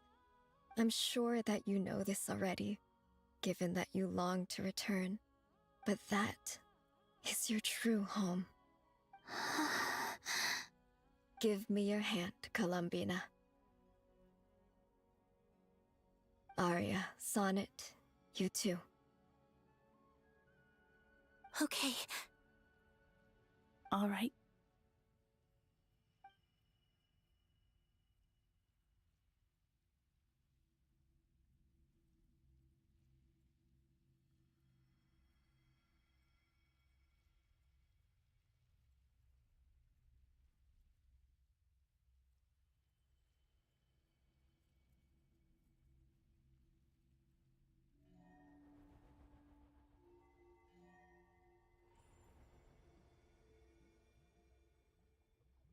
We once were the song sung for eternity, but now it is you who must continue to sing. We once were the tides in the great river of time, but now we subside, and you arise. We were the messengers of madness and inspiration. But now, the lies have faded, and your truth must endure. We are souls awaiting the sun. You must return to be with those who smile when they see your face.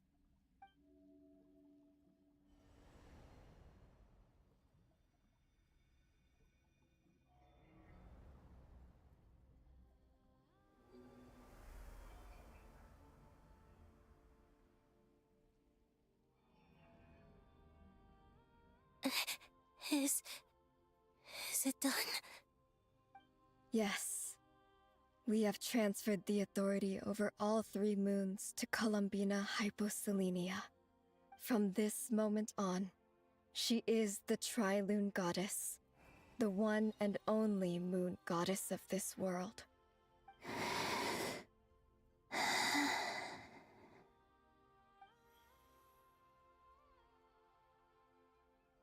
Thank you. Thank you, my sisters. Now go, and do what you believe is right, Columbina Hyposelenia. Be aware that we cannot grant you the power of the three moons beyond these prison walls. The conflict that arose over their remains following our disappearance will still take place. I understand. Sisters, oh, my body, it feels... Now that we have given up our power and authority, our bodies are merely mortal shells. This prison is dissolving them as we speak. It's okay, Sonnet. The end must come for every god, just as it does for every human. That's all this is. The final destination of our lives. Canon and I will be by your side the whole way. We have one final request, Columbina. Could you use the Three Moons' power to send us back into the real world? Now that we have lost our powers, I doubt this space will seek to hold us further. It's just... we would like to spend our final moments together in the only place we ever called home. Of course. Gladly.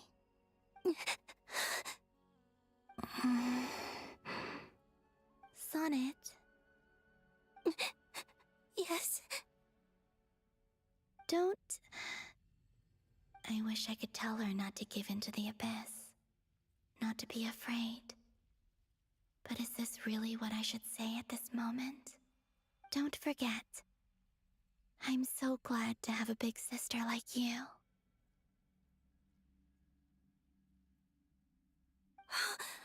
No, Hypo. Thank you. I'm okay. I'm not afraid. As long as my sisters are with me, I won't be afraid.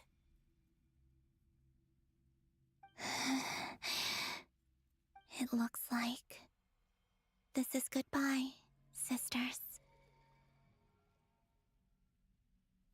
Goodbye, Columbina.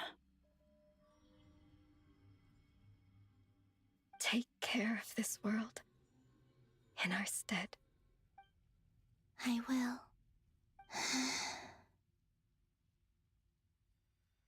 And now, it's time for me to bid farewell to my body, too. May it become the moonlight that keeps Nodcry company through the long years ahead. So this is why Nodcry was not always home to Kuvaki. It only appeared after I poured my body out upon this land, and only this land. Kuvaki responds to me because it is me, my body, answering the call of my soul. And the golden energy I've encountered on my way here was, in fact, that very soul, which I am about to leave here to guide me. O power Triloon, eternal moonlight. I, Columbina Hyposelenia, lay aside my body. Let it be cast into the dark night to illuminate the future. May it be a companion to all who dwell beneath the moon.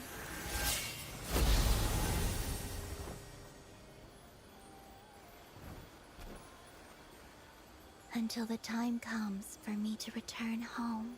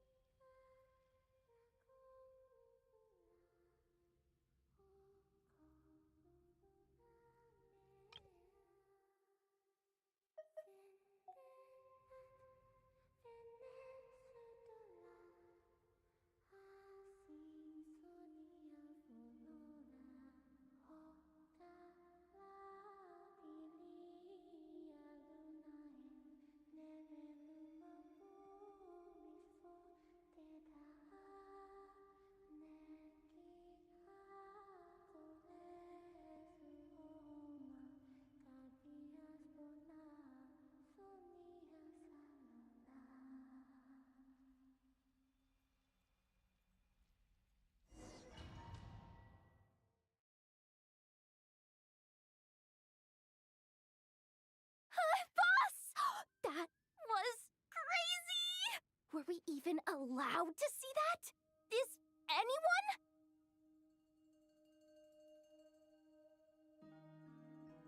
Oh, can you still see? How many fingers am I holding up?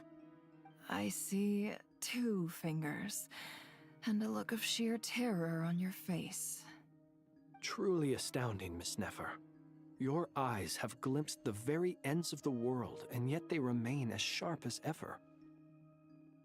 Or is the credit for this miracle due to Miss Lauma? It seems that even time itself is no match for your medical skills. Surely you jest, Mr. Flins. I suspect we have Columbina to thank.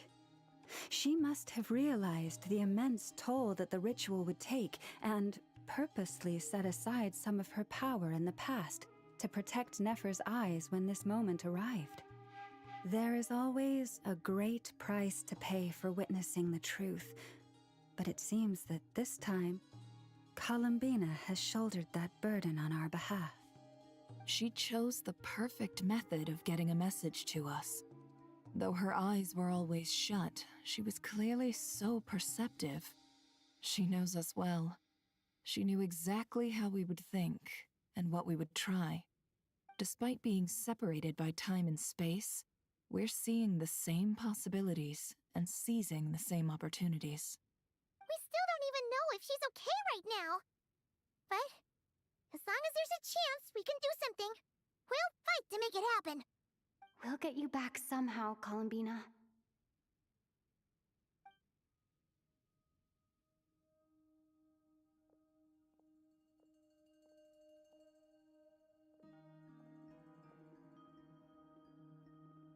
Well, based on the information we now have, let's figure out our next moves. Thanks to these gentlemen, we have a much clearer picture of the situation with Dottore. The civilian population has been moved to safety, so we no longer need to hold back. Miss Androne, how are the calculations going? So far, so good. I'll keep seeing how far I can push the system, though. Can't have Hatman being powered down for nothing. There's still a long road ahead. Where should we begin?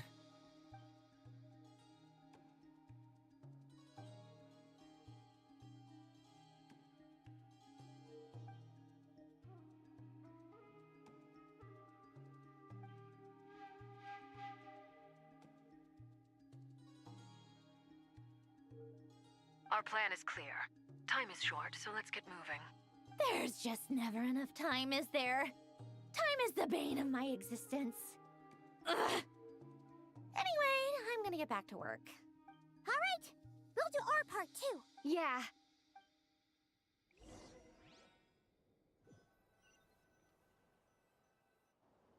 Albedo's theory says that elemental energy can dilute the light realm's power, but I'm no expert in building elemental defenses. Sounds like something out of the advanced elemental theory section of the library. Whew.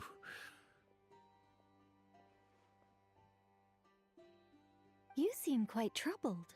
Well, yeah. I mean, who doesn't get a little flustered when they're completely out of their depth?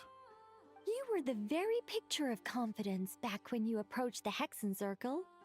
Yeah, I could have been faking it through that whole meeting for all you know. Who's to say I'm not just a ball of nerves in a charming and gregarious package? Oh gosh, really? I'm so sorry, I had no idea. Well, you're all the braver for it. Still, I was much more in my comfort zone than I am here. At least in Mondstadt, you can cry for help from a cliff top and actually stand a chance of summoning Barbados himself. Things have never looked bleaker than they do now. If we don't pull this off, Tevat's doomed, isn't it? Oh, you think so? Actually, yes. Yes, it probably is. It's a shame. Don't put too much pressure on yourself. Tevat has faced annihilation many times in the past, but it also gave us you, didn't it? Hey, don't give me that. It's not like I'm anyone special. I disagree. Every human born in this world is special. We angels have always believed that. In that case, this humble human being has a big favor to ask of you. I thought you might say that. I'm sure Alice, in her great wisdom, sent you here precisely to help us in this difficult time, yes? Well, that has less to do with her wisdom, and more to do with my power. Of course, of course. Well, the thing is, these elemental defenses we're about to build, I don't think it's a question of if they'll fail, but when. Durin's findings from his patrols make it clear that Dottore is constantly expanding his territory. First it was his lab, then the design bureau, and now this. It's not realistic to completely stop him encroaching on the rest of Nagcry. Rather, our goal should be to stall him for as long as possible. If Miss Sandroni's calculations are correct, well, they're the closest thing to certainty we have in this situation, so let's assume they are. Anyway, her calculations suggest that our best hope for victory lies in Miss Columbina's return. It's up to us to slow Dotori's advance and buy time for her to make a return. Are you asking me to help you with building the defenses? No. I'd like you to prepare for what comes next. When he eventually reaches us, we will have to fight him. You were an angel once and a mage now. I'm asking you to lend us your protection. Oh. Can I take it that you're triggering the terms you fought for during our three-way talks? Well, technically those terms were about protecting Mondstadt. But if you're happy to agree to the change in location, then yes, let's do that. You're cashing in on this much sooner than I'd imagined. Well, yeah.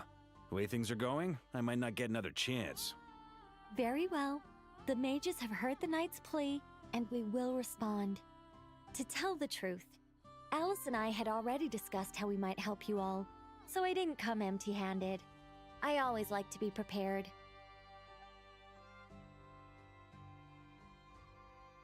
This is... wow. Yeah. This is great. Seriously, thank you. It's been many long years since I had a chance to dazzle humanity with a little divine intervention. To humbly serve as a reliable and responsible guide. Anyway, Knight of Boreas, please accept this gift in recognition of your great virtue. Go now. May the angel's blessing deliver you safely to your destination.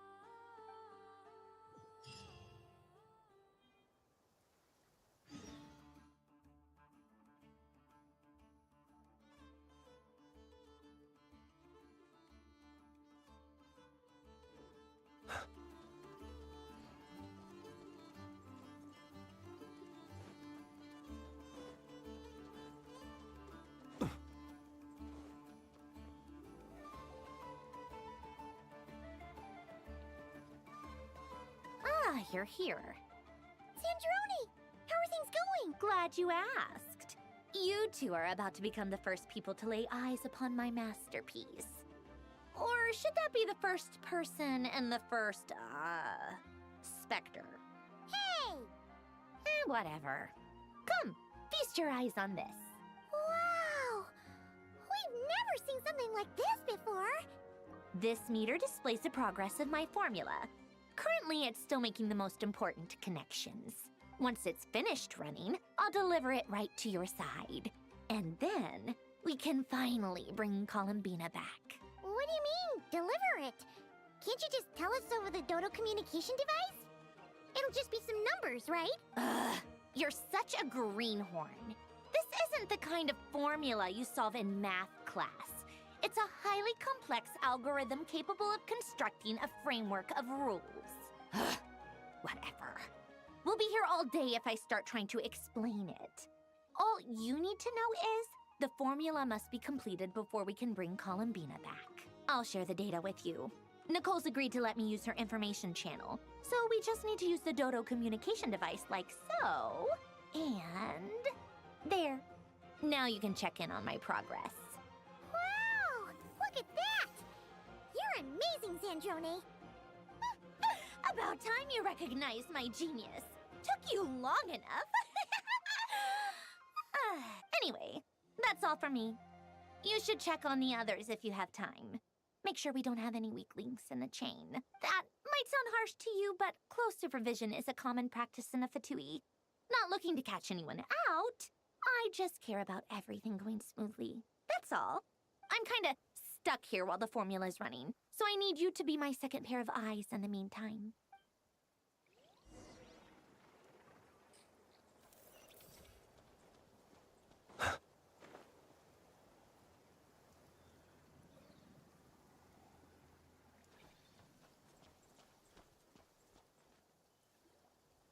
Thankfully, Miss Nicole has come to our aid. Nasha Town is now looking very well defended. Golden Flame. Yes, that's Nicole's power, all right. Based on the latest message from Grandmaster Varka, it sounds like they've reached an agreement. The situation should be more stable with her assistance. Everyone will have at least some degree of protection. Albedo! Durin! Hello there, you two. Are you well rested? That's good to hear. As per the plan, Albedo and I will be in charge of Nasha Town. As Dotori's energy field expands, it's creeping ever closer in that direction. But we will do our best to hold our position.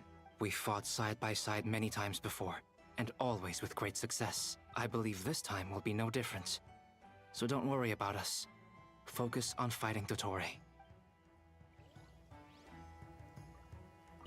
As Dotori's energy... We fought side... I believe this time...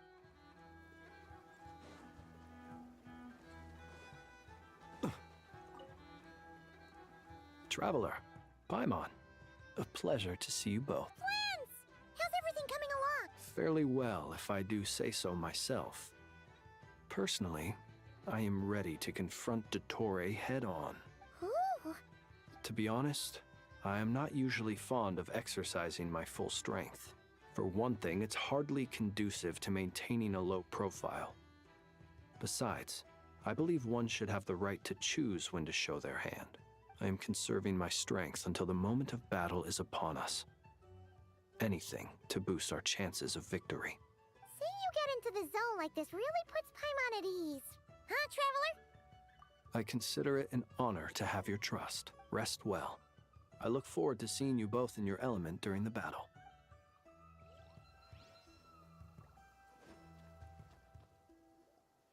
Yes, Miss Moonchanter?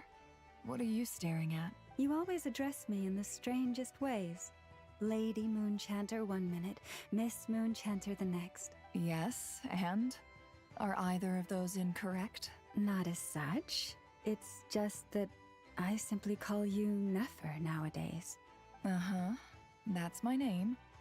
What's your point? The point is I don't add any honorifics or titles. Meaning what?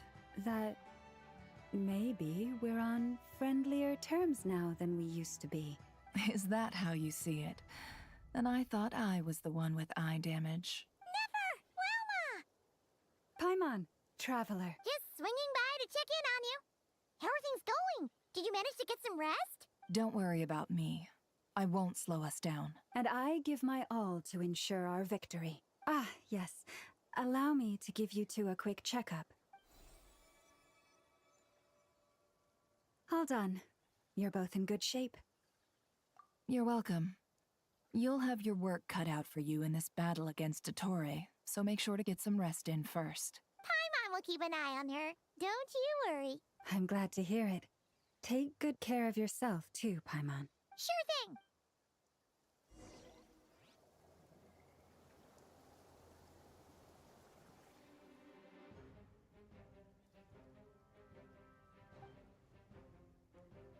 Here they come.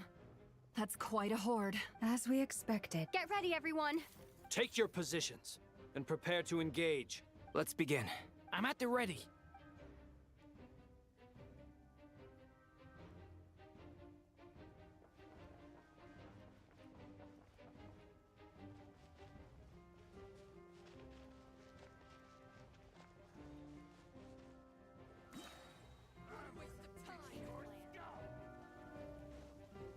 Bombs away!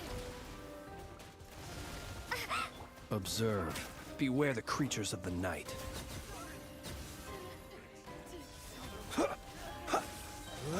Do you fear the dark?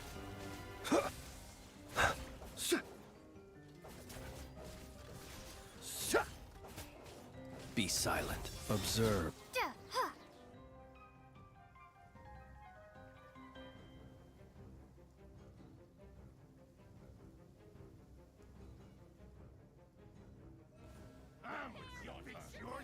Leave this place.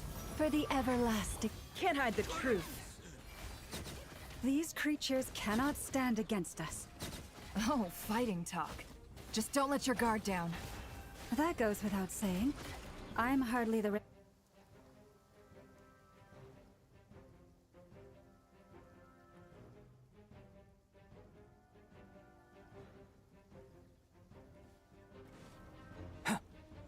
moment of birth.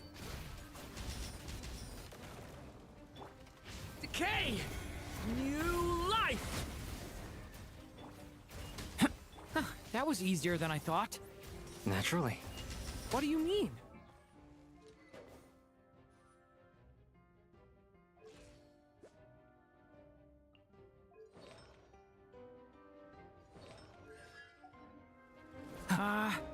Is it because as...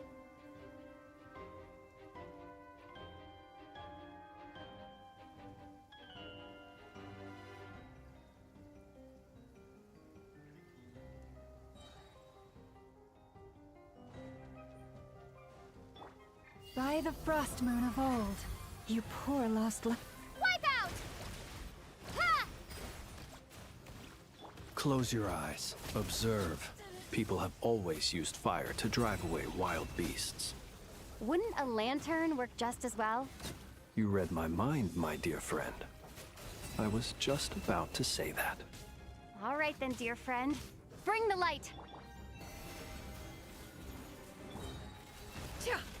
Let's see what you're made of.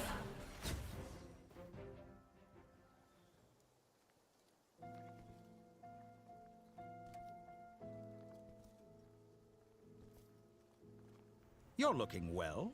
I trust you've had a good couple of days. Dottore.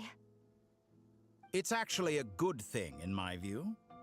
If the subjects of my experiment were to die prematurely, it would throw quite a wrench in the works. And so, I must thank you all for your resilience. We are no longer on the same level, but you are nonetheless worthy of my respect. A creator god should be merciful and gracious after all. And in any case, it is only right that before I end your lives, the world is informed of the arrival of their new god.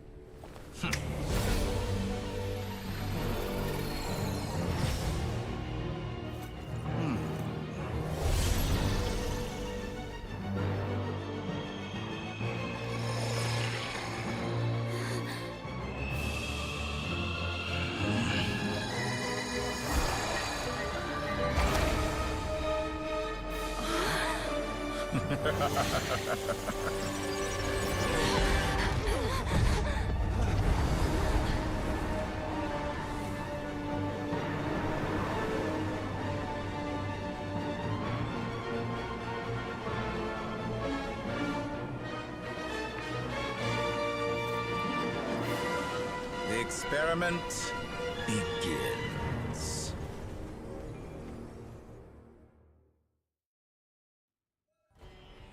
With the marrow of the three moons in my hand, behold the false moon's fall!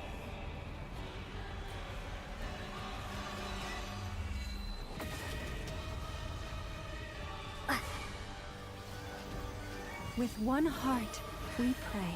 Lead. Bombs away! It all adds up. That's more like it. Summer's good. Keep it up. No more lies. Time to come clean. Can't hide the truth.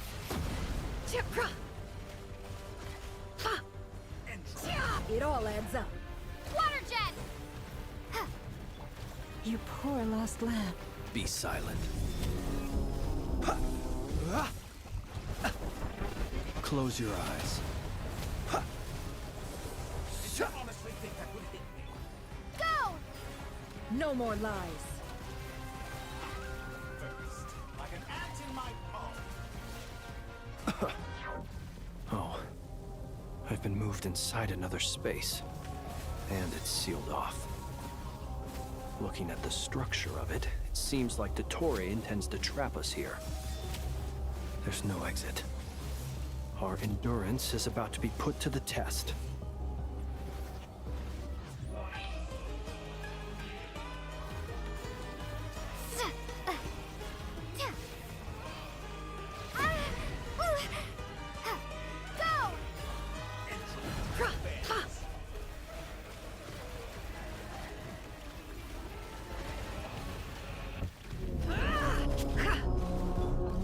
Breach into song.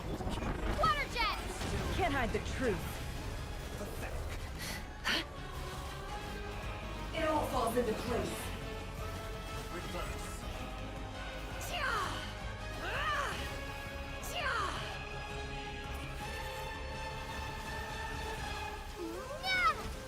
Water jet! By the frost moon of old, lush as the moonlight. It all adds up. You barely managed to touch my outdog.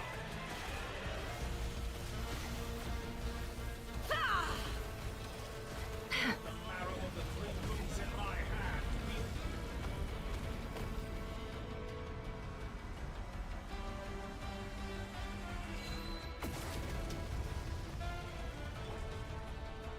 Be shackled. Wipe out! Go! With one heart, we pray. Forest? Can't hide the truth. Where will you try scurrying off to next? Looks like Dottore has opted for a divide and conquer strategy. But we will not allow him to triumph. Now, I shall pray for our victory. For the everlasting forest. Ha! Yeah. Water jet! No more lies. Time to come clean. That's more like it. It all adds up. Keep it up.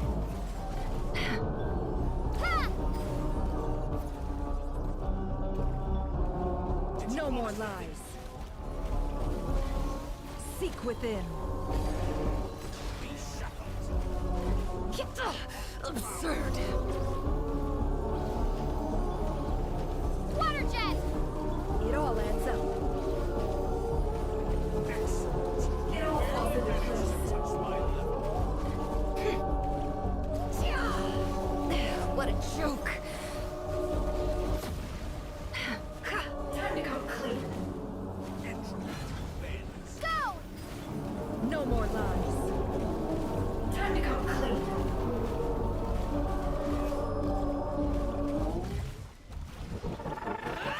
Can't hide the truth. The deception ends here. No more lies. Annihilate that which cannot stand against me. What's this supposed to be? A knockoff version of the space Columbina got trapped in? There really is no way out. We'll see about that, Dottore.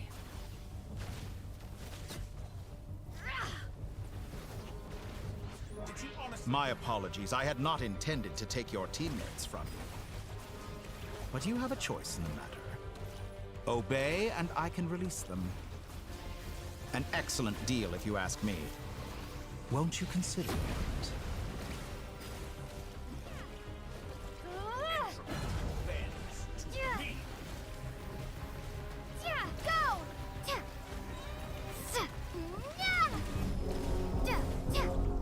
That's not like it. Some sense of value. Did you honestly think that would hit me?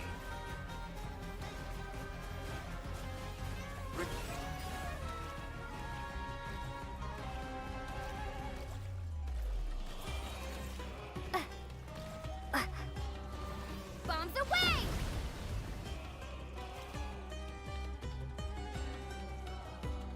I'm aware you've been working on some little tricks to surprise me with, but it appears that none of them have come to fruition.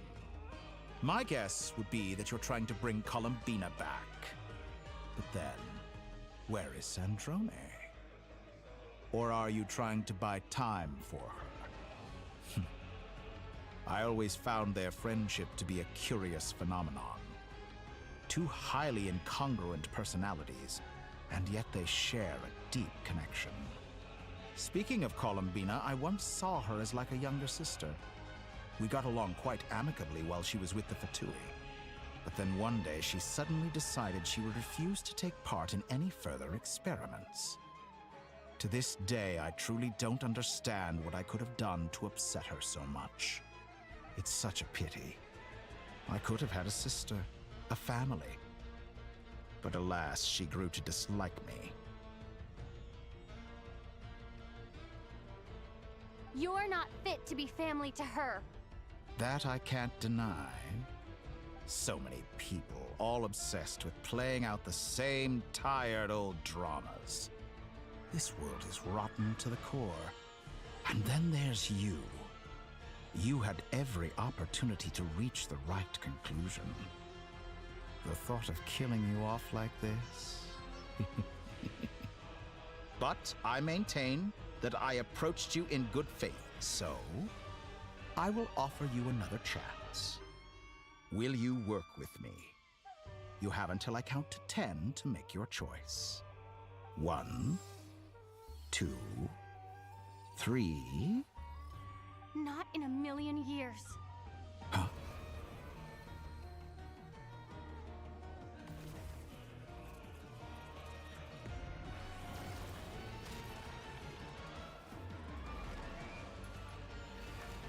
Sandrone, what a pleasant surprise. I didn't think you'd join us all the way up here. You're as sick and twisted as ever. Don't fool yourself into thinking anyone's grateful for the chances you're offering them. Sandrone, the formula hasn't finished running yet.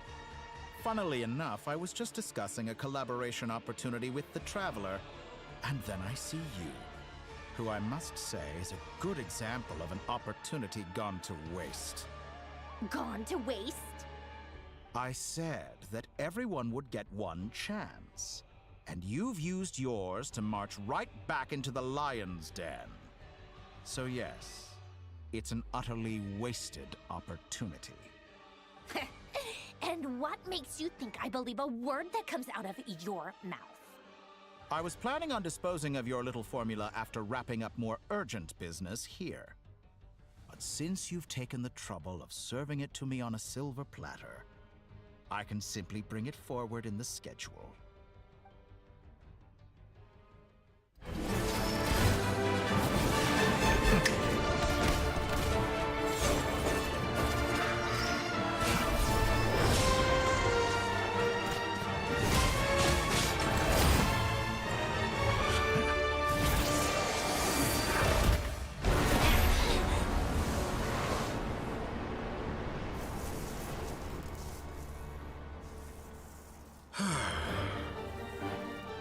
Is this your life's work? This piece of trash?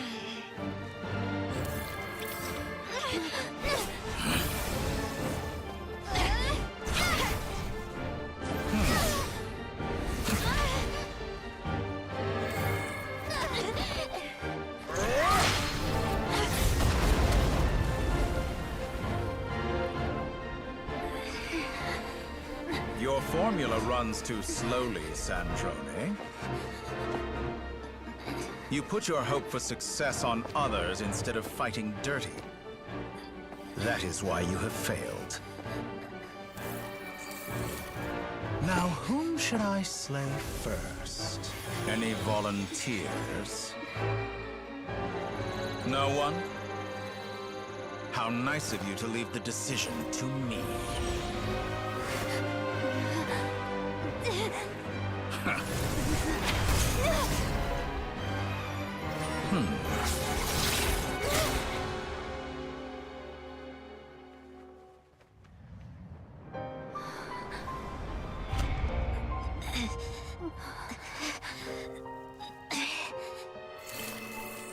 Oh, how unexpected. Sandrone, any last words for me, comrade?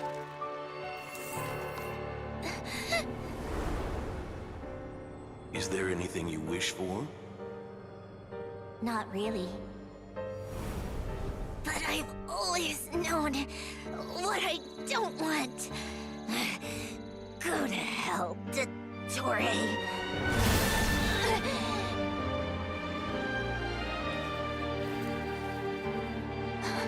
No!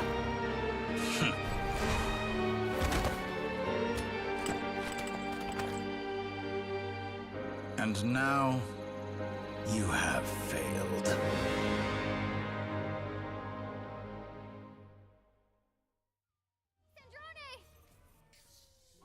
Now you see how fragile mechanical contraptions are. Just a gentle tap, and they fall to pieces. However keen of an inventor Sandrone may have been, her death spells the end of the formula that was running inside her body. Of course, I have to commend her for making it this far. As her colleague, I have to admire her stubborn tenacity. Now, it is time for you to take your place by my side. My count was interrupted, but the second chance I extended to you still stands. Once again, you are welcome to join me. By now, I'm sure you have gained a greater appreciation for the power and authority I wield. What is stopping you from embracing a new world of endless possibilities? Not in the mood to talk? As you wish. You seem less talkative than usual today. I'll change the topic to something more apropos. Sandrone was always like this, never trusting anyone, always so reluctant to share her research with them. Objectively speaking, she had her strengths. It is remarkable how she extracted and even optimized the world formula from so much data. But her inability to trust was her undoing. Had she allowed someone else to monitor or run the formula for her, you might still have a chance at victory even now. But regrettably, she was a stubborn fool. As much as it pains me, she had to go. Dottore. Maybe this is news to you, but people can change. Columbina surprised you when she escaped, and I think Sandrone would surprise you too. Change? You can twist the truth however you want, but I see it clear as day. You're the one who can't trust other people. Is that how you see me? By this point, what can you hope to do about it?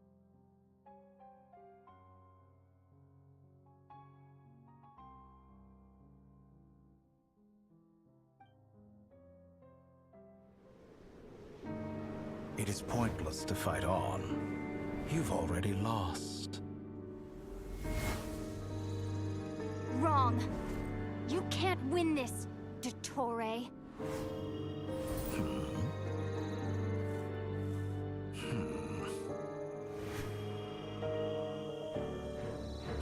What?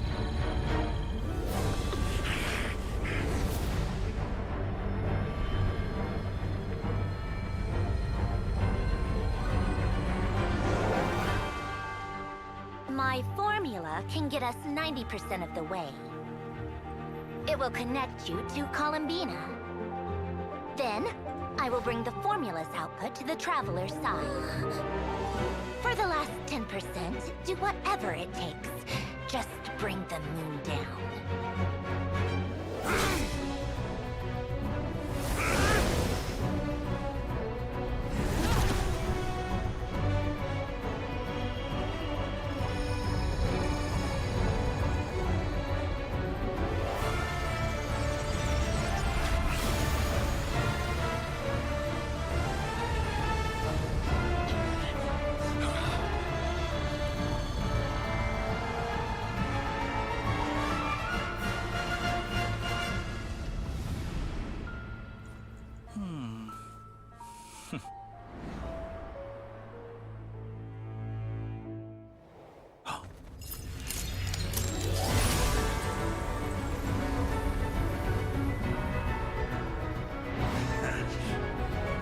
The moon will never be yours.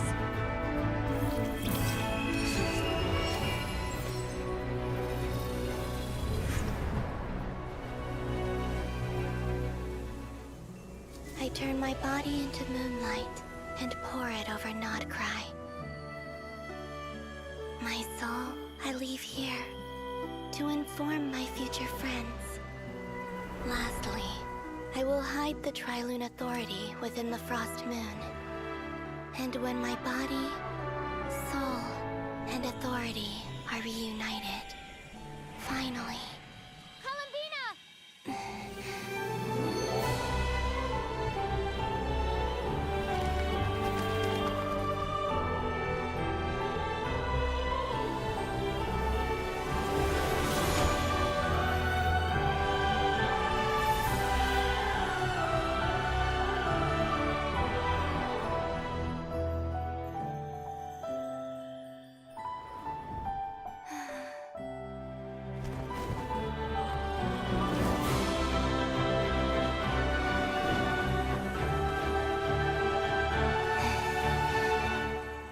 It's been too long. I'm back.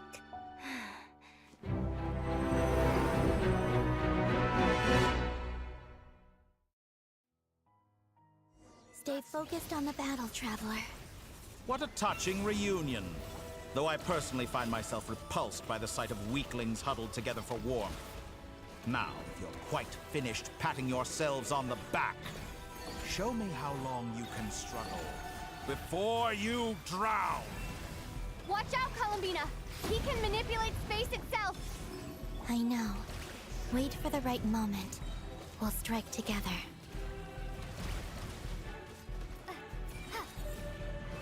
Water jet! Keep it up.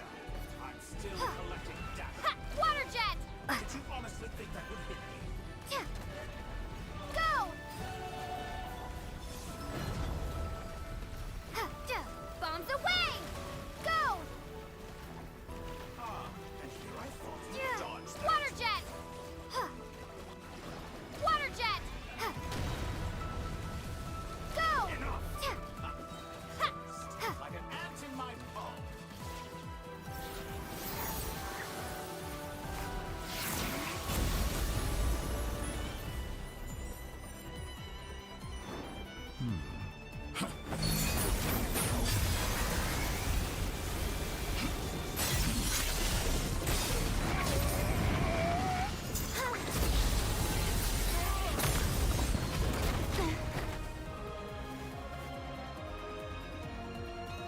I grant you the new moon's blessing. The new moon shines upon you. I am growing weary of your... It's over, Dottore!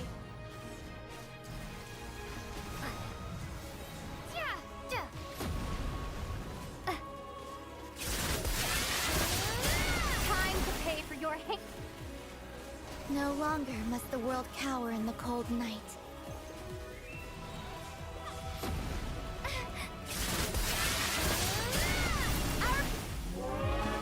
Let the moonlight dispel the darkness.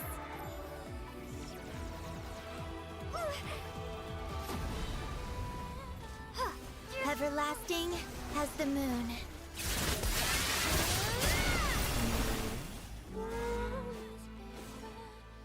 So you wallow in this rotten, decaying world.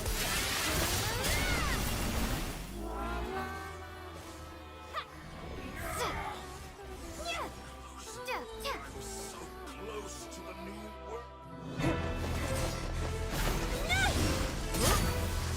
Willfully blind. How can you be so satisfied with your fate?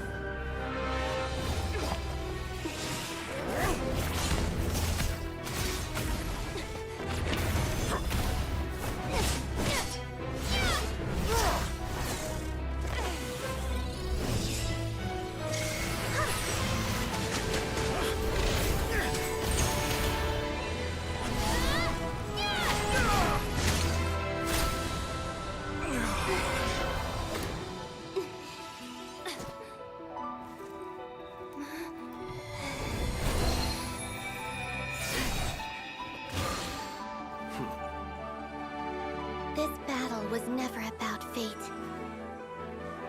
It's about friends, family, and the home you stole from them.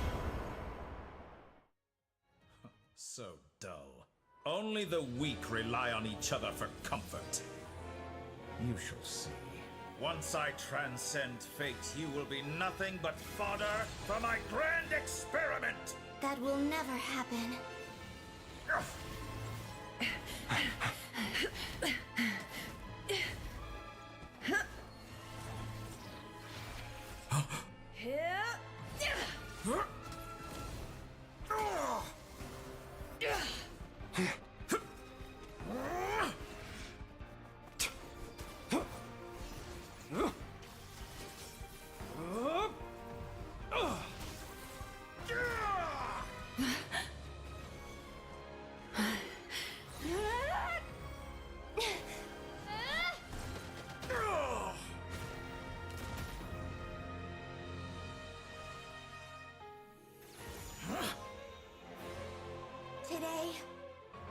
The moon lights up this world once more!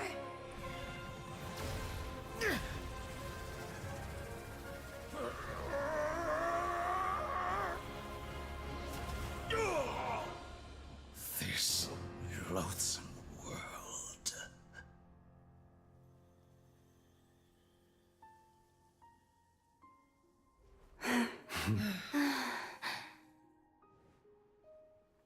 No. This world is our home.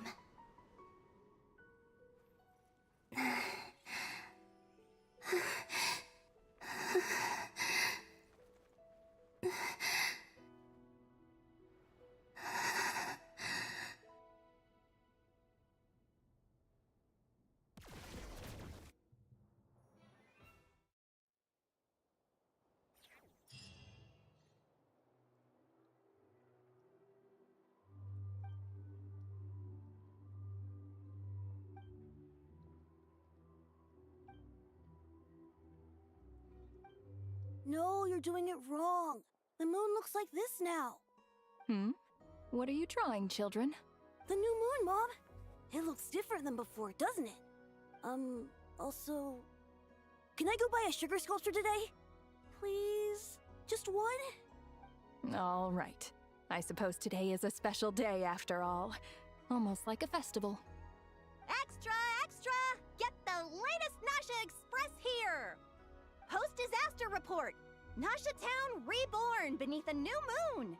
The voyage begins today! The future looks bright thanks to the League! I knew things would be different. But I didn't think that would include the moon. They say a new moon goddess has been born. A new moon goddess? Who's saying that? I guess so. I'm not too clued up on the details. As far as I'm concerned, the moon's still in the sky and it's business as usual. Hey, since we've come all this way, shall we grab ourselves a free meal while we're here? Are you a convert now? Oh, come on. What does it matter? After everything we've all just been through? Come on! We gotta get there early, or there won't be any good spots left! Shh, keep it down. This is a residential area. What if people are still sleeping?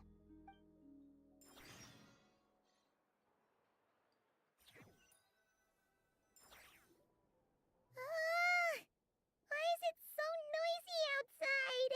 It's okay. Paimon was pretty much awake anyway. It's been so long since we last had a chance to relax, huh? What about you? Did you rest well? Still winding down from everything that's happened? Or are you wondering how our friends are doing? Or is it about what Dotori said to you? Okay, if you say so. What we just went through was... a lot! Luanatar disappeared after Columbina came back. Apparently, she was part of Columbina's soul or something. Still, Paimon kind of misses Luanatar somehow. But anyway, you did great. So did Paimon. We all worked our butts off to contain this disaster, and in the end, we made it. So, chin up, Traveler. You should be proud of yourself. Hey, don't poke fun. You should be glad that Paimon's growing as a person. Paimon didn't think you'd mention it. You have no idea how anxious Paimon was. She was worried sick about you. Well, if you really want to show Paimon you're sorry, you're gonna need to make it up to her. You better be ready to splash out on a lavish meal.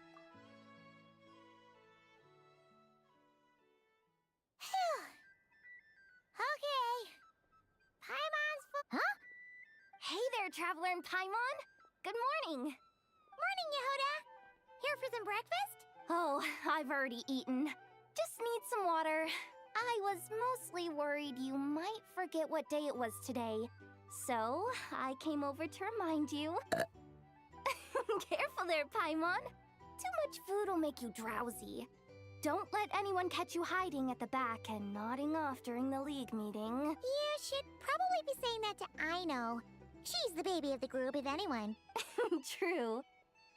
You know, I'm surprised that all these competing groups are actually coming together to try to solve things together. Definitely. Well, Nothing like a region-wide calamity to bring people together. After that... Try telling Boss Neff that. She's not exactly convinced that people are gonna get with the program. Really? But if she's so pessimistic about it, why'd she probably 'cause... Even though Unity sound... I think things will work out, though. I swear, Notcry feels like one big family now with everything that's happened. Paimon's with you on that one. And it seems like plenty of other people agree, too. Yes? All right. Everyone's been rebuilding these last 2 weeks, and the evacuees have been coming back in droves. Life's slowly returning back to normal. Were you about to head out? There's still some time before the ceremony begins, you know. Yeah, we were gonna take a stroll around the square and say hi to some friends first. Sounds good. See you later then.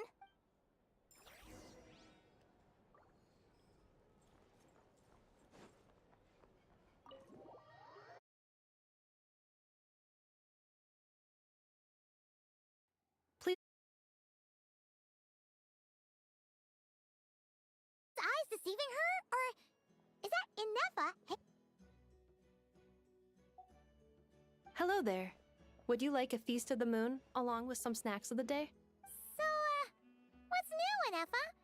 It was only a few days ago when we last saw you, but it looks like you've joined the Frost Moon Scions in that time. And I know too? What are you talking about, Paimon? We're just here to help, duh. In the wake of the disaster, it's all hands on deck. We responded to Lama's request for support. At times like these, the smallest good deed can inspire others and help them through the hard days ahead. And we're using eggs and heating tubes to make that a reality. In true Krumkake craft shop style! Inefa! Did you hear that? The Traveler said I did good. That's because it's true, I know. Proposal. If you can resist eating today's dessert, I will provide you with compliments, too. No way! Well, that proposal got shot down quickly. I need something to get me through the hard times too, you know. Mom! Yes, dear. Excuse me. Could I take a photo with the robot lady? She helped us get safely out of Notcry, and she helped us get back home too. She's the best. Of course she is. And since I'm the whiz kid who built her, that makes me even better than best, right? But you stole my snacks, though. Oops. Shall we move to the open space near the center? The view there is better. Thank you!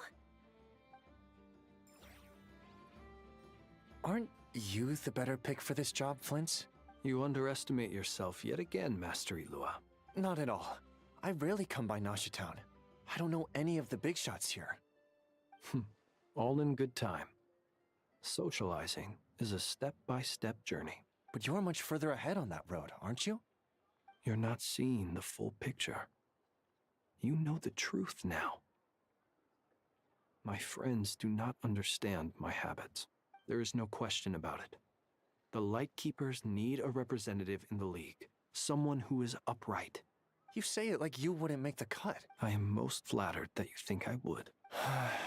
Sigh a little less, Master Ilua, and have more faith in yourself. That is precisely why Starshin and Nikita felt safe delegating such important work to you. I'm sure we all also agree that we would sooner die of dehydration than manage to wrangle anything out of you in a discussion. My apologies.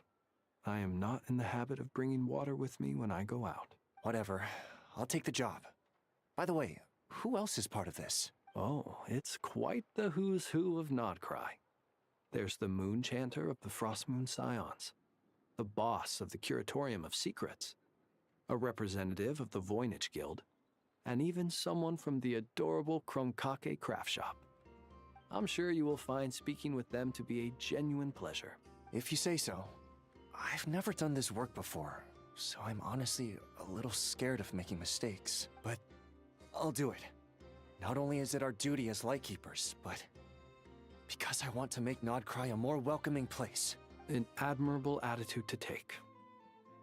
The beacons are lit, Itlua. We're but one step away from breaking through the blizzard. We have the chance to band together and build our shared homeland into an Elysium. This is unprecedented for Notcry. An opportunity not to be missed. Yeah. You're right. I'll do my best. Quite a few familiar faces have arrived.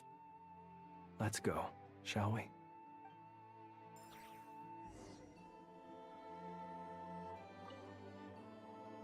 You look so cool when you fly, Miss Robot, and when you use your spear, too! And even though you took my snacks, it's pretty cool that you could build stuff like this. You've got so many inventions. It's amazing!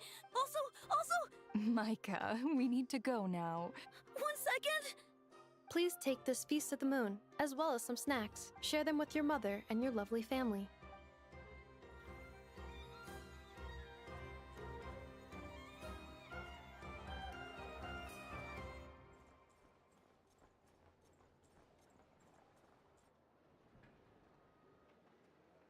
Wow!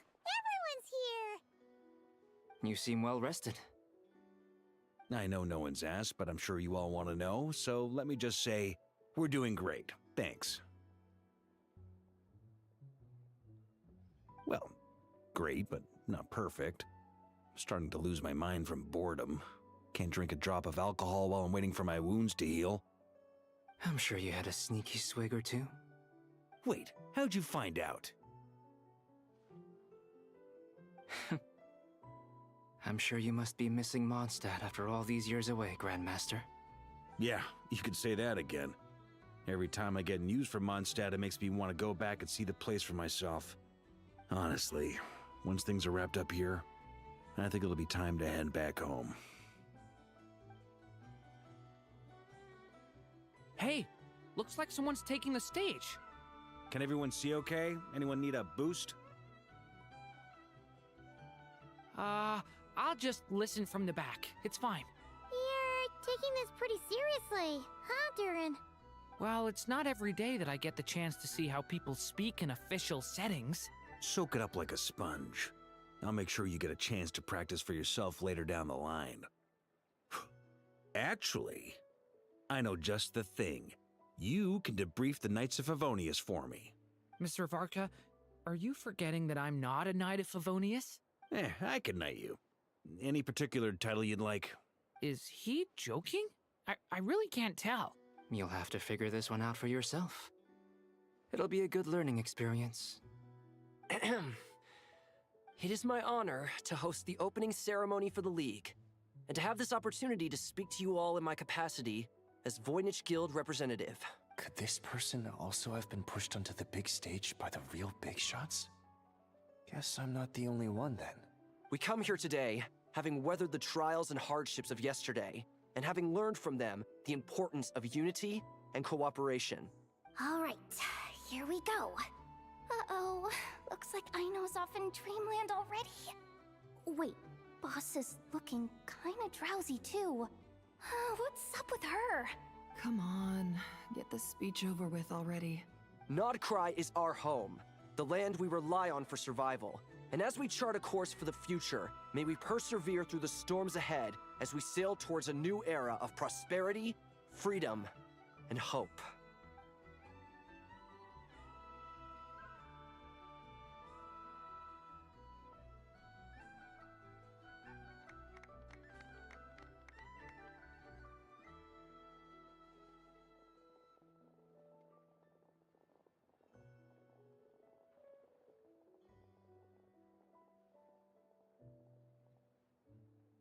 Looks like we'll have more opportunities to travel in the future. I'm sure you'll cope, Lady Moonchanter, given how fleet of foot you are. Unfortunately, I suspect I'll be too busy at the Curatorium to act as your host. We have a busy schedule, not to mention an international network of contacts to manage. It'll be all right. I'll just check your schedule with Yehoda well in advance. And if she's not available, I can simply ask Ashru. So giving my employees extra workload isn't enough for you? You're really going to drag my cat into this too? I thought you'd approve. Aren't you forever increasing your employees' workloads? That's a bold statement. Are all the Frost Moon Scions feeling more audacious now that your moon goddess has returned? Columbina's return has brought joy to all who care about her. That includes both you and me. As for the Frost Moon Scions, we are learning how to thrive independently, without relying on the moon goddess. It is up to us to make our home a more livable place. Joining the League is one of the steps we are trying towards that end. I like the word try. It's nice and non-committal. You can opt out at any time and still say you tried. You don't see a bright future for the Frost Moon Scions? Or did you mean the League? I'm just not as optimistic as you. The Frost Moon Scions should count themselves lucky that they have a leader as stubborn and enterprising as you. But Nodcry's a big place, with all kinds of people. Most of them don't enjoy answering to a leader, or even listening to reason. Well, that's where you and your methods come in. Unless the Curatorium of Secrets is only here for appearances. For now, yes. And that won't change until this venture becomes worth my while. What would make it worth your while? Getting out more than I put in. Right now, I'd barely break even, but I'll grant that it's a good start for Nodcry. Then maybe it's worth a try. All right, you can stop now. Or do I have to join the Frost Moon Scions before you'll get off my back? You'd be very welcome to join us. Hey, you two! Congrats on all your hard work! What are you chatting about? Nefer was trying to dissuade me from adding to her employees' workload. Also, she's considering joining the Frost Moon Scions. Sorry, what? Your conversations are always the most interesting. Would you two care to join me for some tea before heading to your next destination?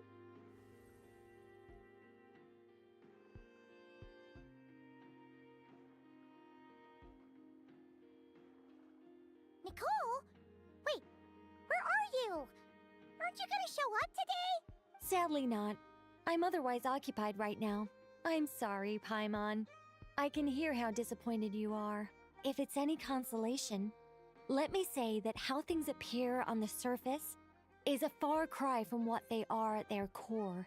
Perhaps you'll feel better if you focus on the fact you have a special line of communication with the great mage herself.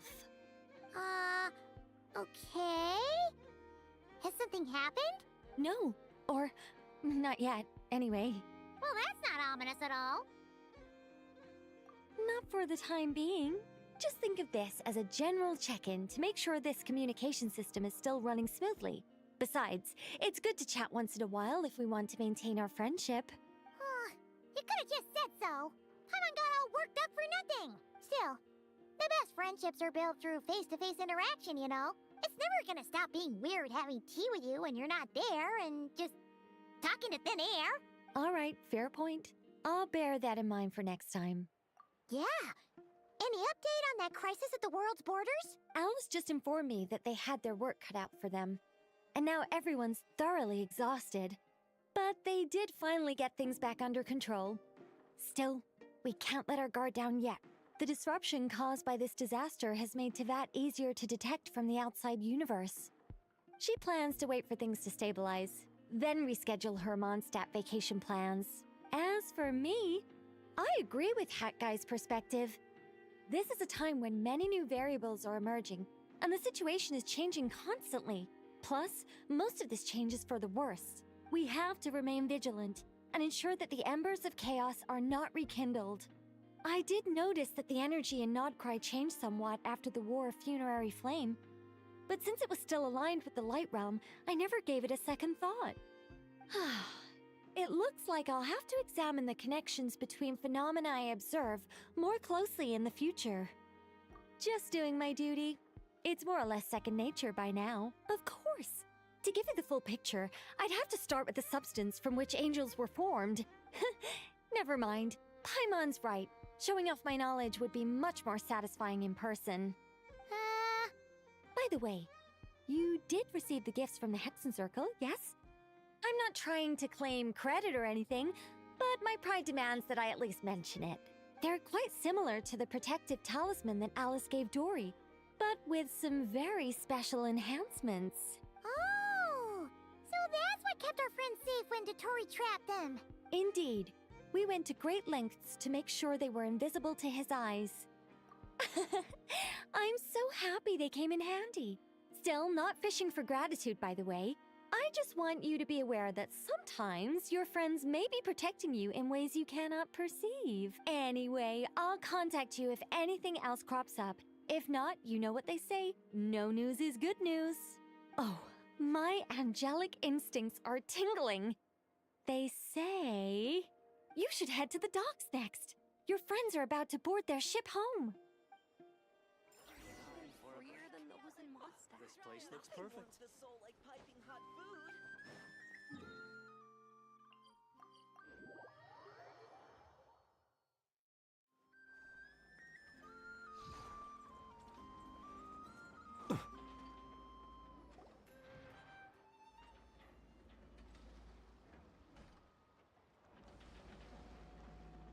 You're here. You're here too, Hat Guy. Are you heading back together? No. I'm bound for Sumeru, and she for Fontaine. We just happened to cross paths at the harbor. Everything seems fine. Sandrone may have an abominable temper, but she's always been very responsible with important calculations, and things entrusted to her by valued friends. You always speak as if you know us inside out, Mr. Hat Guy. Maybe I'm just a good judge of character. I certainly hope that's all there is to it. Regardless, you have been a significant help in this matter. For that, you have my gratitude.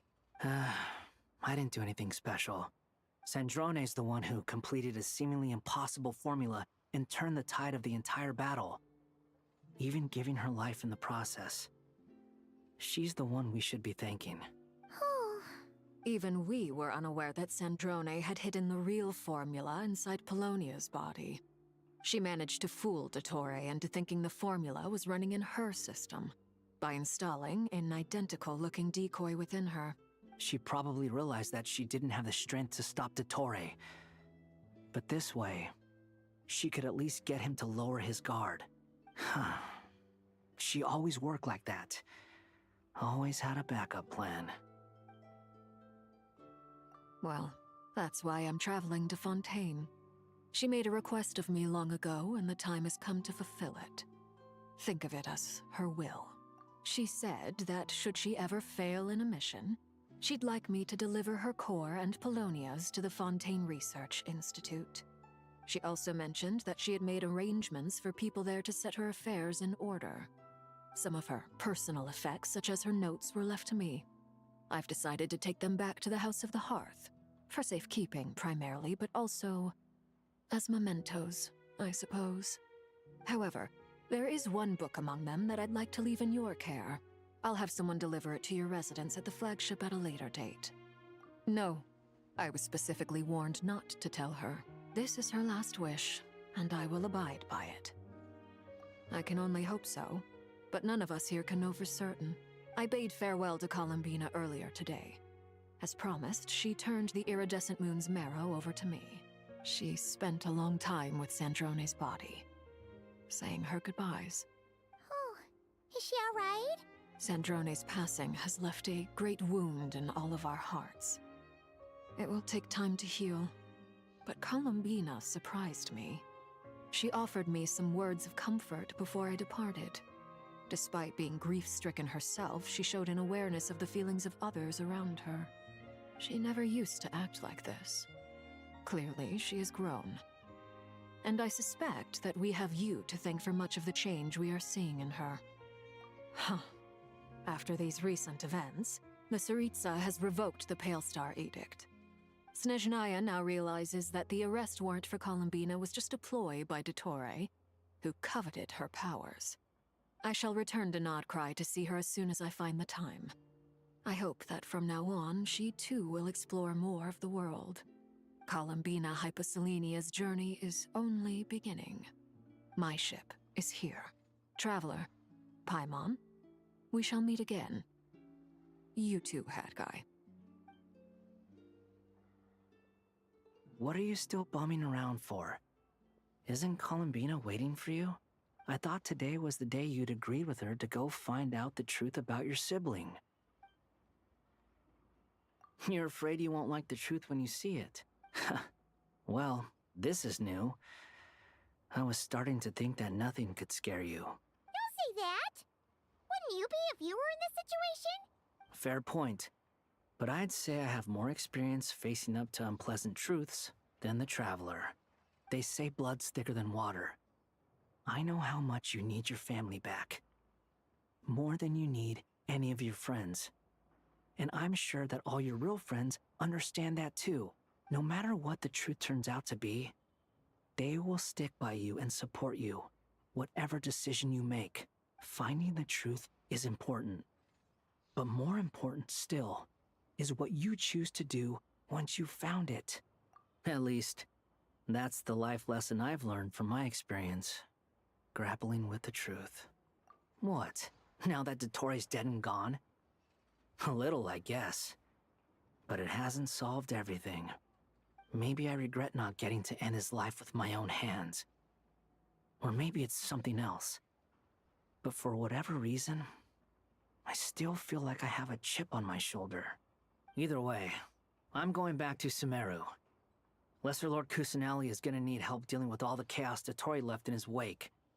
Not just from this incident, but everything he did in the past, too. You should continue with your journey, as you've always done. Who knows? Maybe we'll meet again someplace else.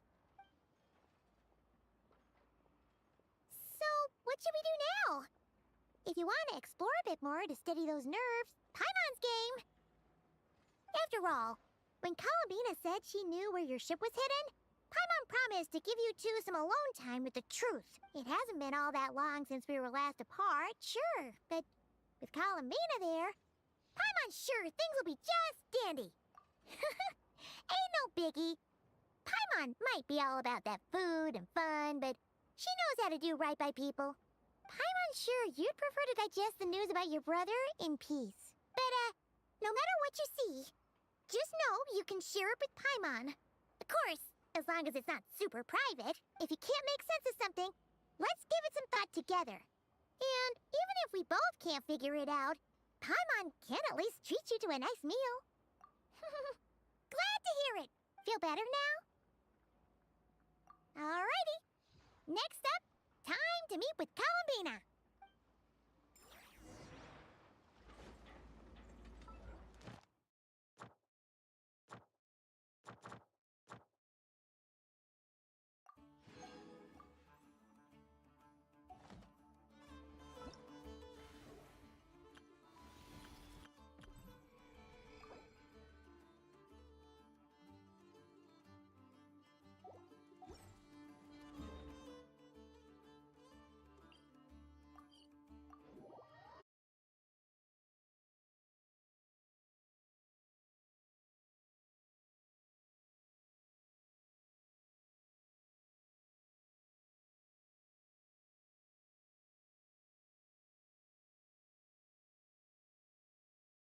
You? Well, you're still welcome to go there whenever you want to see me.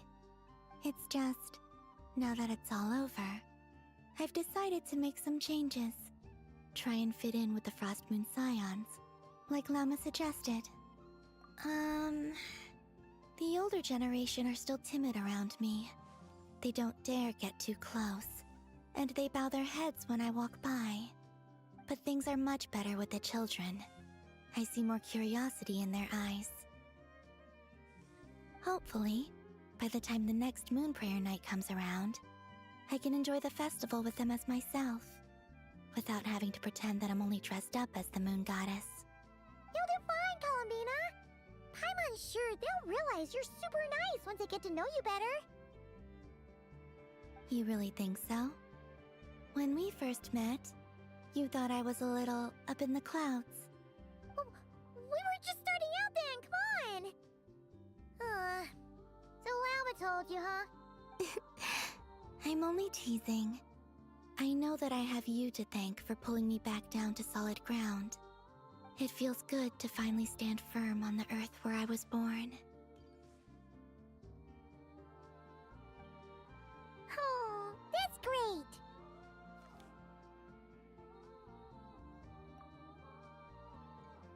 Thank you. I'll make sure not to lose it this time. Well then, are you ready? Ether, what happened to our spaceship back then?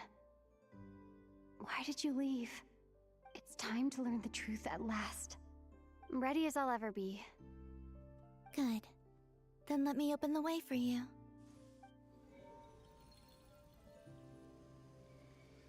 Where does this lead? To our shared destination. Huh?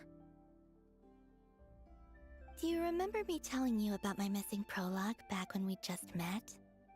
I said that my story began on the moon. But while I was inside the moon's reflection, I realized that my prologue was really hidden in the future. I just had yet to discover it at that point. The story of the time before I was born was in fact the story of my distant future. It's truly fascinating. But when I obtained the Trilunar Authority and returned to our present reality, I sensed something I hadn't expected. Your prologue. So you mean... Yes, your spaceship. All this time, it has been hidden on the Frost Moon, which lay beyond the sky. The great ruler of the firmament. The heavenly principles. Wait, them? Why would they do that? I don't know. Perhaps your ship contains something that is incompatible with Teyvat. Or something that cannot be known. Oh, did I pick a bad time to say this? I know it must have been hard to work up the courage to do this. Maybe I should have waited until you were on the moon, with no chance to back out. That would have been kind of mean, you know.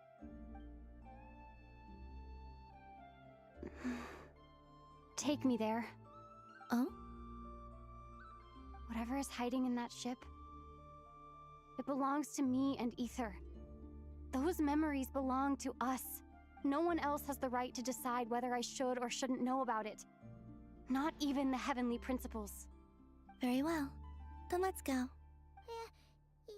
two take care, alright? And don't forget to come back soon! Rest assured, Paimon. We will.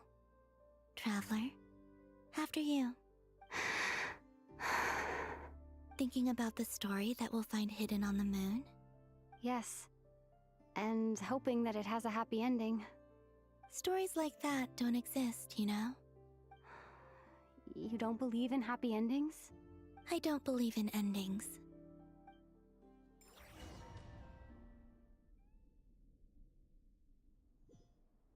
Where am I? This is the pathway I built between Teyvat and the Frost Moon. The moon is very far away from us, so it could be a long journey.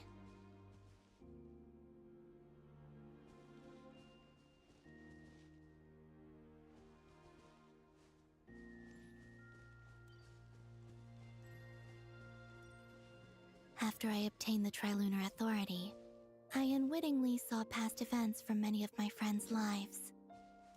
One was Lauma. She was so young when they chose her to be the Moon Chanter. From then on, the Frost Moon Scions looked to her to bring messages from their goddess. But, for better or worse, I had left Hisi Island before she was ever born. It was not until much, much later that she met me. I think it's for the best.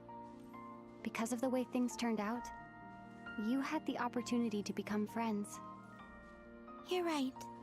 In that sense, I think we were both very lucky.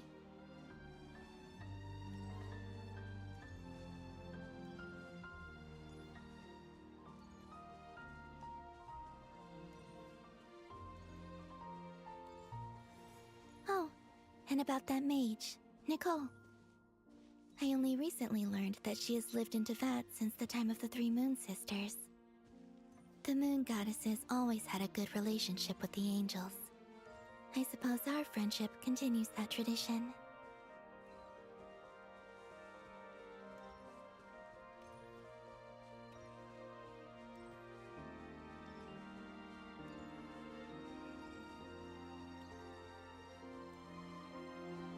And then, there's Sandrone. I never knew that much about her, beyond the fact that she was created by someone called the Lord Artificer. She, too, suffered for a long time before joining the Fatui.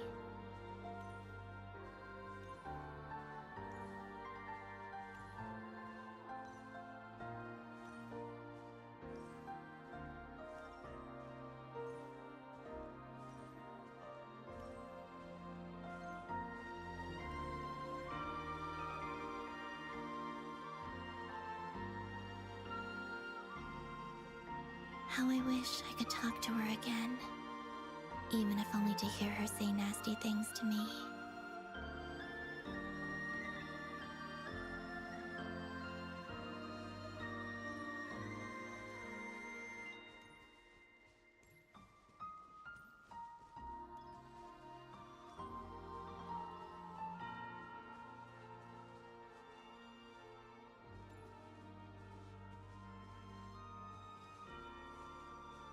Also, I saw your sibling's story. I'm afraid I didn't see much.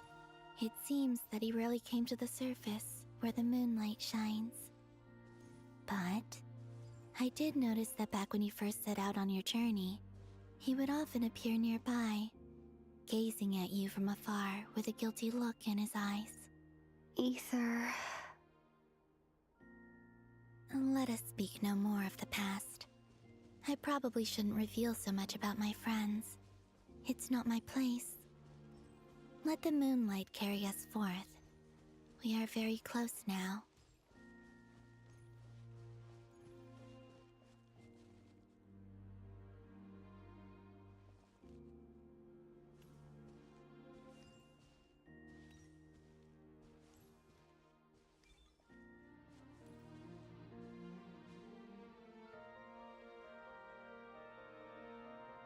After this, I'd like to bring some kuhenki to the moon as well.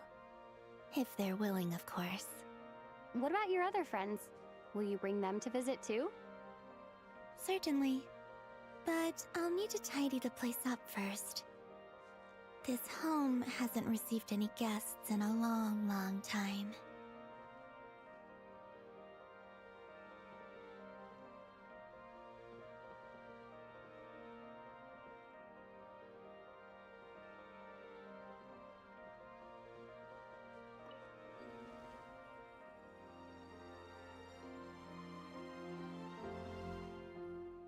I remember writing something similar with you on Moon Prayer Night. I believe it was called... Dodoko's Whirligig. Yes, that was it. You asked me if I was afraid to return to the moon, and I said that I was. The idea that I had gained something precious, only to lose it so quickly. That frightened me. But I'm not afraid anymore. Besides, this time, we're traveling together.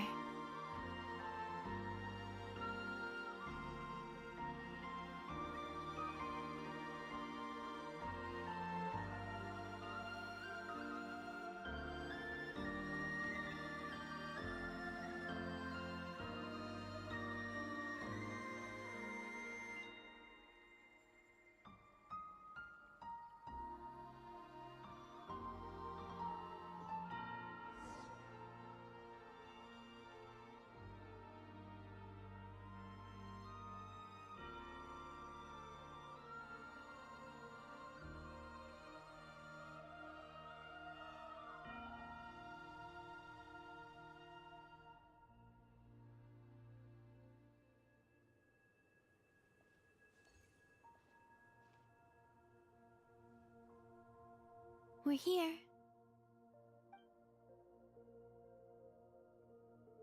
Over there.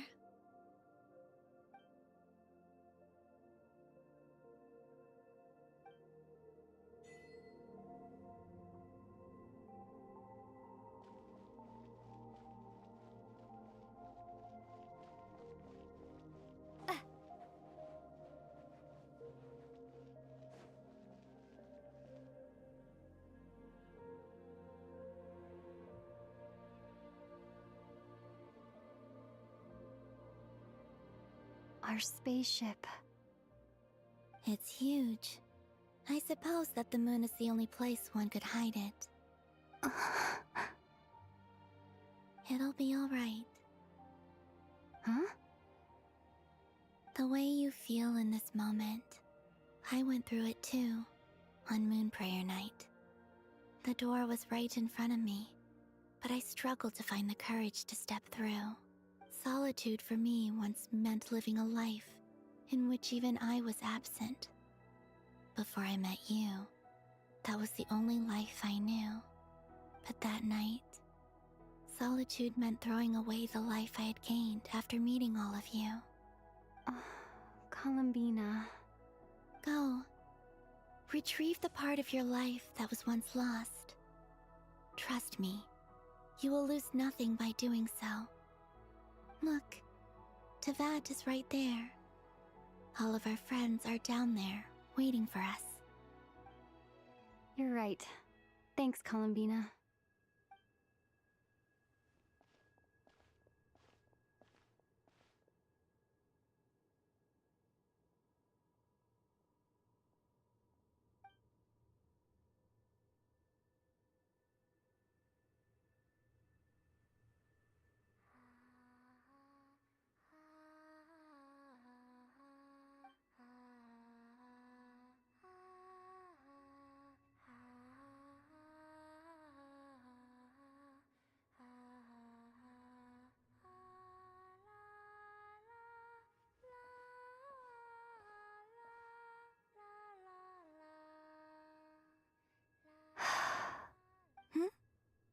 Finished?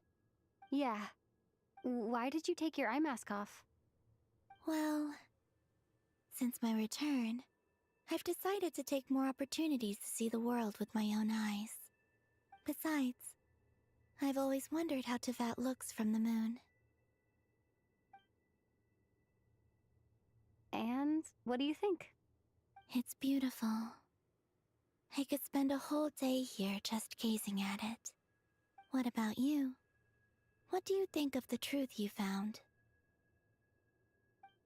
I haven't looked at another person's expression in a long time, but I think yours is saying it was neither good nor bad.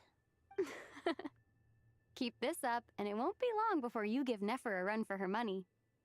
Oh, I don't think that's going to happen. I'm much more used to sensing what's going on around me with Kuvaki. I think I'll save my eyes for seeing special moments I really want to remember. I read the spaceship's flight logs. I always assumed that this was my first time in Teyvat. I thought that Ether and I must have been hibernating in space for centuries on end. But the logs show that our spaceship flew over the skies of Teyvat once before. A long, long time ago. Flew over? So you didn't land? No. The ship barely came to a stop before flying on again. After that, it continued traveling through space for a long time.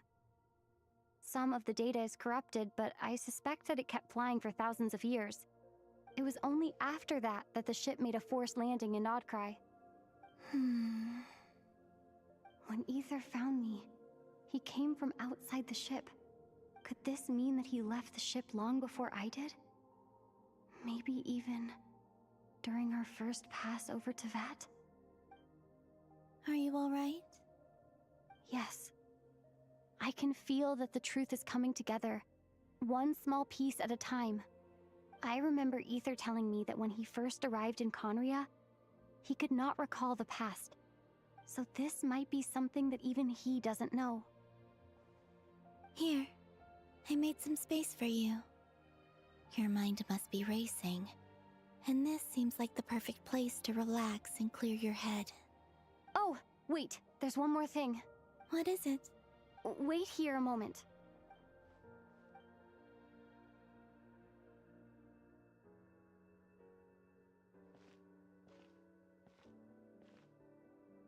Hey, Columbina.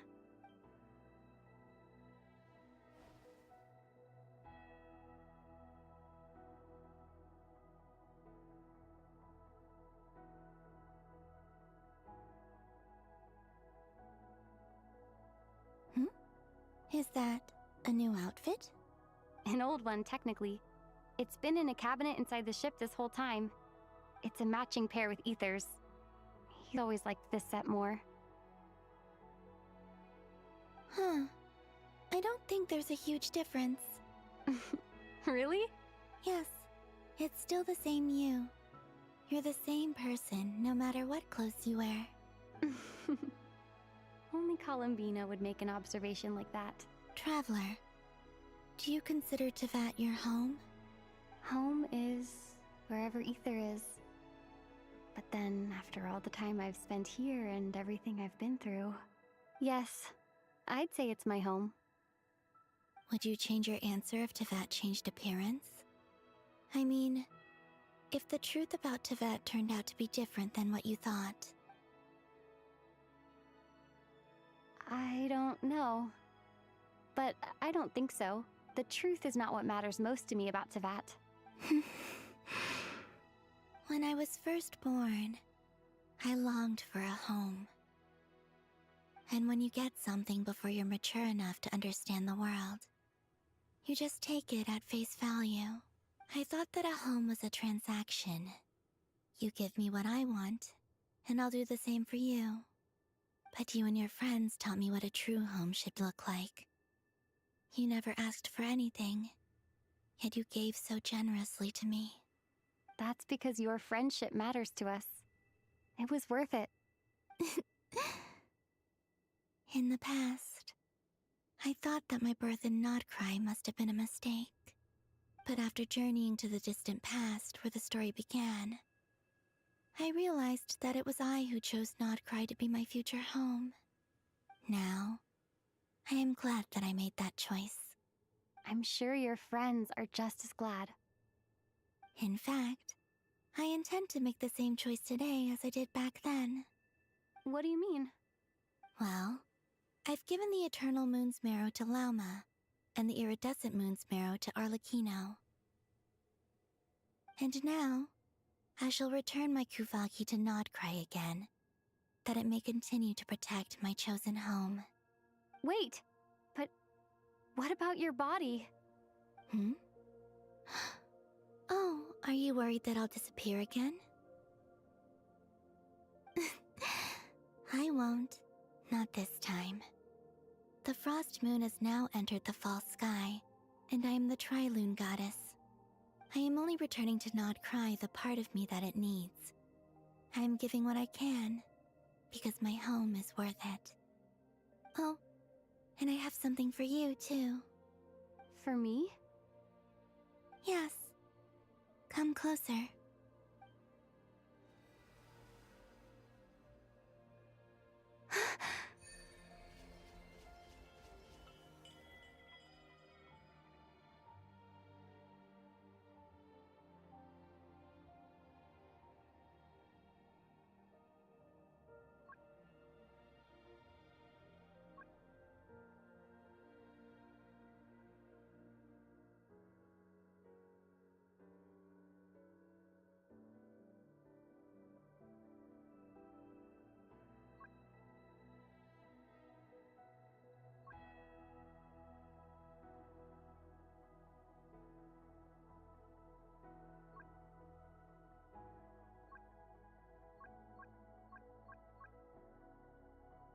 What was that? I lifted some of the restrictions this world placed on you. I trust this will help in your future adventures. My power. It feels like it's grown. I can use the elements more freely now. Thank you. This will be a great help. You're welcome. I see you as family, and after everything you've done for me, In fact, no. It's not because I owe you. It's because you're worth it. Here, this flower is for you.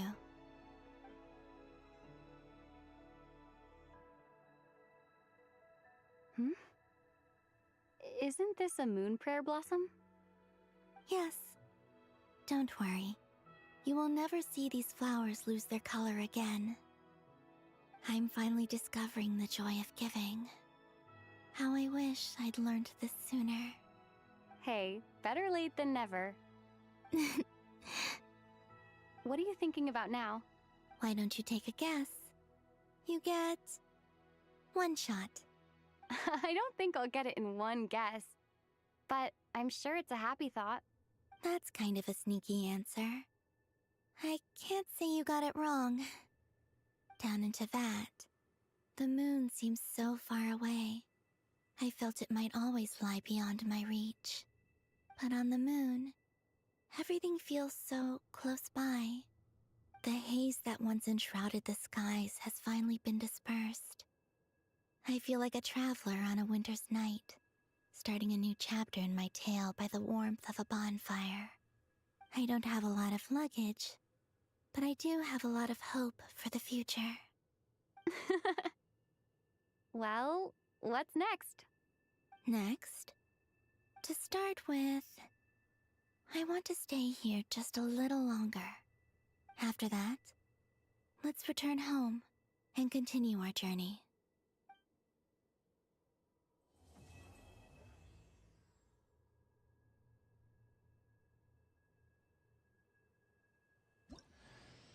These clothes bring back so many memories.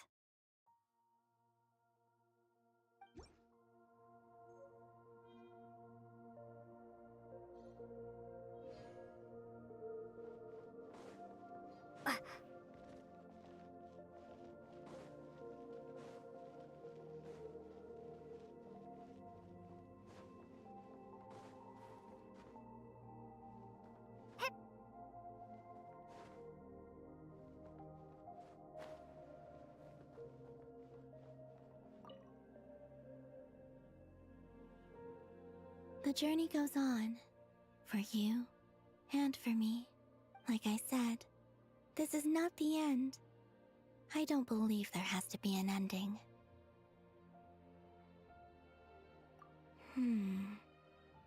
Ice cold and sharp. Crystal clear in some ways, yet profoundly unfathomable in others. Like the thick layer of ice on top of a frozen lake. That's just the impression that Tsaritsa gives me. I was never able to glimpse what truly lies beneath that icy exterior. In fact, I don't think the people of Snezhnaya even know what kind of power their god wields. Maybe that's because the Tsaritsa herself has never acknowledged, nor accepted that power. Oh, is that your next destination? Most people would probably tell you to pack some warm clothes. But I experience things differently than most people, so I can't know how cold it is. In fact, it is home to quite a wondrous heat source. I think they call it Kreshnik's torch. Every city in Snezhnaya is built around one of those. I sensed the energy it gave off as I was passing by on a railway train. It felt grand and distant. I also recommend the Korolievsky troupe in Snezhnograd. They give performances quite regularly, and entry was free for harbingers. I liked them a lot. Once things settle down in Notcry, I'd like to explore the world beyond Snezhnaya. You've told me so many stories about the other places you've been to, and all the friends you've made there. I'm curious to visit those nations and see them for myself. It would also help me learn more about the journey that has made you into the person you are today. There's Regrator, the Rooster, and the Jester. Between them, they control a lot of what happens in Snezhnaya. But I can never wrap my head around how exactly power is split between them. I just know they are each responsible for many specific domains. I noticed that the Rooster and Regrator often appear to get along on the surface, while working against each other in secret. And theirs is not a friendly rivalry. But I wasn't particularly interested, so I tended to keep my distance. Now that I think about it, the term Mistelton often seemed to come up in connection with Project Stuja. Okay. As you continue on your journey, don't forget to gaze up at the moon once in a while. It is, after all, no longer an illusion. it shall cast down its true moonlight, connecting us in truth.